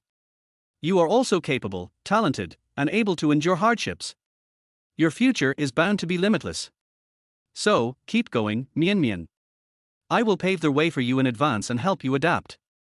Lin Mian was silent for a long time, then nodded. She understood. This is what it's like when you enter society. She has to learn to get used to it and learn to grow up. "Okay, go to the bathroom now. If you don't like this kind of occasion, you can hide in there for a while. I'll call a designated driver to take you away in a while." Qin Li pretended to be drunk again, winked at her, and turned back to the box. Lin Mian took a deep breath, rushed into the bathroom, washed his face with cold water, and stayed in there for a long time before coming out. As a result, as soon as she walked out of the door, she was suddenly pulled by a black shadow in front of her. The world was spinning around, and she was pulled into a cubicle again. The man's tall and straight body pressed tightly against her, his scalding heat burning her, pressing her hard against the door of the compartment. She couldn't move at all. Lin Mian looked up in surprise. He met Shalin's dark and cold eyes. Chapter 46. It's crazy. You? Before Lin Mian could finish her words, the man lowered his head and blocked her lips with a heavy kiss. His breath was hot, carrying the strong smell of alcohol and his unique crisp taste, invading her senses, occupying her breathing, mixed with a bit of force and a bit of fierce punishment. "Shalin, let go." Lin Mian was kissed so hard that she couldn't breathe, and she tried her best to push him away. But it can't be pushed open at all. The man didn't allow her to escape at all. His domineering and hot lips pushed her deeper, swallowing up all her whimpers and struggles. Lin Mian struggled hard, but his big hand grabbed her restless waist with such force that he seemed to embed her into his body. His bony fingers threaded through her long black hair and gripped the back of her head, forcing her to look up at his face. He then rained down a stormy kiss, leaving her no room to breathe. It's crazy. He was kissing her. He was actually kissing her forcibly. Lin Mian beat him desperately, but it was of no use. She didn't even know why Shalin blocked her in the bathroom to do this. He forcefully pried open her lips and took every inch of her breath. All the strength to struggle was like an ant trying to shake a tree in front of him, and Lin Mian didn't even have a chance to resist. She gradually became weaker and could only allow Shalin to kiss her fiercely. It was unknown how long it took, until her mouth was filled with his rich breath and could not be separated from it. Shalin finally let go of her, panting. Bang! Lin Mian raised his hand and slapped him. Shalin's head tilted by her hit him. He pressed his teeth with the tip of his tongue, turned his head and pulled the corner of his lips to mock her. "Okay, Lin Mian, you have a bad temper and dare to hit people. You bastard!" Lin Mian was gasping for breath, his chest heaving with excitement, his eyes red as if he was about to cry in the next second. "Asshole." Shalin laughed maliciously. "It's not the first time I've kissed you. We've slept together before, and we've tried every position. Now you're calling me an asshole. Don't you think that's a bit pretentious, Lin Mian?" Lin Mian didn't expect him to mock her like this. "We're already over, why do you have to keep pestering me? I told you, if you insist on getting close to Qin Li, you might as well follow me." Shalin pressed against her body, and his hot breath sprayed up again. Lin Mian raised his hand to slap him again, but Shalin grabbed his hand. "You still want to beat me up, are you addicted to it?" Lin Mian struggled with red eyes. "Let me go, or I'll call for help." "I bet you don't dare." Shalin slowly clamped her hands, not taking her words seriously at all. Lin Mian couldn't understand why he had to do this, pestering and torturing her over and over again, even though she had already confronted him and it was over. Shalin's exquisite and superior handsome face was infinitely magnified in front of her, and his tall body was about to come up again. Lin Mian raised her foot and wanted to kick the door to make some noise. Kick it hard. Shalin did not stop. You can lure Qin Li over here and let him see what kind of dirty deal is going on between you and me. He picked up the phone, swiped his fingers a few times, and clear recordings came from the phone. Can you go a little slower? It hurts a little. Lin Mian's head exploded with a buzzing sound. Their whole person froze in place. Chapter 47, Finding Her Weakness. He actually installed surveillance cameras at home. I even copied it and played it over and over again in front of her. Abnormal. Lin Mian's heart was pounding, and she jumped up to grab his phone, but Shalin was too tall, and she was like an ant trying to shake a tree. What exactly do you want? Lin Mian asked him in a low voice. Lin Mian, after sleeping with me 3 times, it's no longer up to you. Shalin turned off his phone, pinched her face and continued to kiss her. At this moment, all the restraint and coldness in his bones disappeared, leaving only the bad nature of a man hidden in the deepest part. He just wanted to bully her and touch her badly. Buzz, buzz. The vibration sound of the cell phone came from Lin Mian. She pushed him away, took out her cell phone and took a look. Qin Li's name was jumping on the screen. Just as she was about to answer the call, Shalin held her head and continued to kiss her.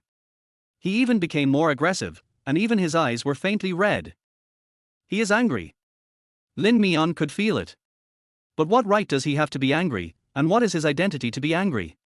Lin Mian opened her mouth and bit him hard. Shalin let go of her in pain, but his eyes were still red, as if he was going to kill her here at any moment. What on earth do you want to do? Lin Mian growled while holding the phone. Follow me. I don't. Reason. Lin Mian stared at him without saying a word. Shalin said it for her, you're pretending to be noble and chaste. You don't want to sell yourself to me, right? Lin Mian bit her lip and turned her head away. Okay, then don't sell it, but if you provoke me, Lin Mian, you won't be able to get away for a while, unless I get tired of it. What do you mean, Ham? Before Lin Mian could finish her words, she was kissed again. Crazy. It's crazy. How can this man be in heat anytime and anywhere without limit? By the time Lin Mian came out of the bathroom, her lips were swollen. Fortunately, the light was dim at night and no one could see that her face was abnormal. Lin Mian took out a mask and put it on, covering himself tightly with only a pair of eyes exposed. When she returned to the private room, Qin Li had been waiting for her for a long time. Mian Mian, why did you take so long? You didn't answer my calls. I thought something happened to you.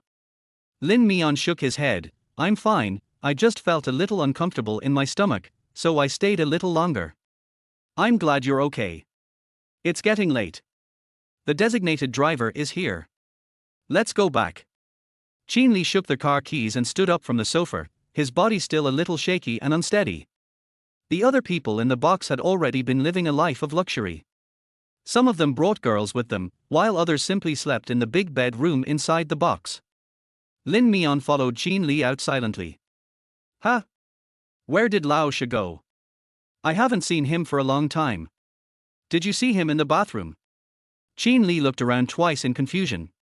Lin Mian shook his head repeatedly. I didn't see it. Forget it, let's go back first and not wait for him. Lin Mian glanced in the direction of the bathroom, quickly retracted his gaze, and quickened his pace to keep up with Qin Li. He'd better never come out. The car was very stable along the way. Lin Mian sat in the back seat, leaning against the car window, silent. Shalin's words filled her mind. If you don't agree, I'll do it until you agree. She knew that she had offended someone she shouldn't have offended. But what to do? Call the police? Shalin had so much evidence in her hands, and every video and recording was taken on her own initiative, so she didn't dare to report it at all. If the matter gets out of hand, not only will her reputation be ruined, but she will also be fired from the Qinsha group. Shalin was right, she didn't dare to gamble. He really grasped every one of her weaknesses accurately. Chapter 48, Going Crazy Anytime, Anywhere. Lin Mian returned home and couldn't sleep the whole night. She didn't come up with any good solution until dawn. The next day at work, she didn't dare to come out first. She waited for a long time through the peephole behind the door. Only after she saw the man opposite leave did she slowly walk out. As soon as she arrived at the company, she received a message from Qin Li. He was going on a business trip today and would not be in Beijing for the next few days. He could not take her with him, so he asked her to follow up on the project with her colleagues. Lin Mian was busy in the hospital all day. Her colleague is an engineer with 5 years of construction experience. Everyone calls her Linda. She is the most powerful designer in the entire design department besides Xin Li, but also the one with the worst temper. Linda has always disliked Lin Mian, and this time she intends to order her around. Lin Mian, move this box of measuring instruments up there. I'm going to need them later. The measuring instruments are placed in a metal box at the feet. Because there are various models, they are very heavy and usually have to be carried by the workers themselves. Okay. Lin Mian agreed and watched Linda walk away. She struggled to pick up the box, but it was too heavy, so she had to drag it along. As soon as she reached the elevator door, she saw Linda press the close button and waved at her provocatively through the crack in the door. Oh, I almost forgot. Boss Qin asked me to teach you. So why don't you carry your suitcase and climb the stairs? It'll be a good opportunity to hone your abilities. Only those who endure hardships can achieve great things, right? Before Lin Mian could say anything, the elevator door had already closed. She stood there, feeling a little dazed. No matter how slow she was, she could tell that Linda didn't like her, and even hated her a little. But let her hate it, she doesn't live to be liked by others. Compared with the torture she suffered in her childhood, this little trick is nothing.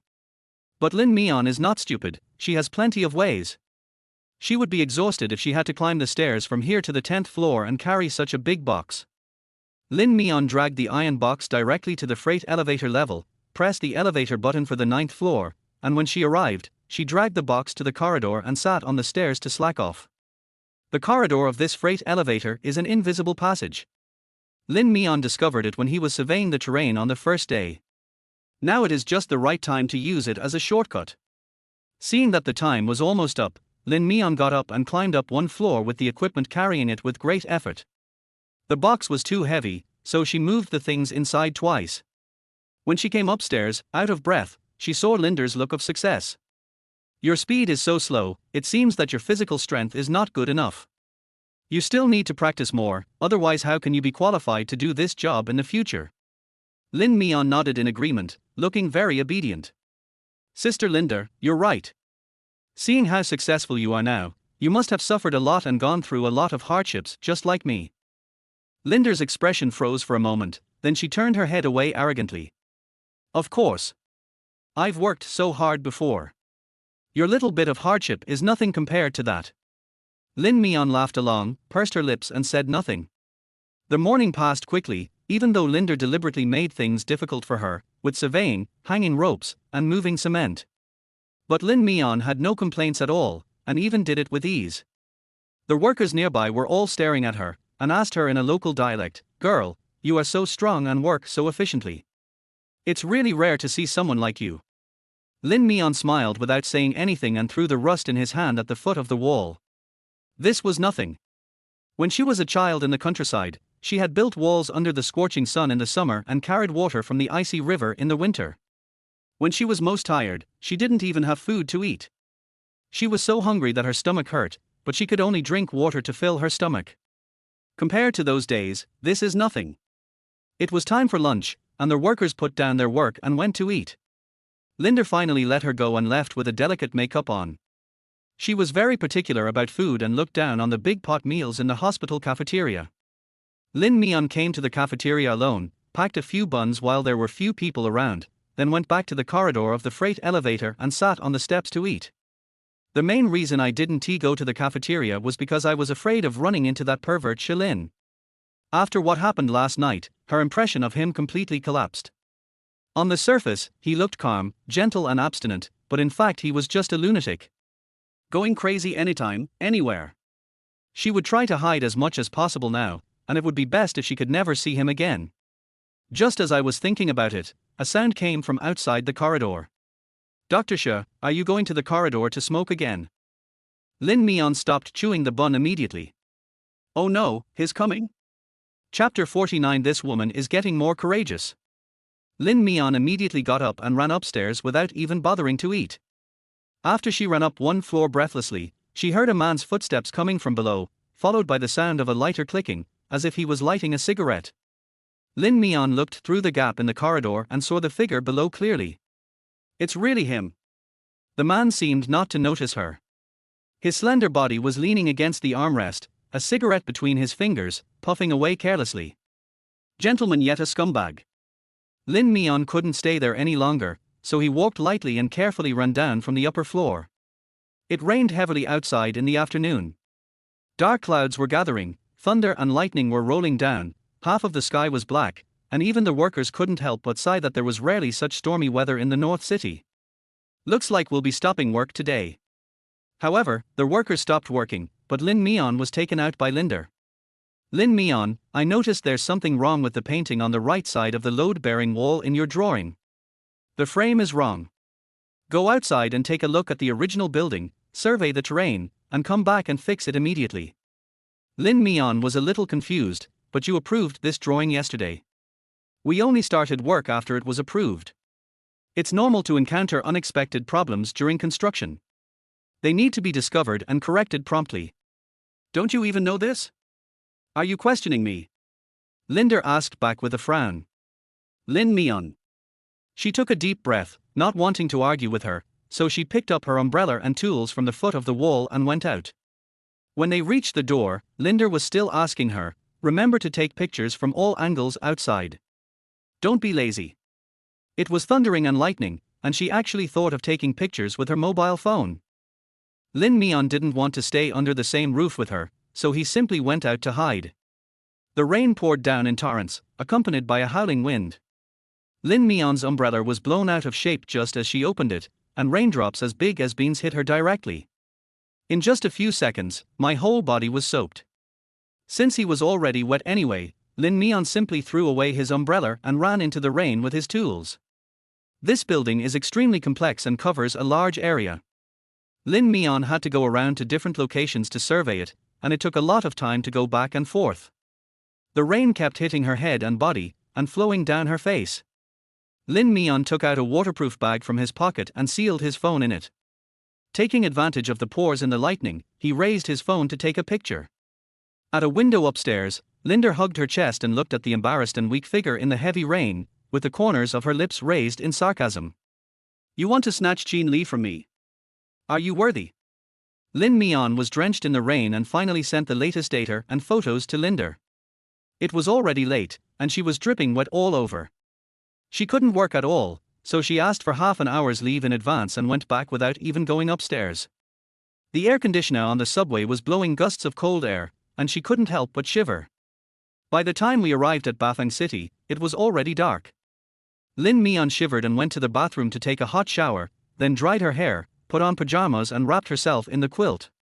But after half an hour, she felt colder and colder. My head feels dizzy and a little hot. She probably caught a cold from the cold. Lin Mian wrapped himself in a quilt, feeling his consciousness becoming increasingly hazy. Just a good night's sleep. She thought drowsily that when she had a fever or a cold in the past, she would cover herself in the quilt and wait for sweat to come out. Knock, knock, knock. After an unknown amount of time, there was a knock on the door. Lin Mian's head was in a fuss, his consciousness was wandering far away, and he paid no attention to the sounds outside. Knock, knock, knock. The knocking on the door was getting louder and louder, and it seemed like they were not going to give up. Lin Mian was shivering with cold and buried herself tightly in the quilt, not paying any attention to what was happening outside.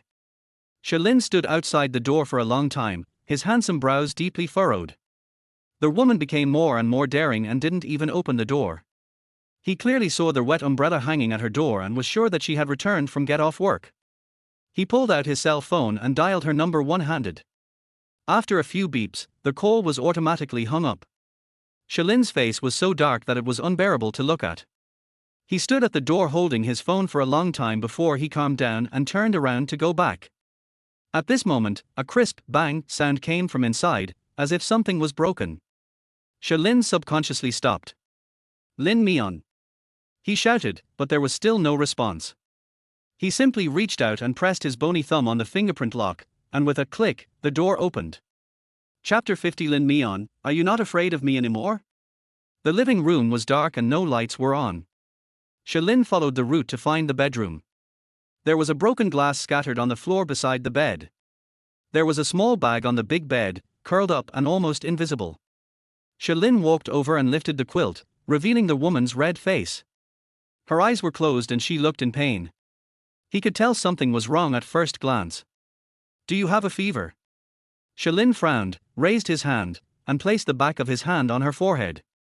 It was so hot that his fingertips trembled. The temperature is too high. Lin looked around and didn't see a thermometer, so he went back and brought over a medicine box, took out a forehead thermometer and dropped it on her forehead. 39 degrees 9. People are going crazy from being burned out. Lin put away the forehead thermometer with a dark face, stood up and walked into the bathroom. Since there was no fever-reducing patch, he soaked a towel in water and applied it to her forehead to cool her down physically. Then he went to get a glass of water, took out a pill from the medicine box, and put it between her lips. As soon as the bitter taste touched her lips, Lin Mian frowned and spat it out. Swallow the medicine, it will reduce your fever. Lin reminded her sternly. Lin Mian kept her lips tightly closed and refused to open them. My mom said that taking medicine is hypocritical. Lin was speechless for a moment. Do you listen to your mother or the doctor? Lin Mian closed his eyes and stopped talking, his face so red that it seemed to be burning. Lin pinched the pill and tried again, but still couldn't put it into his mouth. He threw the medicine directly into his mouth, drank some water, pinched her chin with his long fingers, and lowered his head to kiss her. Lin Mian was dizzy from the fever and her mouth was dry. When the cold water touched her lips, she subconsciously opened her mouth, wanting to drink it urgently. The water and the pill passed into her mouth. Lin Mian was startled reflexively. Before she could react, her lips were tightly blocked by the man. The bitter taste mixed with the man's fresh breath passed into her mouth. Lin Mian was forced to swallow the pills. Only after confirming that she had taken the medicine did Lin slowly move his lips away. His gaze fell on her face. Her face was flushed red, her eyes were tightly closed, and her lips were slightly open, with faint traces of water on them. They were wet and made people want to suck them. Lin looked away, his Adam's apple moving slightly involuntarily. This woman is still so seductive even when she has a fever. The effect of the medicine did not take effect for a while, and Lin Mian was already a little confused due to the fever. She groaned in discomfort, her crimson lips opening and closing, and it was unknown what she was mumbling. His voice was hoarse and sounded uncomfortable. Lin turned around to change her towel, but his shirt sleeve was suddenly pulled. Don't go. My head is so hot. Lin was stunned for a moment, then looked down at her and asked, You won't let me go? Lin Mian made a weak sound. Lin pulled his lower lip and asked in a low voice, Do you know who I am, Lin Mian? I know. Lin Mian uttered a few words in a low voice, You are. Lin. Lin paused for 2 seconds and looked at her dimly. Why, you're not afraid of me anymore? Lin Mian didn't answer. In a daze, she grabbed his sleeve and muttered nonsense. Lin couldn't hear clearly, so he lowered his head and put his ear close to her lips, and then heard a few intermittent bites. Bank card password, payment package password, deposit balance. There are only a few scattered here and there. Lin. Lin Mian was still mumbling, as if leaving his last words. If I die, please leave this money secretly to my father. You are so rich, you won't have any ideas about my savings. It turned out that the reason he was holding him back was to make it easier for him to leave his last words and distribute his meager savings. The corners of Lin's lips twitched. It's just a fever, it won't kill anyone. But I always feel like I'm going to heaven, seeing my grandmother. Lin was completely speechless. He raised his hand and placed it on her forehead. Sure enough, the fever was even worse than before. No wonder his talking nonsense. He took off the towel on Lin Mian's forehead, soaked it in cold water again, and continued to apply it on her forehead. It's cold, so cold. Lin Mian couldn't stop shivering. She curled up, her long hair spread out, a deep blush appeared on her pretty face, and her whole body was shaking uncontrollably. How annoying. Lin stretched out his arms, went up to the bed and held her in his arms. Lin Mian was sleeping in a daze. She felt like she was sleeping in an extremely warm embrace and couldn't help but want to get closer. Gradually, he no longer felt cold, so he curled up his body and fell into a deep sleep. The room was silent, with the dim light of the bedside lamp shining from above, quietly enveloping the two people hugging each other on the bed. Shalin leaned against the head of the bed, his tall body motionless, and he looked down at her quietly. The light fell on his eyelashes, casting a small, thick shadow. His eyes were so deep, like an impenetrable fog. Chapter 51 Feeding Medicine. After she finally fell asleep, the phone on the bedside table suddenly vibrated. It's Lin Mian's cell phone. Shalin glanced sideways at the screen and saw a number without any remarks. He hung up the phone for her without hesitation. A few seconds later, the number called again. He hung up several times, but the other party kept on attacking without stopping. Lin Mian, lying on the bed, frowned slightly, as if she was disturbed. Shalin had no choice but to grab the phone and slide the answer button. "You damn girl, you're getting more and more rebellious, aren't you? You're so happy to have hung up on me, aren't you? You're such a slut, you're just causing trouble for others every day. Do you still recognize me as your mother?" As soon as the call was connected, the woman's cursing came over like an overwhelming barrage. Shalin's brows furrowed, and a hint of displeasure flashed in his eyes. The other party's words were so harsh and unpleasant that he felt physically disgusted. "Lin Mian, listen to me. Come back this weekend for a blind date. A matchmaker has introduced you to someone. They are a civil servant, come from a wealthy family, own a house and a car, and are willing to give a 500,000 yuan betrothal gift. They are looking to marry a top student to improve the genes of the next generation. If you give birth to a son, they'll give you 100,000 yuan in pocket money. You can't miss this great opportunity, okay? I've already been attracted by your academic qualifications, and I also want to see you as a person. When the time comes, dress up beautifully and don't look like a country bumpkin." The woman opposite was still chattering, and every word made Shalin's brows deepen. What era is this? There are still families who sell their daughters for dowry. Shalin held the phone in his hand without saying anything. The other end immediately exploded and cursed, "You don't agree, right, little hoof? Every time you resist, I keep silent, right? Okay, if you don't want to marry, then I'll give you money. Our family is desperately short of money right now. If you don't marry, your brother will still have to marry a wife. The woman keeps asking for a house, a car, and a betrothal gift. Where are your father and I going to get that much money? We worked so hard to support you so that you can honor us. Don't even think about hiding from me." Shalin remained silent. The other party kept cursing, using all kinds of dirty words. Shalin felt it was a bit absurd.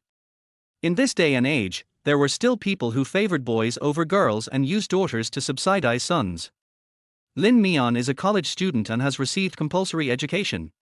It's a pity that she can still endure humiliation like this. He thought again, if she didn't endure the humiliation, he would have no chance to get close to her. Shalin hung up the phone, turned it off and threw it on the bedside table. The world finally returned to peace. He looked down and saw the woman in his arms frowning anxiously, her face flushed, her thick eyelashes trembling slightly, her eye sockets and nose red. Like a weak little wild kitten that no one wants. No wonder she sells eggs. It turns out it's due to the relationship with the original family. He stared at her for a while, then turned away, his eyes returning to indifference. The next day, sunlight streamed in through the floor-to-ceiling windows, illuminating the cartoon blue sheets. Lin Mian slowly woke up and felt as if his throat was cut by a knife. It was painful and dry. She sat up tiredly, and just as she was about to pick up the cup of water on the bedside table, she saw the medicine box on the bedside table and was stunned. Blurry images emerged in my mind, gradually becoming clear and real. She was with Shalin last night. Woke up. A quiet voice came from the doorframe. A tall figure walked over, holding a glass of water in his bony hands and placed it on the bedside table. Take the medicine later. Lin Mian looked at the plate of pills on the bedside table.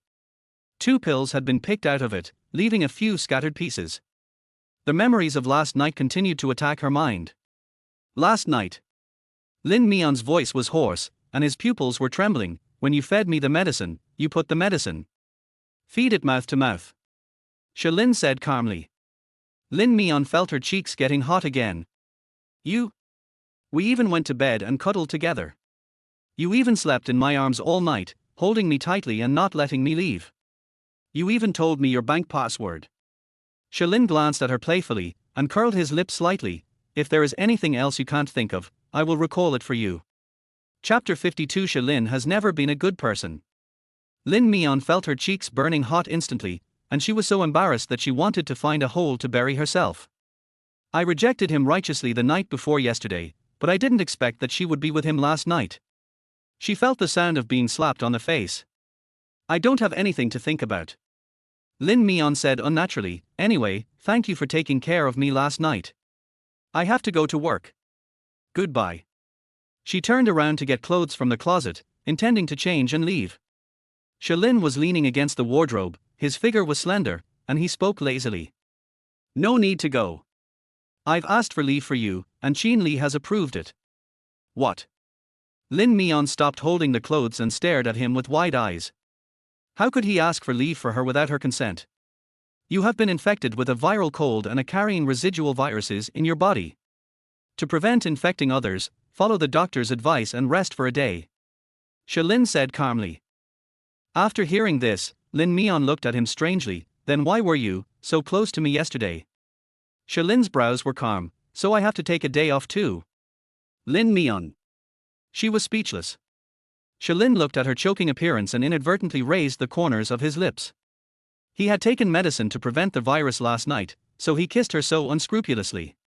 For him, kissing is one thing, but he would not be so stupid as to infect himself with any virus. But he saw that Lin Mian seemed even more melancholy, with a look on his face as if he wanted to say something but hesitated. He raised an eyebrow and asked, why are you so unhappy about giving you a day off? Lin Mian sighed in confusion, if I take sick leave, I'll have half a day's salary deducted. Lin glanced at her calmly and said, when you transferred 50,000 yuan to me in one go the day before yesterday, I didn't see you being reluctant. Lin Mian lowered his head, this is different. She sighed and told him that she didn't understand, so she simply stopped talking.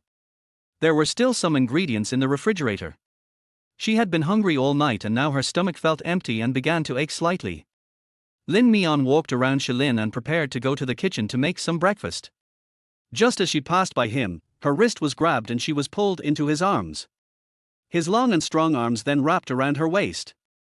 The man's delicate facial features gradually enlarged and then touched the tip of her nose. Lin Mian opened his eyes wide in panic. What are you doing? I took care of you all night last night. It was very troublesome. I have to ask for some compensation. As soon as he finished speaking, his kiss came down without any explanation. Lin Mian wanted to struggle, but he held her in his arms and she couldn't move. She could only tilt her face up and let him kiss her. His kiss was still very strong, not giving her any chance to breathe. The clear breath with a hint of bitterness passed into her mouth. Lin Mian tasted it vaguely and it tasted like pills. He really took preventive medicine before he kissed her so unscrupulously. Lin's kissing skills were surprisingly good.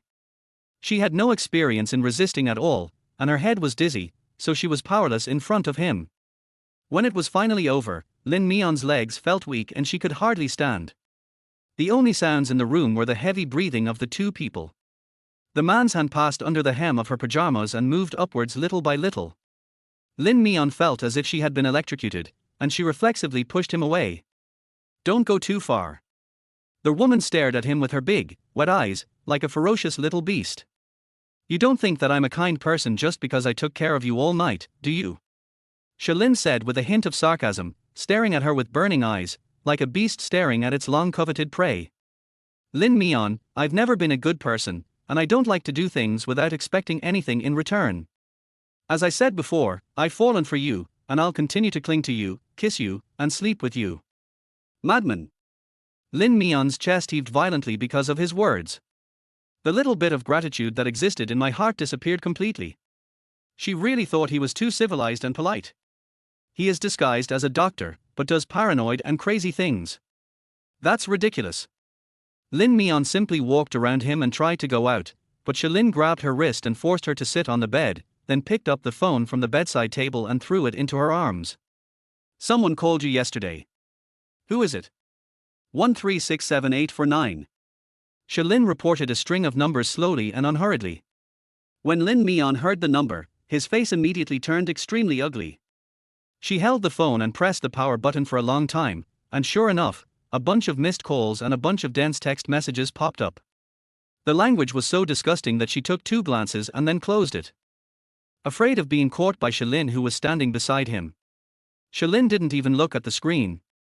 He just stared at her increasingly pale and ugly face and spoke indifferently. You can sell a person for $500,000, you are quite cheap. Chapter 53. Waiting for her compromise.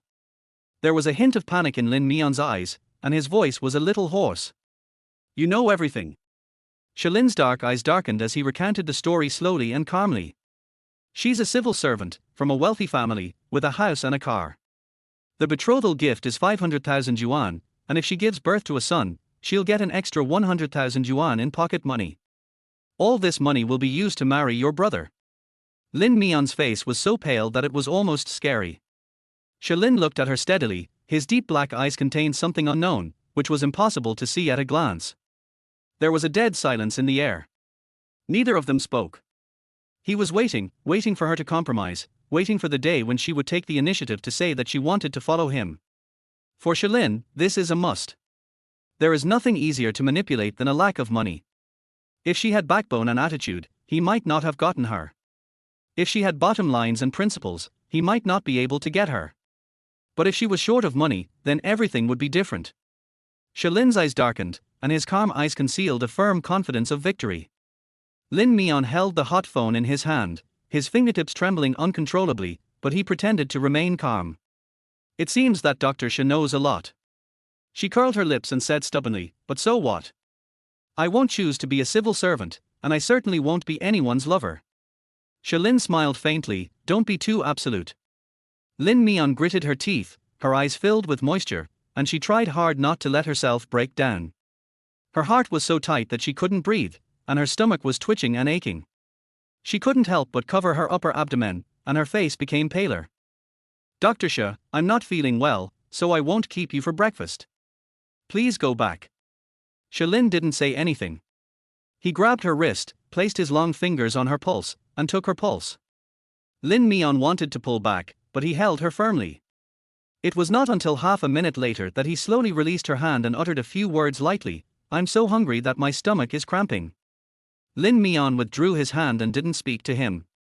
She had been eating irregularly recently and her old stomachache problem had recurred, which she had known for a long time. Shalin didn't argue with her. He stood up and prepared to leave. Before leaving, he pointed to the medicine box on the bedside table and gave a light instruction. Take the medicine later. It contains stomach medicine. Take 2 pills at a time before meals. Lin Mian bit her lip and didn't answer. He turned and left. Hearing the sound of the living room door being closed and locked, Lin Mian slid down to the floor little by little, leaning his back against the bed, feeling a huge sense of powerlessness in his heart. She endured the pain and leaned over, opened the medicine box on the bedside table, found a bottle of stomach medicine she had taken before, unscrewed the lid, poured out 2 pills, and stuffed them into her mouth and swallowed them dry. She caught a glimpse of the forehead thermometer and wet towel beside her and was stunned. It turned out that he had also used a towel to reduce her fever physically. Suddenly, a question popped up in Lin Mian's mind. How did Shalin know the password to her door lock and successfully get in? Before she could figure it out, her cell phone started buzzing. Lin Mian glanced at the string of numbers jumping on the screen, which were exactly the same as the ones Shalin had just read out. She took a deep breath, adjusted herself, swiped the screen and answered the call. You're finally turning on your phone, you little bitch? Remember what I told you about the blind date yesterday? You have to come back to me by the weekend, or I'll go to North City and catch you myself. Do you hear me? Lin Mian didn't even need to ask again before he learned the whole story from Shalin and Lin's mother. She covered her midsection with one hand and said stubbornly, I won't go on blind dates, and I won't marry anyone casually. Who told you to marry so casually? Didn't I tell you that the other party's family is well off and very wealthy? I specifically asked the matchmaker to pick this good family. They will be able to help our family in the future. This is a once-in-a-lifetime opportunity. Don't be so ambitious just because you studied abroad for a few years, but your life is so fragile. Lin's mother scolded her in a bad tone on the other end. I'm not going back. I said I'm not going, so I won't go. Lin Mian became stubborn and couldn't help but yell into the phone. Bang! Something broke over there, and then Lin's mother started cursing in a fierce voice. You lowly thing, don't get ahead of me. I've tried to talk to you nicely but you won't listen. You're only happy when I scold you, right? I'm warning you, you little bitch. If you don't come back, I'll just send that page of your household registration to someone else. Then, even without you, they can still find connections to get a marriage certificate. Lin Mian's breathing stopped and his whole body trembled uncontrollably. Are you threatening me? What threats are there? It's my parents' orders and my matchmaker's words. You crawled out of my belly, so I have every right to deal with you. I don't think anyone dares to disobey. Lin Mian bit her lip tightly, trying to suppress the anger in her chest, and asked. Does my dad know? Don't even think about counting on your dad. He's in the hospital recovering and can't be emotionally stimulated.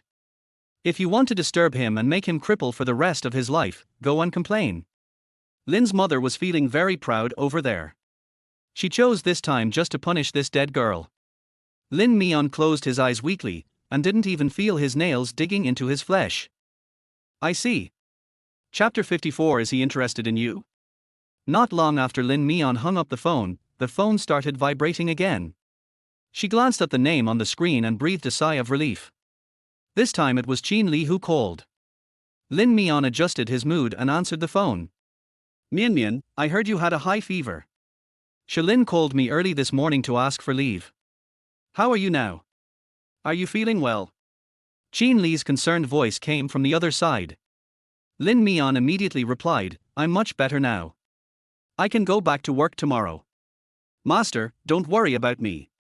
Qin Li smiled helplessly on the other end, I'm just concerned about your situation. If you're not feeling well, just take a few more days off. There's no need to rush back to work. I'm not Jupaopi. Of course Lin Mian knew what he meant, he was actually a very good person. She pursed her lips and smiled, saying, softly. It's strange to say, Shalin doesn't know you very well, so why did he think of knocking on your door last night? If it weren't for him, the consequences would have been disastrous. There was a hint of doubt in Qin Li's tone. Lin Mian clenched her fingers and answered subconsciously, he might want to borrow something from me. After all, they are neighbors, so it is normal for them to come and go. Although it's not normal for a character like Shalin. But she really had no reason to cover up the lie. He never borrows things from anyone. Qin Li said half-jokingly, Mian, do you think he has a crush on you? As soon as he finished speaking, Lin Mian's pupils contracted unconsciously. She clenched her fingers and tried to make her tone sound normal. No. Dr. Shah and I, we are not familiar with each other. He won't be interested in me. Qin Li laughed, I was just joking, why are you so nervous? Lin Mian held his breath, I'm not nervous. Okay, I won't tease you anymore. Qin Li changed the subject, I still have a week before I can go back. I'm busy with overseas business and need to stay here longer. You should have a good rest in China. If you have any problems, just call me directly. For example, if it weren't for Shalin, I wouldn't know about what happened today. Lin Mian replied embarrassedly, it's okay, just go ahead and do your thing. It's just a cold, there's no need to make such a fuss.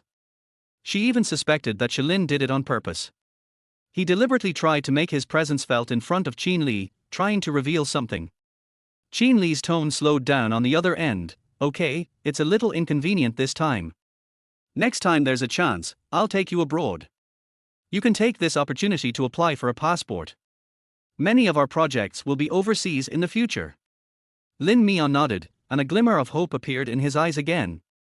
She has never been abroad in her life. Qin Li is really her benefactor.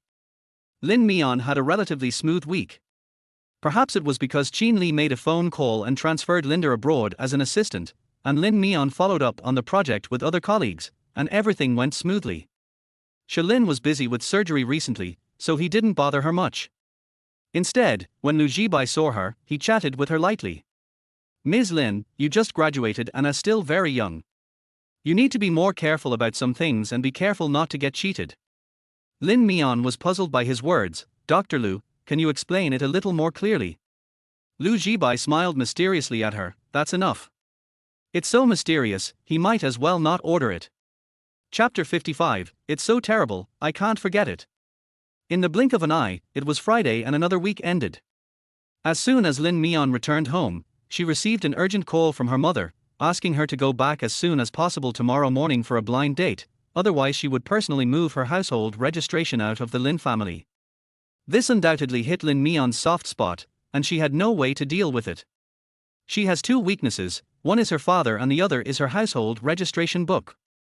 Because she was an illegal resident for a period of time.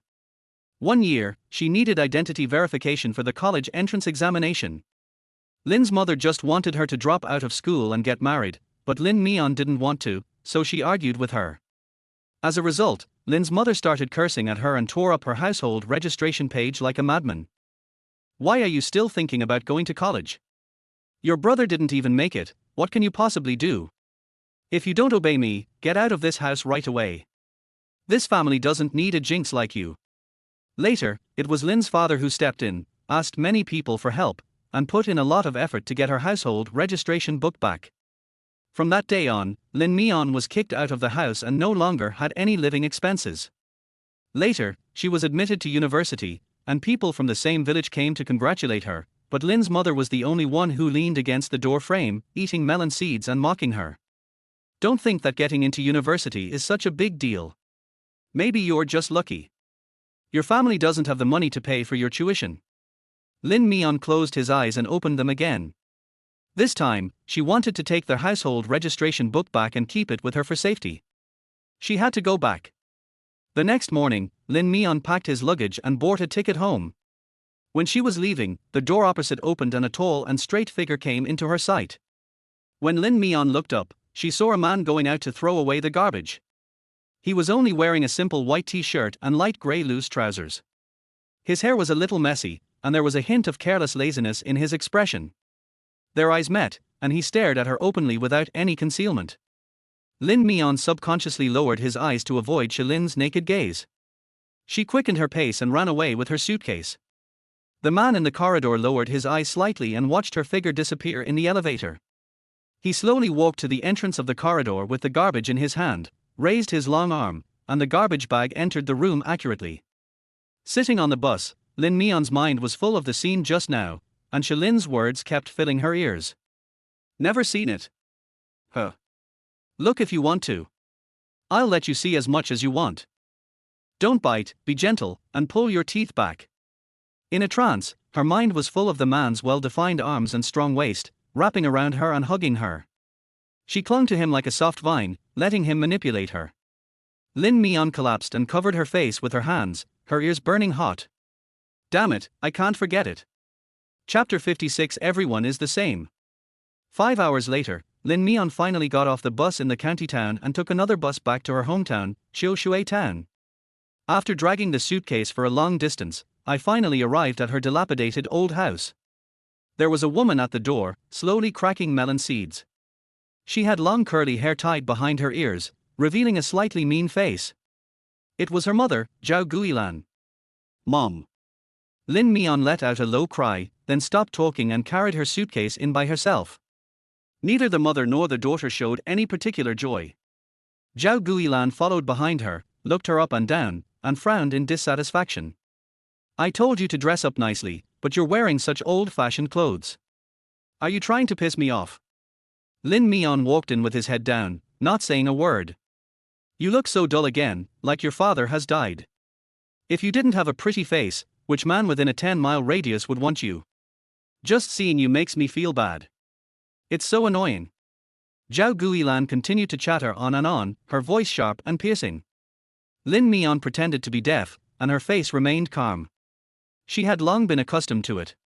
Zhao Guilan cursed a few times but got no response, so she gave up. She walked into the yard, picked up her cell phone, made a call, and said a few words with a wry smile. After a while, there was a noise in the yard. A middle-aged woman dressed as a matchmaker walked in with a smile, and her voice was so loud that Lin Mian could hear it. Mian Mian is back. I have to take a closer look.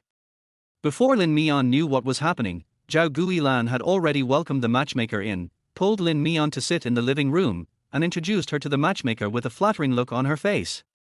My girl just graduated and is highly educated. She's studying at a university in the North City.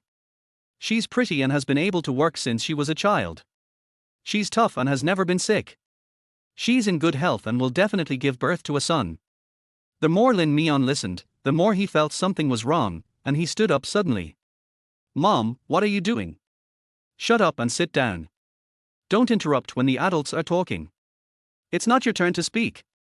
Zhao Guilan warned her secretly, then pinched her arm and pressed her down on the sofa. Mom, I told you I won't get married. Lin Mian just thought it was ridiculous. She had only been back for less than 10 minutes and hadn't even had a sip of water, but her mother was so impatient to ask the matchmaker to come to her house to inspect her and prepare to marry her off. If you say another word, don't force me to slap you in front of others. Zhao Guilan clenched her fists, her eyes full of fierceness. Lin Mian's face turned pale and he gritted his teeth without saying a word. From childhood to adulthood, hasn't she slapped her in public enough? She was used to being slapped at every turn, but she really didn't want to argue today. She sat on the sofa with her eyes closed, thinking about how to get the household registration book as soon as possible. The matchmaker's eyes fell on Lin Mian with satisfaction and she asked a question out of the blue. You've never been in love, have you? Lin Mian? Chapter 57, Each takes what he needs. Zhao Guilan immediately replied, No, that girl is clueless. She studies all day long. How could she take the initiative to fall in love? The matchmaker was even more satisfied, that's fine. Girls who have had boyfriends are worthless. In our place, clean girls are popular. That's right, if this girl does something unclean, I'll be the first one to break her legs. Lin Mian. She suddenly felt like laughing.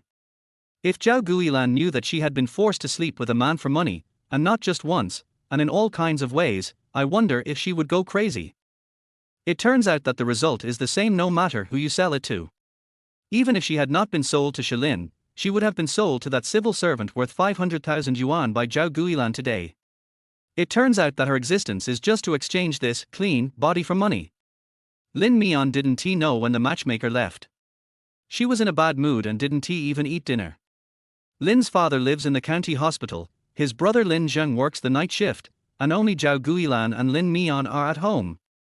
It was late at night and Zhao Guilan, who had been nagging all day, finally went back to her room to sleep. Lin Mian lay on the sofa in the living room, feeling very upset. The Lin family's old house only has 2 bedrooms, one for her parents and one for Lin Zheng. She has been sleeping on the sofa in the living room since she was a child, using it as a bed at night and putting away the bedding during the day. The sofa seat was a little broken and bumpy, which hurt her waist and made it even more difficult for her to sleep. Lin Mian quietly got up, put on a thin coat, and went to the yard outside the door to enjoy the cool breeze. The bright moon hangs in the sky, clear and bright, like a layer of fine salt sprinkled in the quiet courtyard, quiet and peaceful. The phone buzzed twice and a text message came in. Shalin's name flashed in WeChat, along with a simple line of words. Shalin, name, phone number, and ID card.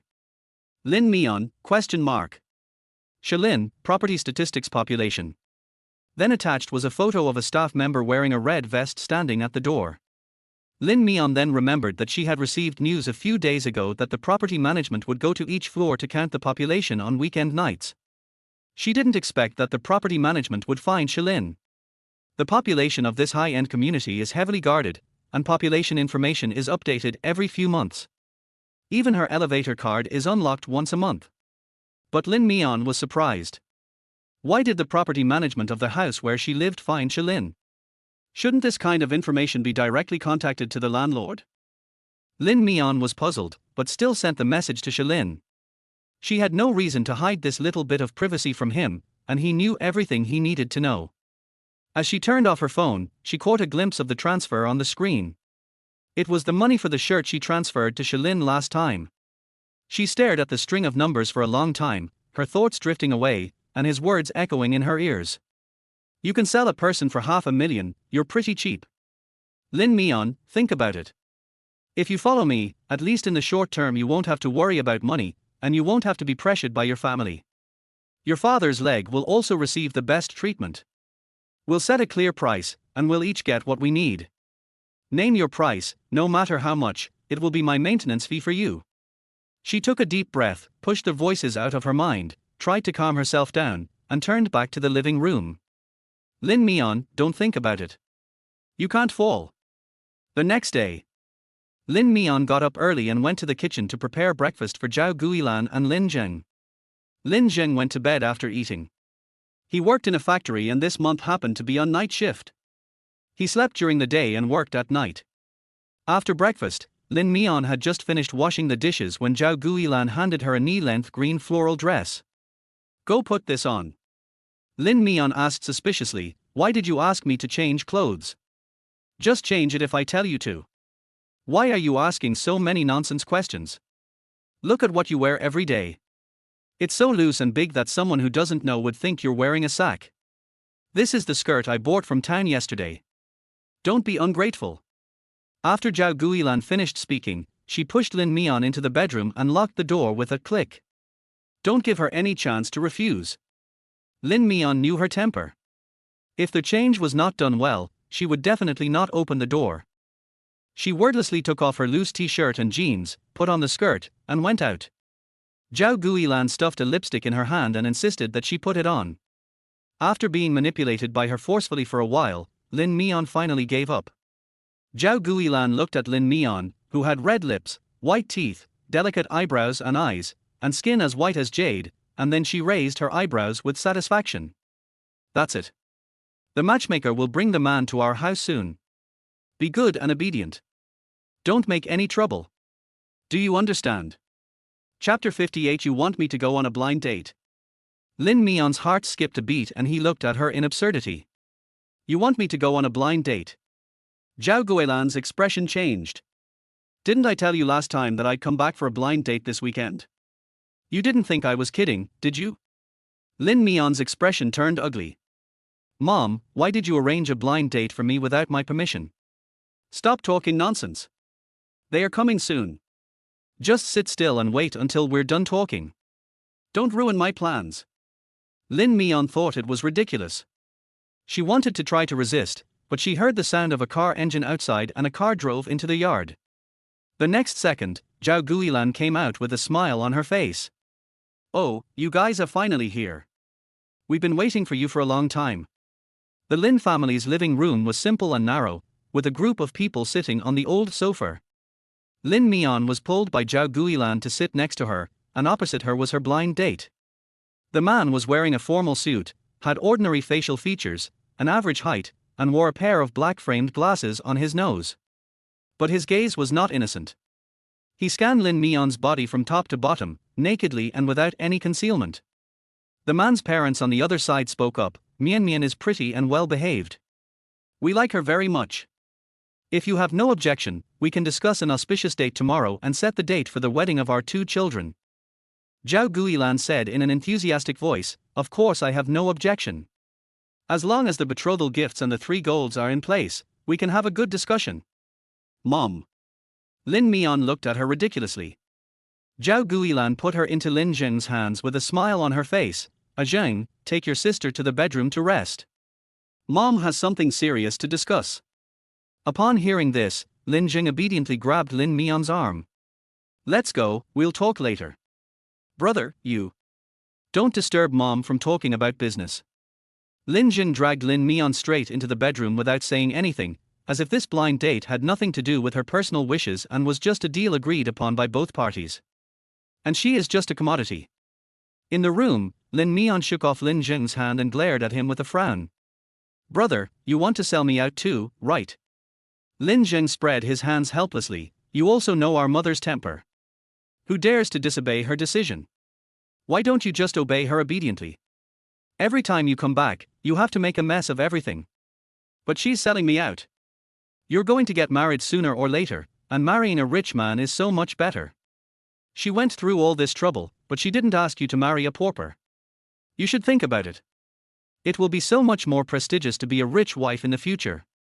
Lin Mian looked at him speechlessly, feeling a chill in her heart. Outside, the living room.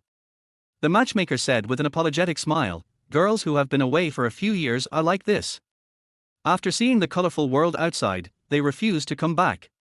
Take her home and lock her up for a few days, and then give birth to a child. Look at her pretty little face, so fair, tender, and bright. She's also a top student. She must have good genes and will definitely give birth to a son in the future." The man was suspicious for a moment, is she a virgin? Chapter 59. Someone wants to kill someone. Of course. I introduced her to you right after graduation.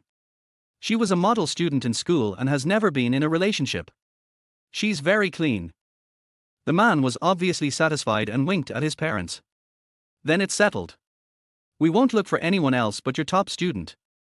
The man's parents were quite generous and directly took out 2 stacks of money and placed them on the coffee table. This is the deposit, we have agreed on it. Zhao Guilan's face was full of joy. She congratulated her in-laws repeatedly and praised them for their good taste. The other party had other things to do, so he hurried away with his son, waiting to discuss the detailed wedding date another day.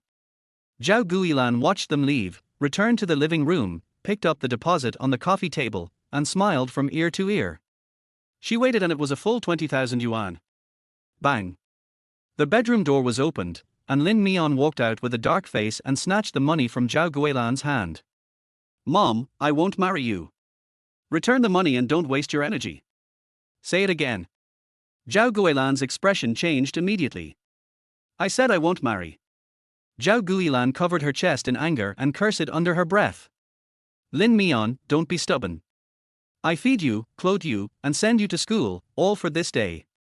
I'm a civil servant with a salary, and my family is rich. How can I be unworthy of you? Have you become stupid after 2 years of studying away from home? Besides, there are so many things in your family that need money. If you don't get married, your brother will still have to marry a wife. Where will you get the money? Can you come up with 500,000 yuan? Lin Mian bit her lip and clenched her fingers tightly in her palms. Zhao Guilan snatched the stack of money from his hand. You're useless and talk back all day long. I'm warning you, don't even think about it. I still have your household registration booklet, so you'd better be obedient. When mentioning the household registration book, Lin Mian took a deep breath and softened his voice to plead. Mom, I beg you, I will definitely make a lot of money in the future and will definitely send money home. I'm really having a hard time now. Can you please wait for me a little longer? Bang! Zhao Guilan slapped her directly. Lin Mian was hit so hard that his head tilted to one side. Half of his face was burning with pain and his ears were buzzing. It took him a long time to recover. Zhao Guilan has always been very harsh in her actions, and she has long been accustomed to it. But even so, his eyes turned red uncontrollably. Lin Mian swallowed, turned around and pleaded with Lin Zheng beside her with tears in her eyes. Brother, can you help me? I just graduated and I really can't get married. Can you rely on yourself to get a wife? I'm almost being dragged into the abyss by you. Do you want to ruin my life? Lin Zheng hesitated for a long time and couldn't bear to watch it anymore. Mom, forget it. What do you mean by count it? Don't you know what era it is now? There are very few girls in the whole village. Anyone with a daughter is rich, especially one with such a high level of education. If you don't get married soon, do you want to be single for the rest of your life? Lin Zheng stopped talking. He really couldn't afford the gamble. In my hometown, it is very shameful for an older man to still be unable to find a wife, and it will only become increasingly difficult. He felt resentment towards Lin Mian in his heart. I have hated it for more than 10 years. His family was poor. If he hadn't bought popsicles for Lin Mian, Lin Ping'an wouldn't have had a car accident and wouldn't have been paralyzed in bed. His family wouldn't have had such a hard life. But even so, her whole family still paid for her to go to college. These are what she should repay. She should. He simply turned around and went back to the bedroom, closing the door with a bang. Lin Mian didn't expect that he was still so cowardly and still liked to escape so much. In this family, there was no difference between sucking her blood openly and sucking her blood silently. She closed her eyes, extremely disappointed. She turned around, dragged her suitcase, packed her things, and began to search through the drawers and cabinets in the house. Stop it. What are you doing? Zhao Guilan scolded her. Lin Mian said coldly, looking for the household registration book.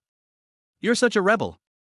You still want to snatch my household registration booklet right in front of me? You little bastard, you dare to rummage through my things? I think you deserve a beating. Zhao Guilan swung her arm and slapped her in the face. The burning pain came again, and Lin Mian endured the slap, but he did not stop and continued to rummage and pick up things in the cabinet. Stop it, you hear me?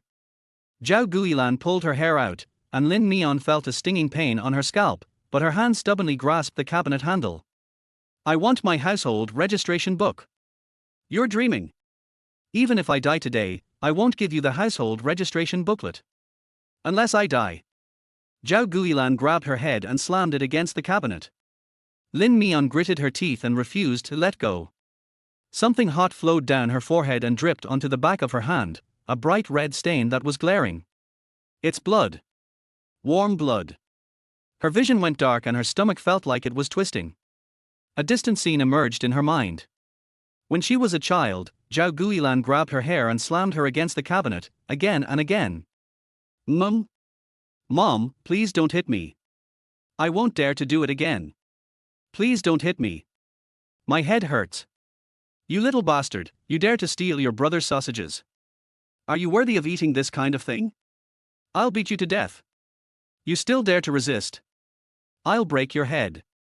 Try to move again. Boom, boom, boom. Again and again.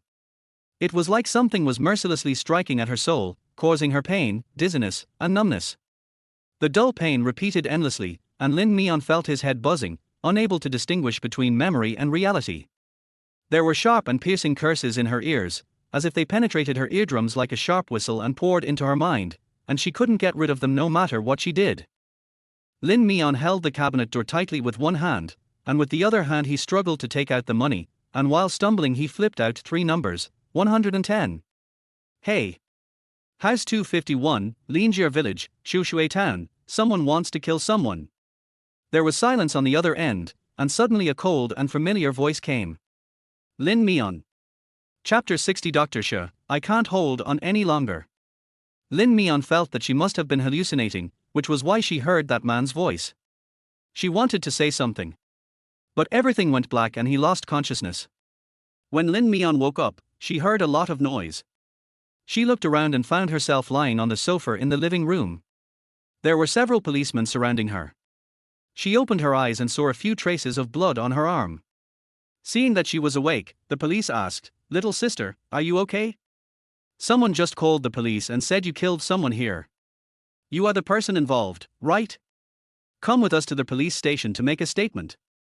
As soon as the police finished speaking, Zhao Guilan's hoarse roar was heard outside. What's wrong with me beating my own daughter? Do you have any right to interfere? It's only natural for a mother to teach her a lesson. This little bastard actually dared to call the police. I'll beat her to death. There was a lot of noise and commotion in the yard. Many people gathered outside to watch the fun. As soon as Lin Mian followed the police out the door, she was seen by Zhao Guilan. Her eyes were red and she raised her hand to rush over. Lin Mian, you little bitch, you actually dared to call the police? I'll beat you to death. Stop, don't move, stop hitting. The police stopped her sternly, but to no avail. Zhao Guilan was blocked by several policemen. She looked at Lin Mian like crazy and suddenly burst into laughter. Lin Mian, you're such a good fellow. You dared to call the police to arrest me. Do you want me to die? You'd be happy if I died, right? Just wait, I'll make you regret it for the rest of your life. After she finished speaking, she suddenly turned around and ran to the woodshed, picked up the pesticide bottle on the ground and gulped it down. Green liquid flowed down the corners of her mouth, emitting a pungent stench. Did she drink pesticide? Oh my god, this is a fatal drug. Lin Mian's eyes widened and she shouted in disbelief, Mom! The surrounding villagers were in an uproar and hurriedly snatched the pesticide bottle from Zhao Guilan's hand, but she had already taken a few sips and was now staring at Lin Mian with red eyes. Didn't you say I killed someone? I'll kill you right now. She grabbed a knife from somewhere and slashed her wrist. Blood immediately flowed out and dripped onto the ground. Lin Mian was completely stunned. She is just a lunatic. A madman who doesn't care about his life. The scene was extremely chaotic for a moment. Zhao Guilan dropped the knife with a bang, foamed at the mouth, and fainted with convulsions. Quick, rush to the hospital for emergency treatment. Someone shouted, and Lin Mian came back to her senses instantly. She helplessly pushed through the crowd and ran over, only to see Zhao Guilan with a livid face lying motionless. Her head was buzzing. The group sent Zhao Guilan to the town hospital, where they performed gastric lavage and bandaged her wounds overnight. Lin Mian sat in a daze on a chair outside the emergency room, his face as pale as paper. She knew that Zhao Guilan had always been a lunatic, but she didn't expect that she would go so completely crazy this time, even wanting to give up her life. Sitting next to him was Lin Zheng, who was also frightened. He turned his head to look at Lin Mian and suddenly said something sinister. Lin Mian, you crippled dad and killed mom. Are you satisfied now? Lin Mian looked at him ridiculously. What do you mean? If you had just listened to our mother, would she have become like this? Didn't she just pull your hair and slam your head against the wall a few times? She beat you as a child too. Do you think you'd call the police to arrest her? If she died in there, you'd be a matricide for the rest of your life. Lin Mian looked at his cold face and felt a chill in her heart. For people who are used to being beaten, it is a sin to resist occasionally. It is unforgivable. She clenched her hands tightly, her fingertips trembling as if they were not her own. Buzz, buzz. The phone vibrated. Lin Mian looked down at the name flashing on the screen. For some reason, his breathing inexplicably calmed down a little. She held the phone as if she were grabbing a life-saving straw. Lin Mian got up and hid in the dark corridor to answer the phone. Hello. He can still answer the phone, so it seems he is not dead yet. A cold and even voice came from the other end, with his usual calmness. Lin Mian's heart skipped a beat and he clenched his phone tighter. Dr. Shi. Her voice trembled uncontrollably. I can't hold on any longer. Chapter 61. Then he is the only one. Shi Lin was silent for a moment, then raised his lips and asked, What do you mean? Lin Mian leaned against the dark corridor and looked up. The dark buildings pressed down on her, so dark that no light could be seen. You're right, 500,000 for one person is really cheap. Her voice was hollow, without any emotion. Shi Lin frowned and wanted to say something else, but she was stunned to find that she had already hung up the phone. He was wearing a loose bathrobe, leaning against the leather sofa, thinking back to the phone call he received during the day. The sharp curses and noisy struggles on the other end formed a sharp contrast with her low, deep voice. Ever since the last incident with the drunk man, he deliberately changed the 110 address book in her mobile phone to his own number while she was asleep. I didn't expect it to come in handy so soon. It seems to have a significant effect. If he hadn't called the police today, she might have been in a worse situation. But now it doesn't seem to be getting any better. Lin Mian heard the noise in the corridor and ran over with his cell phone in hand, just in time to bump into a doctor in a white coat coming out of the emergency room. Doctor, how is my mother? The patient is severely poisoned. Although their stomach has been washed, a lot of toxins have seeped in. We can't treat them in a small place like this. We need to send them to a large hospital in the provincial capital. The doctor handed her a list and said, Hurry up and go through the transfer procedures. Going to the provincial capital? That's North City. Lin Mian was stunned for a moment, and without caring about anything else, he picked up the pen and signed the form. Go contact the big hospital in the North City and see if there's a ward that can take the patient. We need to go there overnight to get help. When Lin Mian heard the doctor's words, a person suddenly popped up in his mind. Hospital, doctor. Then it can only be him. She held the phone and dialed Shi Lin's number, and got straight to the point. Dr. Shi, please help me. My mother needs to be transferred to a large hospital in the provincial capital overnight. I really don't know what to do. Please help me. There was silence on the other end for 2 seconds, and then a man's cold voice came. Got it, I'll make the arrangements. Thank you, thank you. Lin Mian didn't expect him to agree so readily, and was so grateful that he didn't know what to say.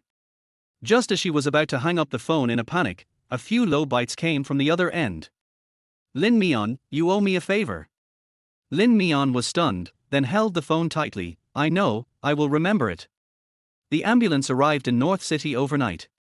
With Shi Lin's arrangement, Zhao Guilan was quickly sent to the ICU ward. Because she had to advance the medical expenses, Lin Mian's wallet was already empty. She only paid a few thousand yuan temporarily and promised to pay the rest the next day.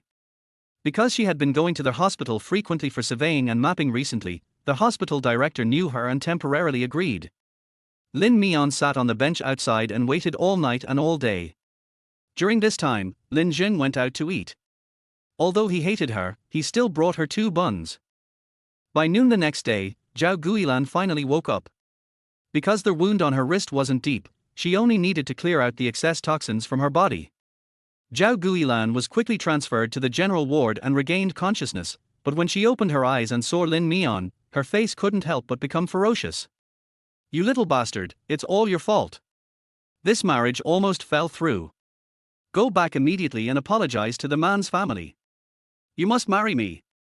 Mom, it's already this late, and you're still thinking about getting me married. If my 500,000 yuan betrothal gift goes through, I will die in this hospital today."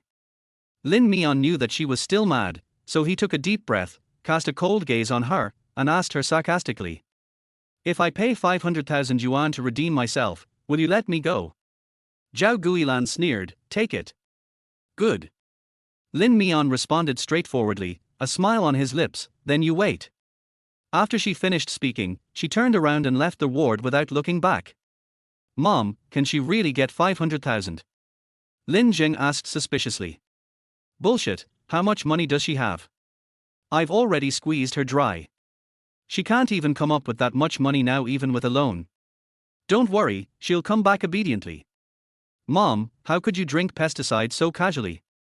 It really scared me to death." Lin Jin complained. "What are you afraid of? I mixed the pesticide with water. It just looks scary, but it won't kill you. Your mother is very lucky." Zhao Guilan lay on the hospital bed with a look of disdain on her face. "If we don't use this trick, how can we force Lin Mian to surrender? This damn girl only responds to soft words and doesn't respond to hard ones. After studying for a few years, she has become a nerd and is most afraid of this kind of moral kidnapping. She just wants to use this invisible and intangible bullshit morality to tie her up tightly. What is a daughter? She is just a jinx. Only her son is the apple of her eye."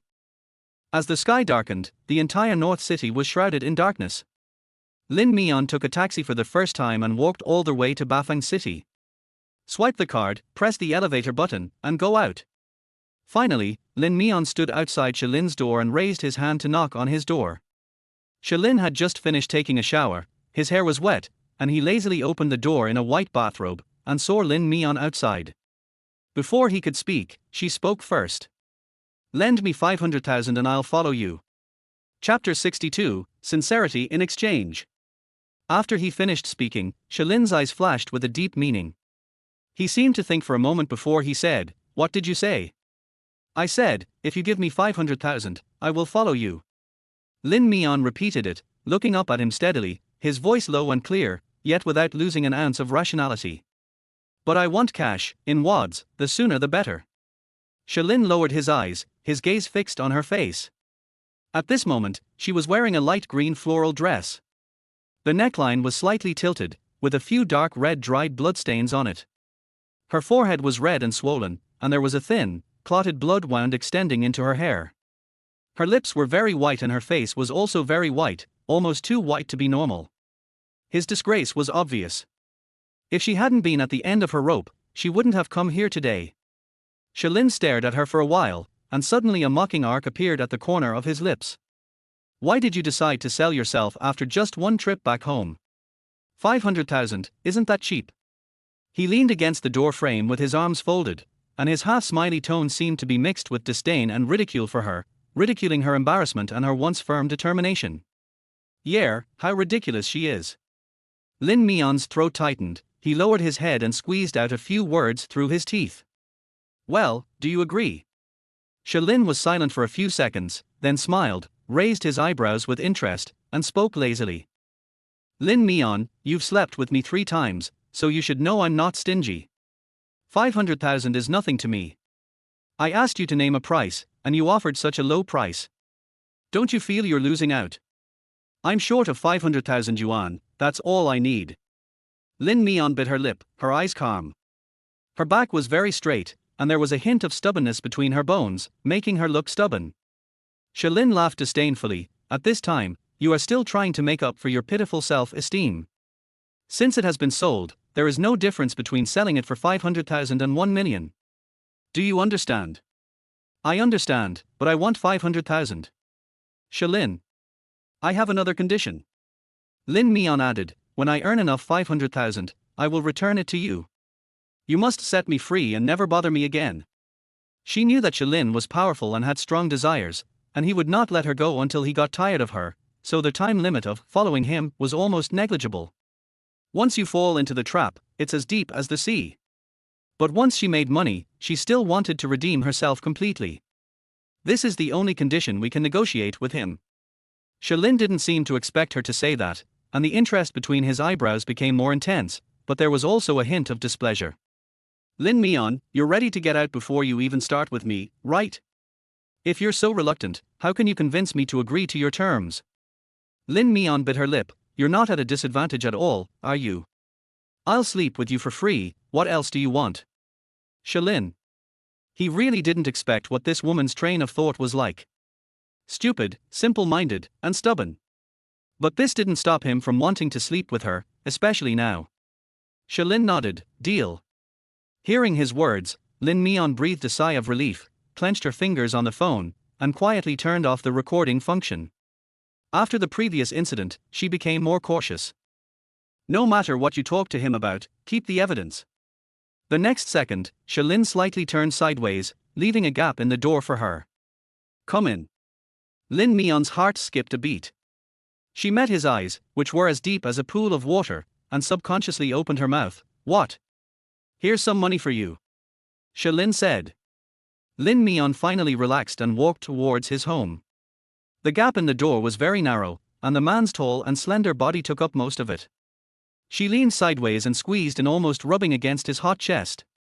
As soon as I entered the door, I felt a tightness around my waist, and with a bang, the man pushed me against the door. Lin Mian looked up in panic and met his eyes that were full of hidden meaning. Shalin looked down at her condescendingly, holding her cheek with his big hands, lowering his head slightly, and a warm and ambiguous breath sprayed down on her all over. If you want money, you have to exchange it for sincerity, understand? How do I change it? Lin Mian felt his cheeks getting hot. I taught you so many techniques the last 3 times. Today, let's review the results. It's your turn to serve me. Let's go through all those positions. Before Shalin could finish his words, Lin Mian suddenly stood on tiptoe and pressed his soft lips against his without any hesitation. Chapter 63. Be good and obedient. The woman's lips were soft and cold, with a boldness and trembling of risking her life. The scent from her body gradually spread to his nostrils. Before he could react, Lin Mian's slightly cool lips took the initiative to pry open his teeth and penetrated his lips and teeth, turning and twisting, deepening the sensation. She was still very green and learned all the techniques from him. But she was smart enough, and she learned every move, every style, and every step of a deep kiss very well. For the first time, Shalin felt out of control, as if every cell in his body was clamming.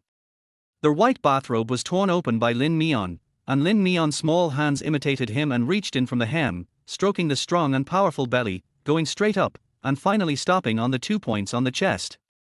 Squeeze hard. Grass. Shalin reflexively grabbed her hand, gasped, and couldn't help but spit out a curse word. What are you doing? He stared at her in a low voice, his chest rising and falling violently, and his voice was unusually hoarse. I'm learning from you. Lin Mian looked up at him blankly. You've slept with me 3 times and it's always like this. Shalin was speechless and choked. He held her hand tightly, raised her wrist above his head with red eyes, and lowered his head to crush it hard. Forget it, let me do it. Before Lin Mian could react, the man sealed her lips again. But this time it was not passive, but full of aggressiveness. His kiss was too strong and overbearing, pressing her hard against the door panel, as if he wanted to absorb all her breath. Scorching, hot. In less than a moment, Lin Mian could no longer hold on. She felt the man's hands tearing open her skirt and throwing the pile of rags aside. The bright light shone on her body, and she subconsciously closed her eyes. The next second, he pinched her hard somewhere, and Lin Mian couldn't help but let out a low moan. Only I can play here, you are not allowed to touch me, do you understand? Shalin's hoarse voice poured into her cochlea. Lin Mian closed his eyes helplessly. Double standards. Speak. Shalin urged again. Lin Mian couldn't help but groan, I know. Shalin took off the last line of defense on her body, laughed softly, pinched her face and kissed her again. Stubborn little bastard. The night is deep and the moon is high in the sky. Until the late night, the inspection of the results had not yet been completed.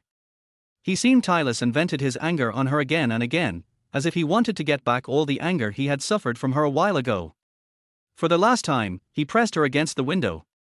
Outside the huge floor-to-ceiling window, there was the hustle and bustle of traffic, and the night view overlooked the entire city. Lin Mian, look, sleeping in a bustling city is better than sleeping in a concrete house in the countryside. What do you think? Lin Mian grabbed his arm in humiliation, her nails digging into the flesh. Stop talking. You can't listen to it anymore? Where's the thick skin Qin Li taught you? You haven't learned it at all. Lin Mian pursed her lips, her voice filled with tears. Don't mention him at this time. You feel ashamed just by mentioning him. You've slept with me so many times, but I've never seen you show this expression. Lin Mian lay unsteadily on the cold glass and couldn't help closing his eyes. Stop talking. Be good and obedient, and I won't tell anyone. Shalin leaned close to her ear and pinched her slender waist with his big hands. Get off. Lin Mian's ears suddenly felt hot. She bit her lip and had to do as he asked. The next second, Shalin's breathing suddenly quickened. At the last moment, he leaned on her shoulder, like a wild beast at will. Chapter 64. What are you hiding from? The next day, Lin Mian opened his eyes. It was already bright outside, and the memories of last night jumped into her mind frame by frame. It took her a while to come back to her senses. She had already sold herself to Shalin last night. The sound of running water in the bathroom brought Lin Mian back to his senses. After a while, the water stopped, the door opened, and a man with a slender and superior body walked out. His bathrobe was loosely draped over him, revealing his strong and powerful chest muscles. Further down, his 8-pack abs and mermaid line were faintly visible. Although it was not the first time that they were frank with each other, Lin Mian still turned his eyes away unnaturally. Shalin casually wiped his hair with a towel. He looked a little lazy in the early morning. His eyes fell on Lin Mian and his eyebrows raised slightly. Why are you hiding? It's not like you haven't seen it before. Lin Mian turned his head away, covered himself with the quilt, and went straight to the point. Give me the money. 500,000 in cash. Shalin. She really never forgets her main purpose every moment. He wiped his hair roughly, threw the towel on the table, picked up his cell phone and made a call. He gave a few simple instructions and asked the other party to bring the cash over. Because it was said in front of Lin Mian, she heard it clearly. After hanging up the phone, Shalin glanced at her and shook his phone. Wait half an hour and the money will be delivered. I won't sleep with you for nothing. Lin Mian's face turned slightly red at his words. But she didn't care. She wrapped herself in the quilt and wanted to get out of bed. The clothes she brought last night were torn into pieces by him and could not be worn. Now she couldn't go back. Go take a shower. Shalin pointed to the bathroom. The water had just stopped running, and there was mist lingering around. Water droplets were still dripping down the frosted glass. Lin Mian hesitated for a moment. She wanted to go back to her room to take a shower. It's just across the street, just a few steps away. She moved her mouth and wanted to lend him a shirt to wear back, but when she thought about the shirt he bought her last time that cost 50,000 yuan and could not be washed or dry cleaned, so it would have to be scrapped if it got dirty, she shut up silently. Could you come to my house and bring me some clothes? Rather than having to pay him 50,000 yuan in compensation, Lin Mian would rather shamelessly order him around. Shalin paused for a moment, pointed to the bathroom and said, There's a bathrobe inside, feel free to wear it. Lin Mian subconsciously asked, How much is your bathrobe? Shalin? It's too expensive for me to pay for. Lin Mian curled her lips, feeling quite resentful about the 50,000 yuan compensation she had to pay for no apparent reason last time. Shalin immediately understood what she meant and couldn't help but curl his lips. This stubborn little guy is quite vindictive. He walked straight into the bathroom, found a brand new bathrobe, threw it on her, and covered her head. You did well last night, so consider it a gift to you. No charge. After hearing his words, Lin Mian took the bathrobe with confidence and wrapped herself tightly. The bathrobe was so wide that she looked like a silkworm cocoon in it. Without caring about anything else, she jumped out of bed and prepared to leave. Shalin called out from behind, Not taking a shower anymore. I'll go back home and wash. Lin Mian walked hurriedly. Shalin, who was standing behind her, looked at her frightened back and couldn't help but chuckle. Her home. Both apartments are his, she has no home. Lin Mian returned to the apartment and immediately went into the bathroom to take a shower and wash her hair. When she looked in the mirror, she found that her whole body was covered with red and purple marks, all left by the man last night. Especially the collarbone and shoulders, it was almost horrible to look at. Not only does he have big desires, he's also a bit of a dog. While Lin Mian was complaining in his heart, he took out a high-necked shirt from the closet and buttoned it up with the top button to cover up the marks completely. Half an hour later, there was a knock on her door. When Lin Mian opened the door, she saw Shalin standing outside with a small box. He bent down slightly and placed the box at her door. The cash you asked for is 500,000. Chapter 65, Hand over the money and exchange the household registration book. Lin Mian's heart felt a prick, and he picked up the box in his hand. The heavy weight is just like her mood at the moment. Anything else you want? Shalin was standing outside the door. He had changed his clothes. He was wearing a clean white shirt with the top button fastened, and black trousers with smooth lines, neat cuffs and a clean style. He exuded a faint aura of abstinence. After putting on the clothes, he became a decent person.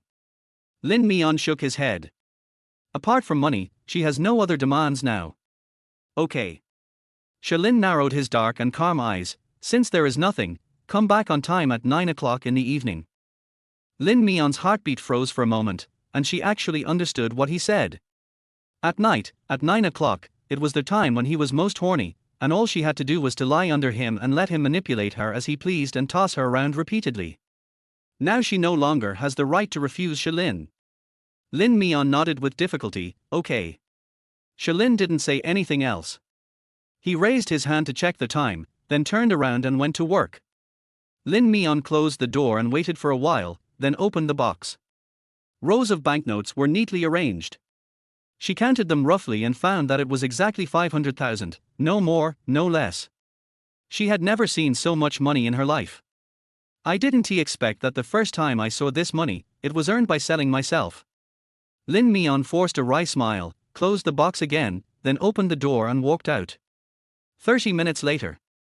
Lin Mian carried a heavy box of money and pushed the door into Zhao Guilan's ward. There was no one in the ward at this time, and the bed next door was also empty. Only Zhao Guilan was lying on the bed playing with her mobile phone, and Lin Zhang was sleeping beside her bed in a daze. When she saw Lin Mian, Zhao Guilan's happy expression instantly turned gloomy. Where were you all night? You didn't reply to my texts or answer my calls. You saw I wasn't dead and woke up, so you just left me completely alone, right? If your brother hadn't been here with me last night, I would have starved to death.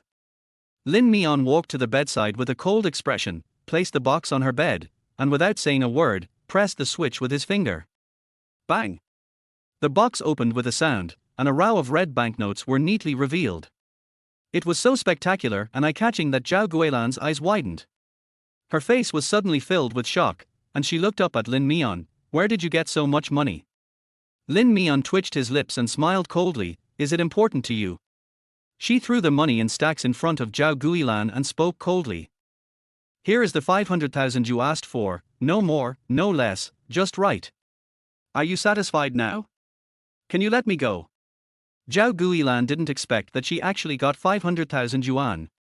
Her eyes lit up and she was so happy that she could hardly close her mouth.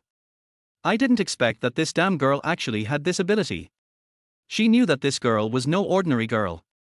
She was rich, but she kept crying poor to her every day and looked so poor. It turned out that she was just pretending. There was greed in Zhao Guilan's eyes, and she reached out to take the money. All of this was hers. But Lin Mian got there first and grabbed the banknotes. If you want money, use my household registration book in exchange. What? This damn girl actually wants the household registration book? Zhao Guilan glared at her and gave her a reluctant look. What do you want the household registration book for? Just leave it with me for safekeeping. At worst, I won't let you get married. Lin Mian held up the pile of money expressionlessly and said, without the household registration book, I will take all this money away and won't give you a cent. Zhao Guilan's expression changed instantly. You want to die, don't you? You're threatening your mother with this pile of rubbish. It's up to you. If you want money, then exchange your household registration book with me. Otherwise, you won't get a penny. Lin Mian hardened his heart and didn't give her any chance to maneuver. She thought for a moment, then looked at Zhao Guilan sarcastically. Mom, don't try to stall for time with me. I know that you only hide the things that can control me. So, I'm here to make a deal with you openly. Zhao Guilan curled her lips, thinking that she had guessed right. Of course, she would not leave such an important thing as the household registration book at home for Lin Mian to find, so she would just hide it close to her body. When she was admitted to the ICU for rescue, she secretly handed it to Lin Zheng, and did not let Lin Mian get it the whole time. This damn girl has been smart since she was young, and nothing can escape her eyes when she grows up. She glanced at the banknotes covering the bed and her hands started itching to grab some. But when she thought about giving the household registration booklet to the girl, she snorted coldly. You want the household registration book, but 500,000 yuan is not enough. This is just the betrothal money for your brother to marry a wife. The house and car at home also need money. What if you give birth to a son in the future and the other party gives you 100,000 yuan? Now it's all gone. What do you say? If you don't want it now, you won't even have the 500,000. Lin Mian didn't buy her trick and directly retorted coldly, you decide for yourself. What do you mean? Zhao Guilan's expression turned ugly, and her tone became much darker. Do you still want to threaten me with this money? Lin Mian raised his hand to unbutton 2 buttons and directly pulled open the collar. The red and purple marks on his fair neck were immediately exposed, densely packed and shocking. There are traces of ambiguity everywhere. Zhao Guilan widened her eyes. I'm not a virgin anymore. Lin Mian's plain words interrupted all her words. Chapter 66, A Good Hand of Cards Ruined. Zhao Guilan was stunned at first, then shocked, annoyed, and indignant. Finally, she was so angry that her eyes were about to burst out. She grabbed the pillow on the bed and threw it at her. You shameless bitch, slut, stinky bitch. What did you do behind my back? Huh? This is how you ruin yourself. How can you ever get married in the future if you're a filthy thing like you? Lin Mian smiled coldly, his eyes filled with sarcasm and revenge. So you're right. No one wants to marry a dirty woman. Do you understand? I'm not even worth 500,000 now. You guys can decide for yourself. Zhao Guilan sat on the hospital bed, closed her eyes and relaxed for a long time, but she was still very angry. She didn't expect that Lin Mian would dare to give up on her. In the countryside, even a woman who has been in a relationship is worthless, let alone a woman like her who has been played with so much. Next time I arrange a marriage for her, I can only choose those who are ugly or divorced. A good hand of cards was smashed to pieces. Zhao Guilan felt her blood boiling. She picked up everything around her that could be used to smash something and smashed it at Lin Mian. I used all kinds of ugly swear words to curse her. Lin Mian stood there motionless like a wooden doll, allowing Zhao Guilan to beat and scold her harshly. A bunch of messy things hit her body and head, causing her pain, swelling, and a buzzing sound. Lin Mian's back was always straight, strong from head to toe. Zhao Guilan was finally tired of smashing and stopped when Lin Jing stopped her. Lin Jing leaned over to her ear and whispered, Mom, don't be angry. She's already fallen to this point. The marriage is definitely ruined. The marks on her body are too embarrassing. She definitely can't go on a blind date in the short term. Why don't we take the money and give her the household registration booklet? Zhao Guilan's chest heaved with anger. She glared at Lin Mian fiercely, then spoke through gritted teeth. Give her the household registration booklet and get out of here. When Lin Zheng heard the order, he took out a small red-covered notebook from the inside pocket of his clothes, then pulled out the page about Lin Mian and threw it over. The paper fluttered to the ground, mixing with a pile of messy banknotes. Get your things and go. Lin Zheng's tone was inevitably a little disappointed. Lin Mian no longer cared about all this. She bent down to pick up the brand new page of paper, carefully put it into her bag, then turned around and left the ward without looking back. Behind her, Zhao Guilan, still not satisfied, poked her in the chest. Lin Mian, look at how shameless you are now. Your dad still loves you and favors you all day long. You really make your dad lose face.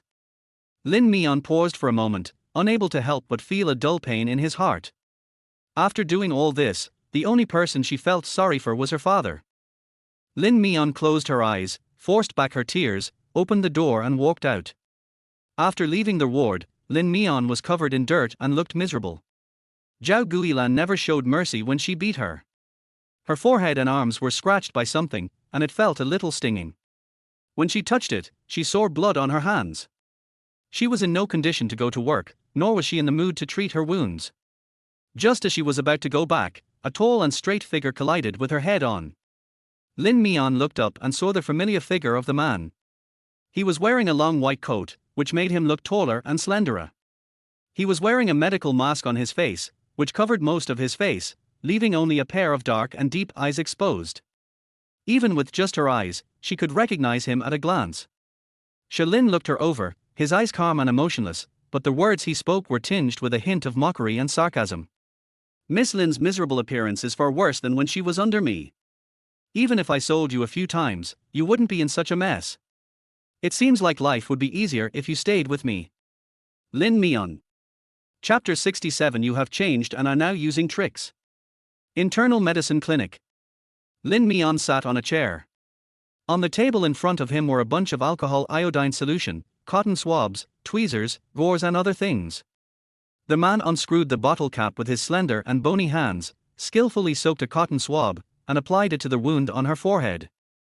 The alcohol was pungent and stimulating, and it should have been painful, but she didn't feel it at all. Maybe I'm used to it. In the past, when Zhao Guilan beat her until her head was bleeding, no one helped her treat the wound except her father. Lin Mian sniffed, and a sour feeling inexplicably surged in his throat. If her father knew that she had sold herself, I wonder how disappointed he would be in her. Maybe he would be even angrier than Zhao Guilan? All right. Lin moved quickly and treated all her wounds in less than a moment. He even wrapped the large wound on her forehead with gauze. He lowered his eyes slightly, his gaze fell on Lin Mian's collar, swept across the red and purple marks, and suddenly laughed. Lin Mian, you've changed. You've learned to use tricks now. Lin Mian was stunned for a moment and didn't understand the meaning of his words. You tried so hard to please me and seduce me last night, just to make me bite you and leave these marks. His bony fingers clasped her face and slowly moved down to her neck and collarbone, stroking the red and purple marks. The next second, he grasped her slender neck, tightened his 5 fingers slightly, and easily controlled her lifeline in his hands. Lin Mian bit her lip, turned her head away and said nothing. Silence means consent. I thought you were a soft rabbit, but now it seems you might be a little wildcat with an innocent appearance and good disguise. She can be soft and cute, but the stubbornness in her bones has never disappeared. Making her surrender is more difficult than killing her. But the more this happens, the more it can stimulate a man's inherent desire to conquer. Lin Mian was forced to look up at him, her eyes were red, her hair was messy, a piece of gauze was stuck to her forehead, and her red lips were bitten between her teeth, faintly white. It looks pitiful no matter how you look at it. How could such a soft little white rabbit be born with such a strong body? Lin stared at her for a long time before slowly letting go, smoothing her collar, and buttoning her shirt to cover the red marks tightly. Go back, he said. He has another operation in the afternoon and can't delay too much time. Originally, there was no need for him to intervene in her wound. She could have just sent it to the surgery department to have it bandaged. But who knows what he was thinking at that time. He brought her into the office for some unknown reason and handled the matter for her personally. Lin Mian felt as if he were free. He quickly stood up from his chair, thanked him, lowered his head, and quickly left the office. There are many acquaintances here, and she doesn't want to stay any longer. After leaving the hospital, Lin Mian asked for leave from the company.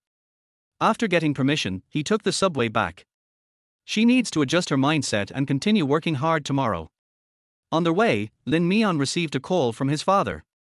Lin Ping'an had been staying in the hospital. He only found out what happened when Lin Mian returned home this morning. His tone was full of guilt. Mian, Daddy is almost recovered. In fact, he can walk even with a limp without taking any more medicine. Daddy doesn't plan to continue with his treatment. I'll take out this money and transfer it to you. You can use it well outside and don't transfer any more money to your mom. No, your leg must be cured. Lin Mian was determined. But you? Dad, don't worry about me. I'm really fine.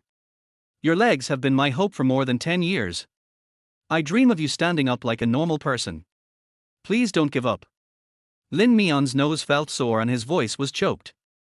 Lin Pingan sighed and asked her, "Are you still feeling guilty and thinking that you were the cause of my car accident?" Lin Mian pursed her lips and said nothing. Everyone said that she was a jinx, a disaster, and a misfortune. Because of her, the pillar of a family collapsed, and the good family completely collapsed and could never recover. This was undoubtedly a huge blow in that era. After a long time, even she herself thought so. "Mian Mian, I've said it many times, you can't be blamed for my car accident, because I always feel that the car hit us on purpose that day. Maybe someone was targeting me." Lin Pingan explained helplessly. "Dad, please stop talking. I've checked all this at the police station. It was just an accidental car crash and the driver fled. There's nothing hidden. Just focus on your recovery." Lin Mian sniffed and said casually, "Don't worry, I will take care of myself." Lin Pingan knew that she had a stubborn temper and a strong sense of self-esteem, so he sighed guiltily. "Mian Mian, Daddy is sorry for you." Lin Mian was stunned for a moment, feeling that he seemed to be worried about something. "Dad, are you hiding something from me?" "No, I just think it's not easy for you. You must be well out there, okay?" Lin Mian nodded without thinking too much. "I see." Lin Pingan wanted to say something, but finally stopped and hung up the phone. He looked at the messages on his phone screen. They were all sent by Zhao Guilan in a rage, interspersed with dense words like bastard, trash, and worthless. He closed his eyes in pain, his old face full of guilt. "Mian Mian, I'm sorry." He couldn't tell the truth of that year. Chapter 68, Damn it, I got caught. After Zhao Guilan received the money, she demanded to be discharged from the hospital that same day. The doctor checked her various physical indicators and agreed to transfer her to the town hospital for further observation for 3 days. Lin Jing accompanied her to complete the transfer procedures. Lin Mian never showed up again from beginning to end. They didn't even pay the subsequent medical expenses, and owed several thousand yuan when they were going through the discharge procedures. The hospital stopped them from leaving. Zhao Guilan paid the money while cursing, and then left the hospital smoothly. "That damn girl is really an ungrateful wolf that can never be tamed." "Okay, Mom, don't be angry. That girl has always been petty and stubborn. It's good enough that she can give her so much money." Lin Jing helped her into the car. "But next time, don't drink pesticides so easily. The doctor said it hurts your stomach and can cause cancer." "Don't worry, I'm lucky." Lin Zheng was still worried. "Also, you should control your temper in the future. The doctor told me today that your mental fluctuations are abnormal. I was almost scared to death." Okay, I'm fine now. I even got you a lot of money to get married." Zhao Guilan pouted in dissatisfaction. What she hates most is people saying she has mental problems. Even if there really is a problem, it is only caused by this family over the years. Seeing that she was about to get angry again, Lin Jing shut up and said nothing. Lin Mian returned to the apartment and fell asleep on the bed. "I didn't sleep well last night, and I had a fight with Zhao Guilan this morning. Now I feel sore all over, and the wounds on my body are aching slightly." She simply stopped thinking about anything, rested up and went to work tomorrow. Perhaps she was too sleepy, and she soon fell into a deep sleep. Lin Mian had a dream. In the dream, there were sounds of fireworks and firecrackers. A family of 4 was sitting in a cozy old house. The lively Spring Festival gala was playing on the TV in the living room. Lin Pingan peeled a slice of orange and put it into little Lin Mian's mouth. "My girl, is it sweet?" "Sweet." Lin Mian's chubby little face was stuffed full and his eyes were narrowed into slits. "Dad eats, Mom eats, brother eats." Lin Mian was still very young at that time. He held the oranges in his chubby little hands and stuffed them into other people's mouths in a baby voice. "There's only one left. Give it to your sister. She loves oranges the most." Zhao Guilan held her in her arms and adjusted her red skirt, with a doting and warm smile on her face. "Our Mian Mian is so well behaved, she's really a little cotton padded jacket. Mian Mian will always be your little cotton padded jacket to your parents and brother, and will always protect you." Okay, my daughter is so considerate." The scene changed. Snow is flying all over the sky, the cold wind is howling, it is another New Year's Eve. Lin Mian was kneeling outside the door wearing a thin coat. In the living room, Zhao Guilan took a steamed bun and hit her hard on the head. You little jinx, you only know how to eat. You're almost killing your whole family, don't you know? It's so cold, how come you don't freeze to death? Why didn't that car hit you? Why weren't you killed? Why didn't you die? There was a dull pain on his forehead from being hit, his vision kept going dark, and he could hear endless curses in his ears.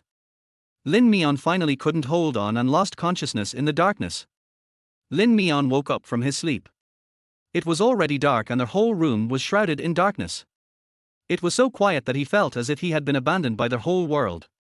She got up from the bed with a little panic and turned on the bedside lamp. The room suddenly became bright, and everything in sight was filled with light. Lin Mian leaned against the head of the bed and breathed a sigh of relief.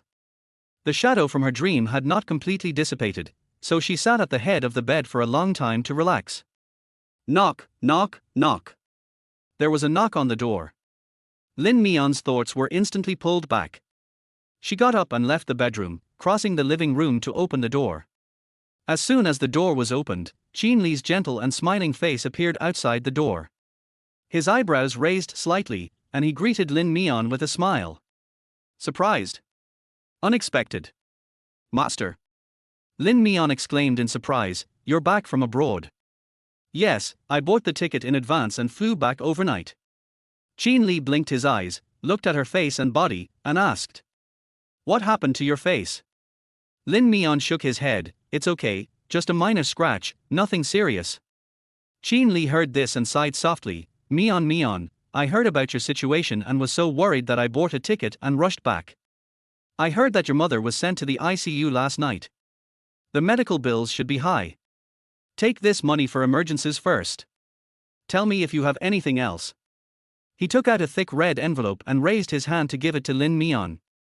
Lin Mian refused repeatedly, Master, no need.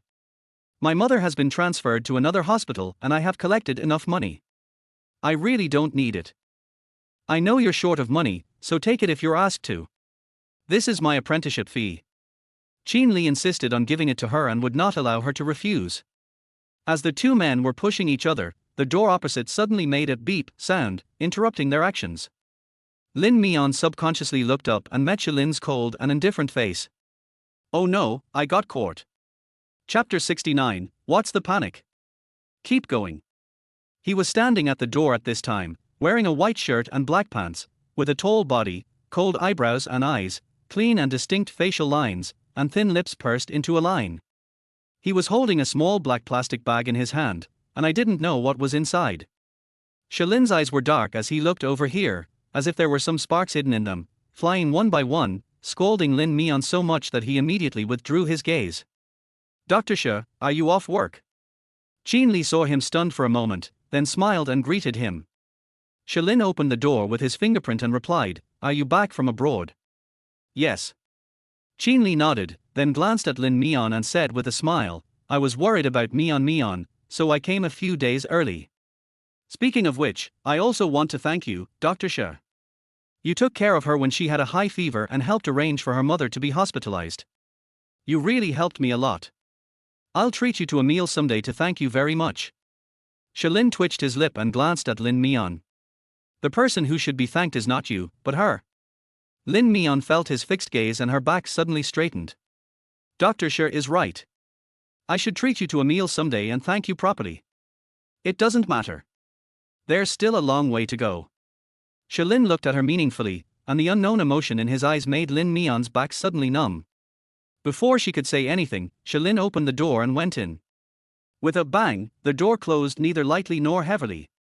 Lin Mian breathed a sigh of relief, her heart at ease a little. She was really afraid that the man would say something he shouldn't say in front of Qin Li. After all, last night, when he was excited, he always mentioned Qin Li in a sarcastic tone. It's very dangerous.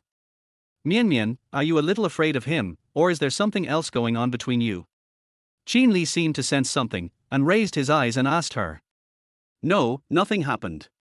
Lin Mian subconsciously distanced herself from the matter.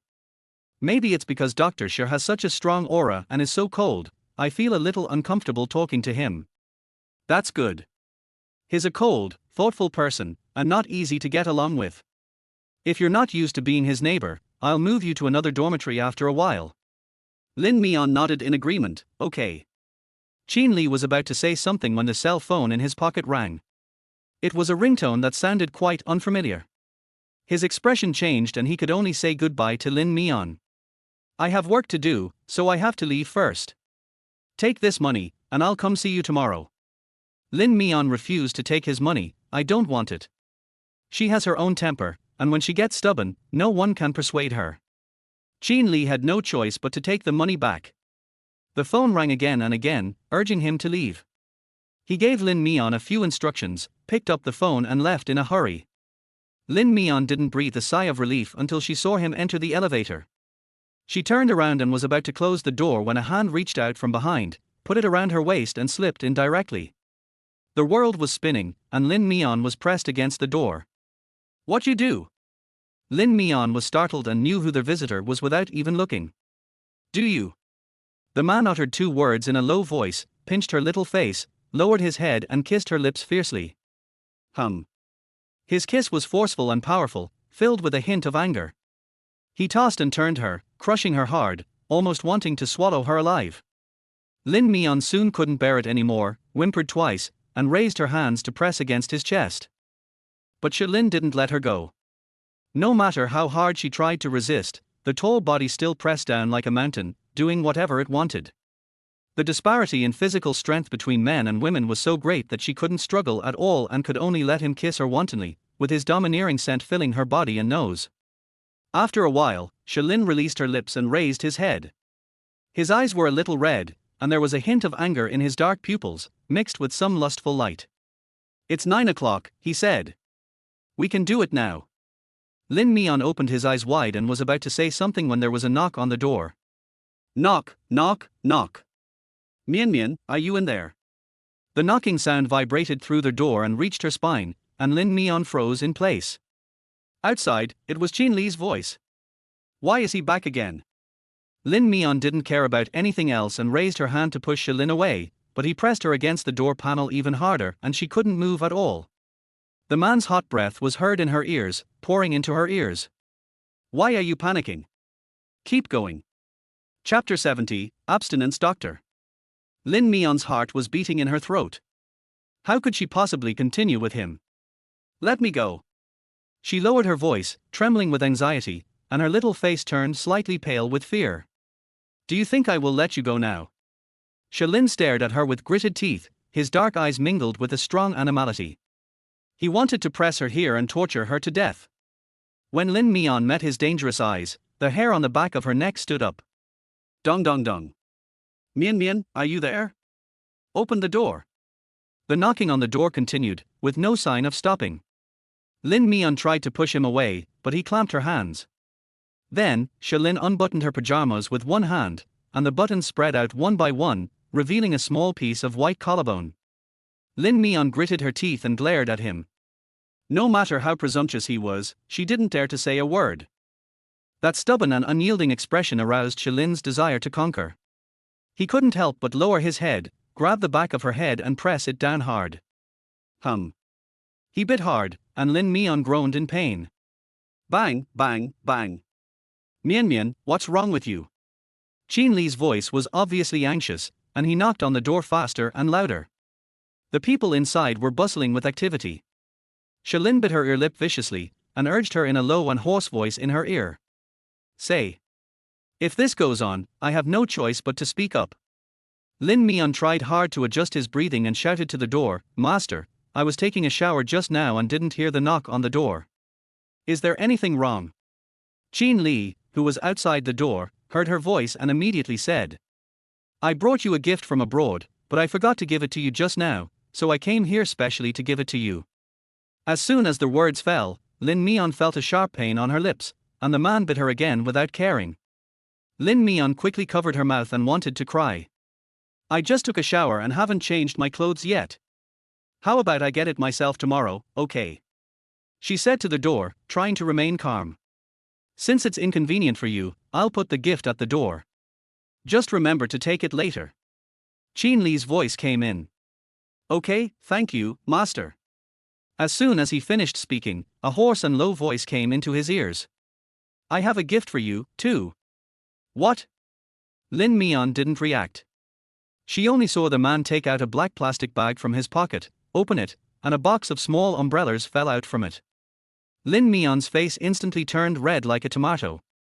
She opened her mouth but couldn't say a word. It turns out that he was holding a black plastic bag at the door with a serious look on his face, and there was actually this kind of thing in it. 3 words suddenly came to her mind: "You are very coquettish." Shalin pressed the box into her hands and whispered, "Open it yourself and learn how to use it." "I won't." Lin Mian's ears turned red, and even his palms were covered in sweat. "I'll teach you." Shalin grabbed her hand and led her to open the box bit by bit. The hard tin foil hurt her palm. Lin Mian closed his eyes, unable to resist at all. In this regard, he has always been the strong leader and would not allow her to resist at all. The more she resisted, the more excited he became. "I must teach her a lesson." By the end of the class, Lin Mian's legs were weak. She leaned limply against the door panel, thinking that he was finally willing to let her go, but the next moment, her body suddenly flew into the air, and he picked her up horizontally and carried her into the bedroom, where he continued to press her down. Lin Mian. She deeply suspected that the negative energy that he usually pretended to be noble and indifferent was vented in bed. What an abstinent doctor. Abstinence hell.